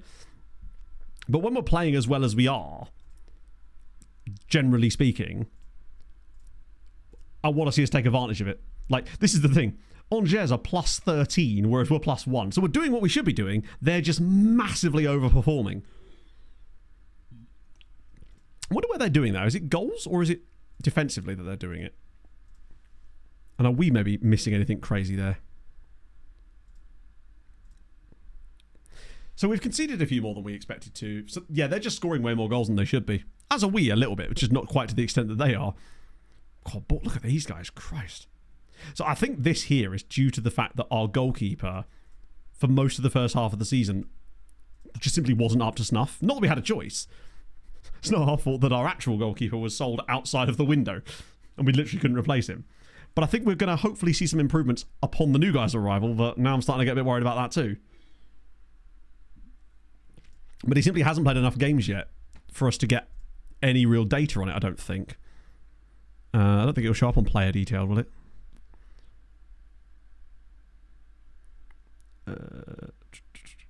Better goals prevented. Oh, hang on, here we go. So,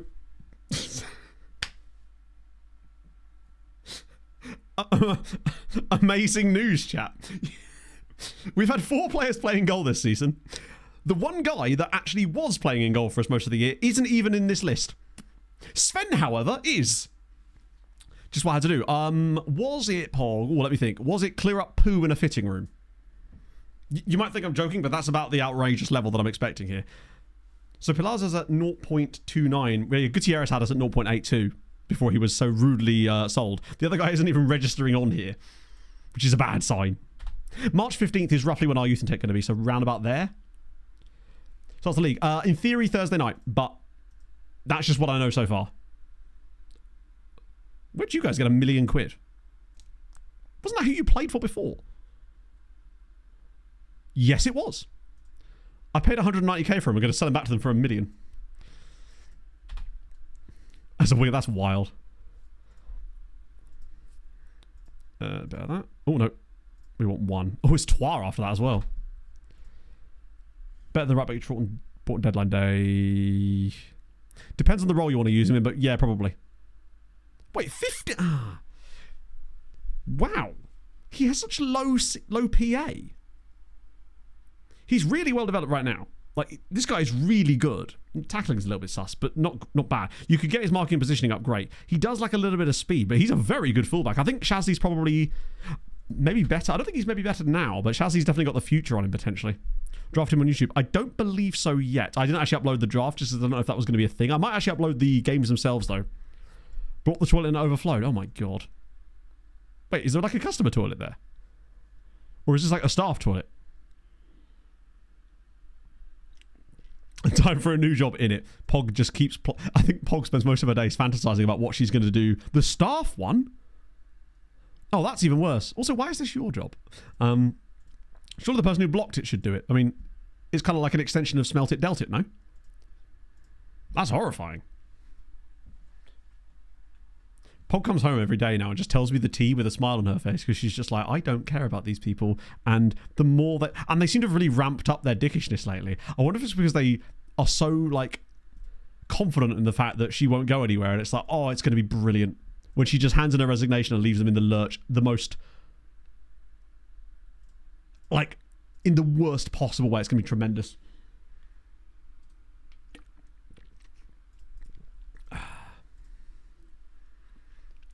Comes home every day. She does. It's like football. Except it's not, because that never came home. Only Pog. Best player. Probably... Sorry, who am I kidding? It's Comrade Limer. The joke answer is Comrade Limer. Do you have any notice? Well, she sort of has to... No, I don't want to give notice either unless she like has... To be fair, there is a reason that she may need to at one point because she's got a holiday booked and it might work perfectly that she could quite literally hand it in and then just still be paid for being on holiday, basically. Rather than just rocking up. But, yeah, she wants to try and leave them in the lurch as much as possible because they've got like a mid-season sale coming up soon as well. But yeah, I think Sane and Foden are probably up there. The three players I really wanted to get were Sane, Foden, and Conrad Lima. And I managed to get all three of them, albeit via Joao Pedro in the end. But yeah, football's just gone out for a pint of milk. It's going to be right back. Burnley just got promoted to the champ already. It's March. Wait, how far clear are Burnley if they've just got promoted in March 12th? Spurs still top of the league, by the way. Oh, yeah, no, they are six... Jesus Christ. Yeah, Burnley are 16 points clear at the top of League One. Also, hello, right. I'd like to draw your attention to Zakeem Booty of Notts County. Love that for you. Little Scouty Scout up for a free at the end of the season. Bring another Booty in. I don't know if she's signed for Boston. That's true. The fact that it's Notts County as well, yeah. Slightly first. They wouldn't understand it. It wouldn't have the effect that it would do if we did it. Do you know what I mean? Like, we'd enjoy that, but they wouldn't understand. Pog's new boss, however, would understand because he is a Football Manager player. It's like it was written in the stars, chat. Bit of Zaggy. Ooh, we've got lots of Polish scouting going on. In fact, let's just have a little peruse of the Polish scouting in case there's anyone crazy good. Oh my god, he's only 16 years old and he's listed as promising. Christ, okay, we'll have a look at that guy in a minute because he might be goated. And there's a right-sided winger as well who's also 16. 1 second, there's some crazy good Polish players here. We might finally get the Polish Dreamboat kids that we can finally bring into our youth academy. Let's see. We haven't had a good Polish player in ages, right? Let's just check out Jacek. Hang on. 16 pace, 13 acceleration, great bravery, solid. Ooh, okay. Lacks any strength and jumping reach, but that's okay. He's only 16. You'll get there. Jacek Stakowiak. Like that. What about you? Kornel Grabowski. Tell you what, as a number 10. Sorry, not as number 10. As like an 8. Point is, Poland have got some players. They're actually chefing. There's also this guy who's stolen all of the Ys. Karol Przybilski. Like to see it. Actually, there's another dude down here. Pavel Kowalczyk. Point being, I can't wait to see some proper ones. In the regional divs, mate. I don't know what that means.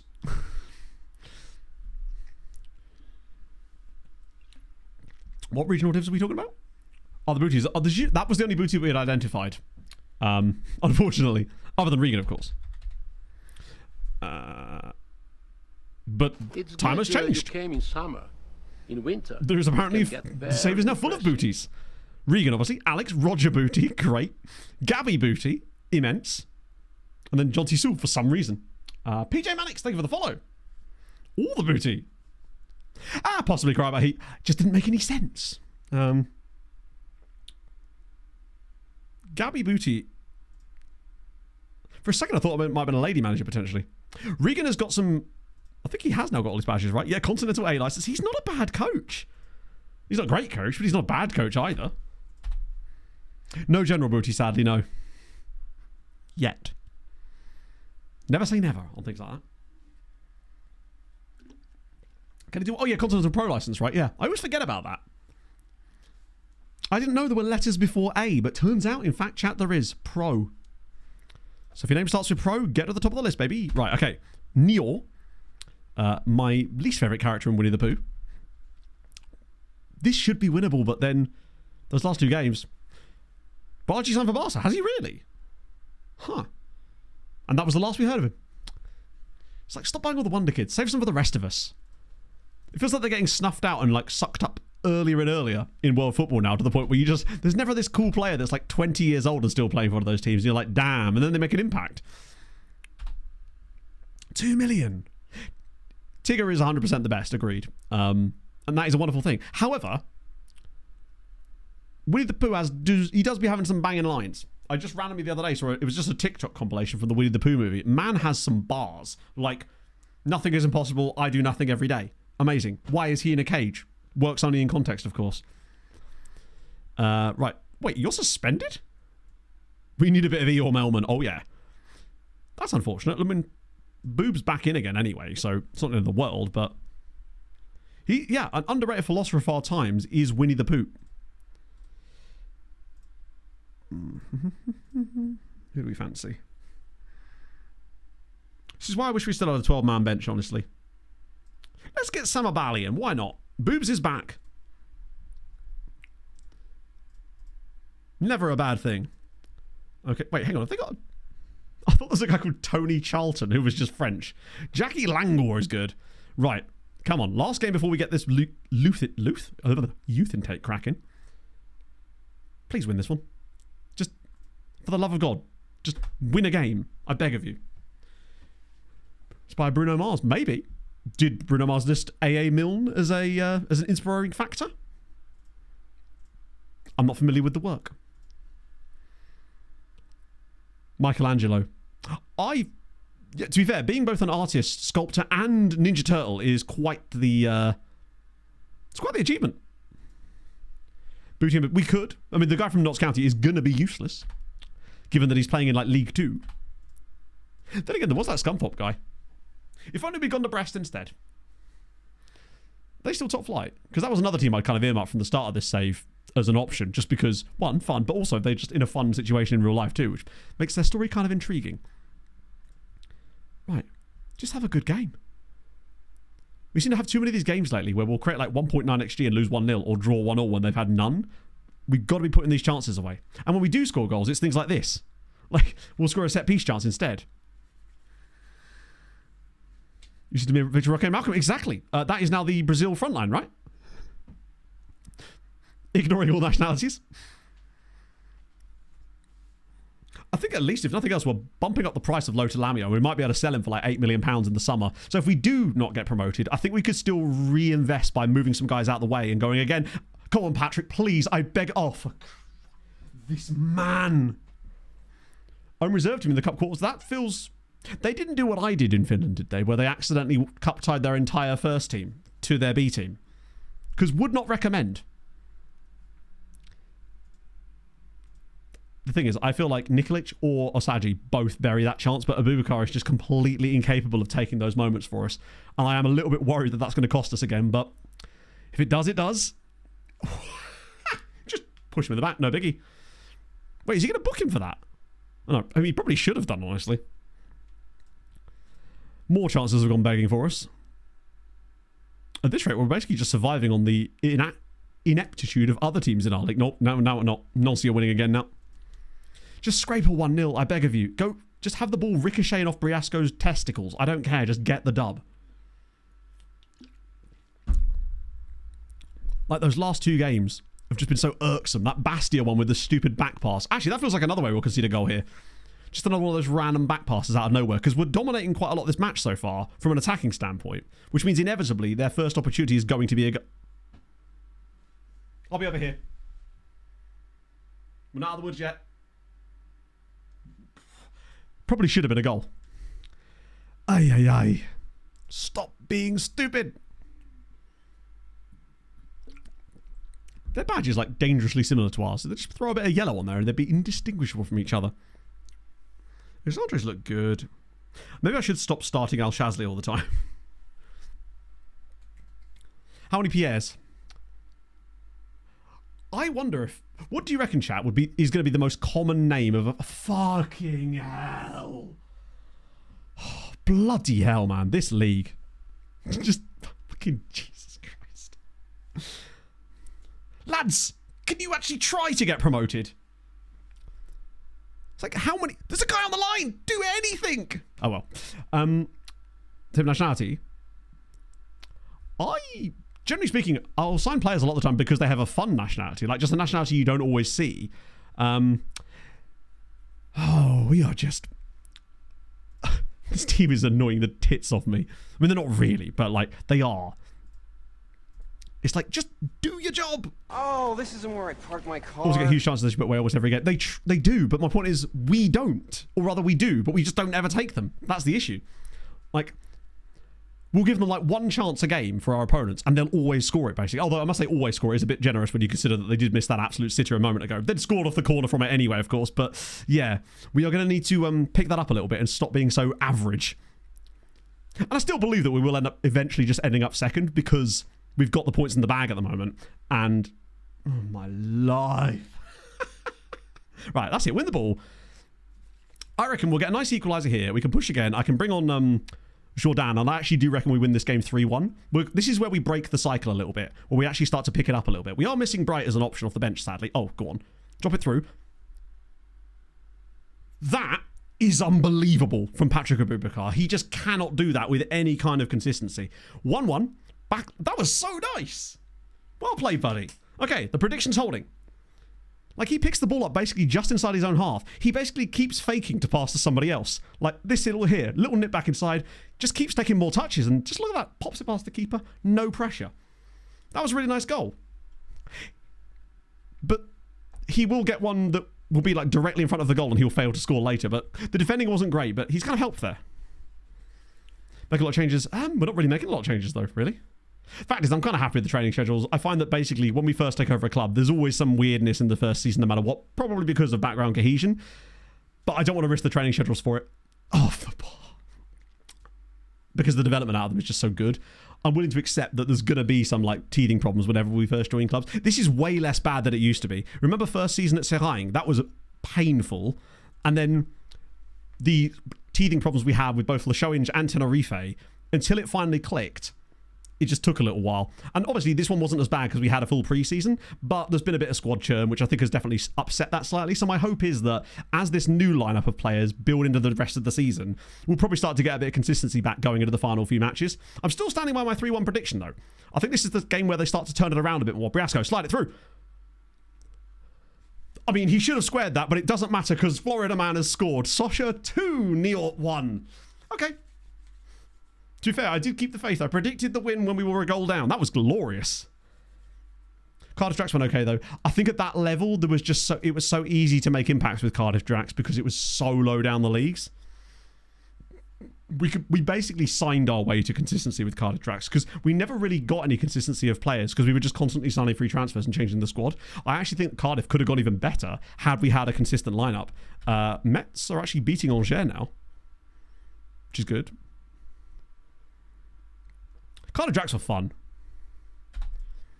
I wish if I could have drawn it back a little bit, I'd have preferred to have done another season at Cardiff Drax instead of going to Sestri. But, you know, you don't always get to pick like that. We got Pineda in for a little bit.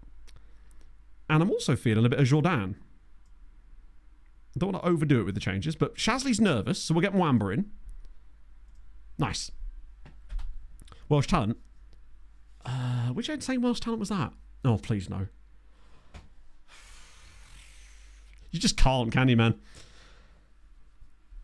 What on earth, man? It's near post, bud. But, okay. It's just first season at new club in this save things. We'll just have to ride it out and hope that we still get what we want out of it anyway, in spite of that stuff, rather than because of it. But that's okay. Robbie Cooper was insanely good, but oh, come on, Alan! Wait, what? That's on side, right? Yep. Back to... Do you remember when we used to lose a load of games 3-2 and then win a load of games 3-2? That was lovely play. Yeah, Robbie Cooper was... he's ended up sort of being a bit of a journeyman in Scotland. That was a nice little bit of play there. Yeah, ripped to the 3-1, but hey, maybe we'll win it 4-2. At least it's the same goal differential. It's nice to see Alan manage to score a goal. Favreau chefing us up an absolute delight there. I still don't think we're out the woods yet in this game. This just is one of those games where, yeah, Robbie Cooper's still playing in, I believe, the Scottish Championship.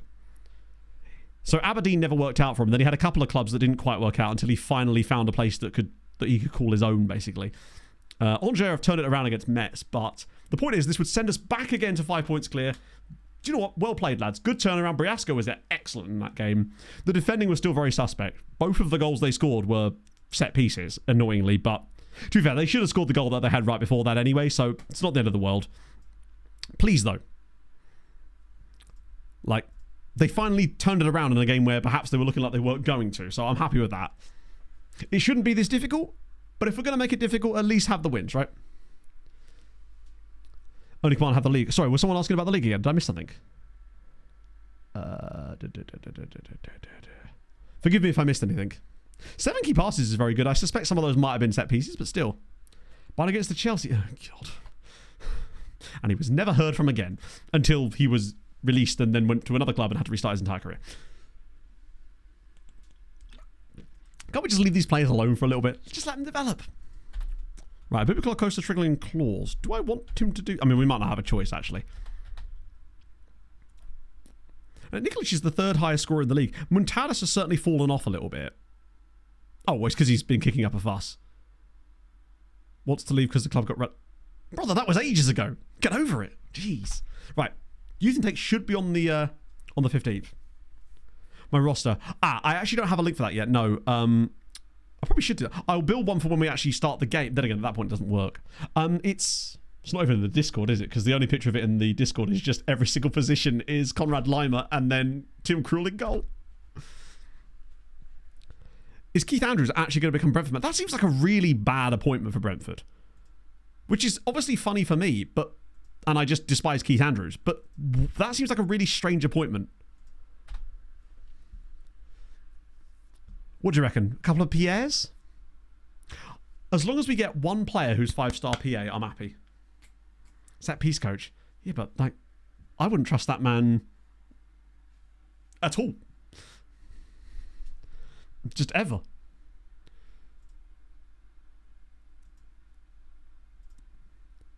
QPR, I guess.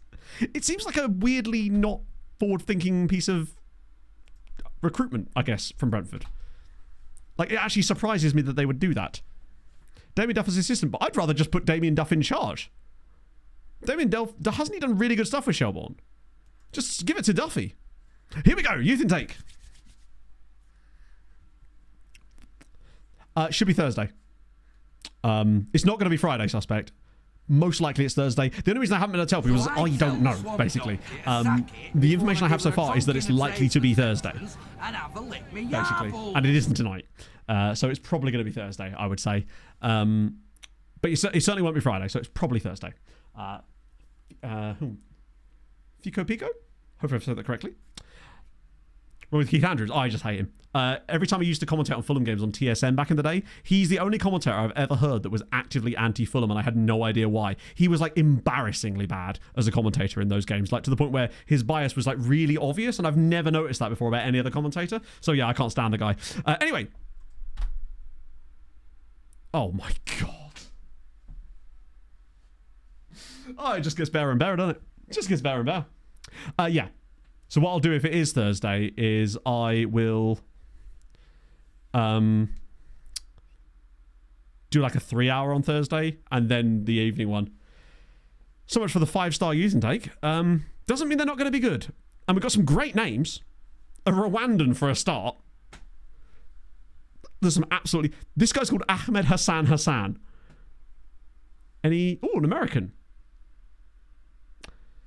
Oh dear, not one Pierre. We are doing a Pierre-less run. Lots of Stevens, I think. Philippe's. Okay, these two here could still be good. Remember, they could still be good. Thierry Iradukunda. Hang on. Iradukunda. Fickle personality. Are you kidding me?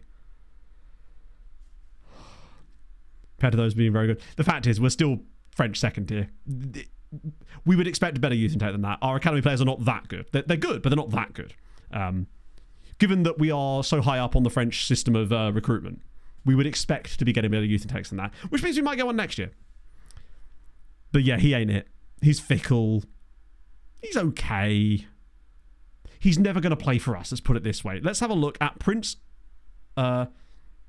Nkunku Mavutu. At least he's fairly professional. And he is only 15, so he's going to be like, worse by just being younger.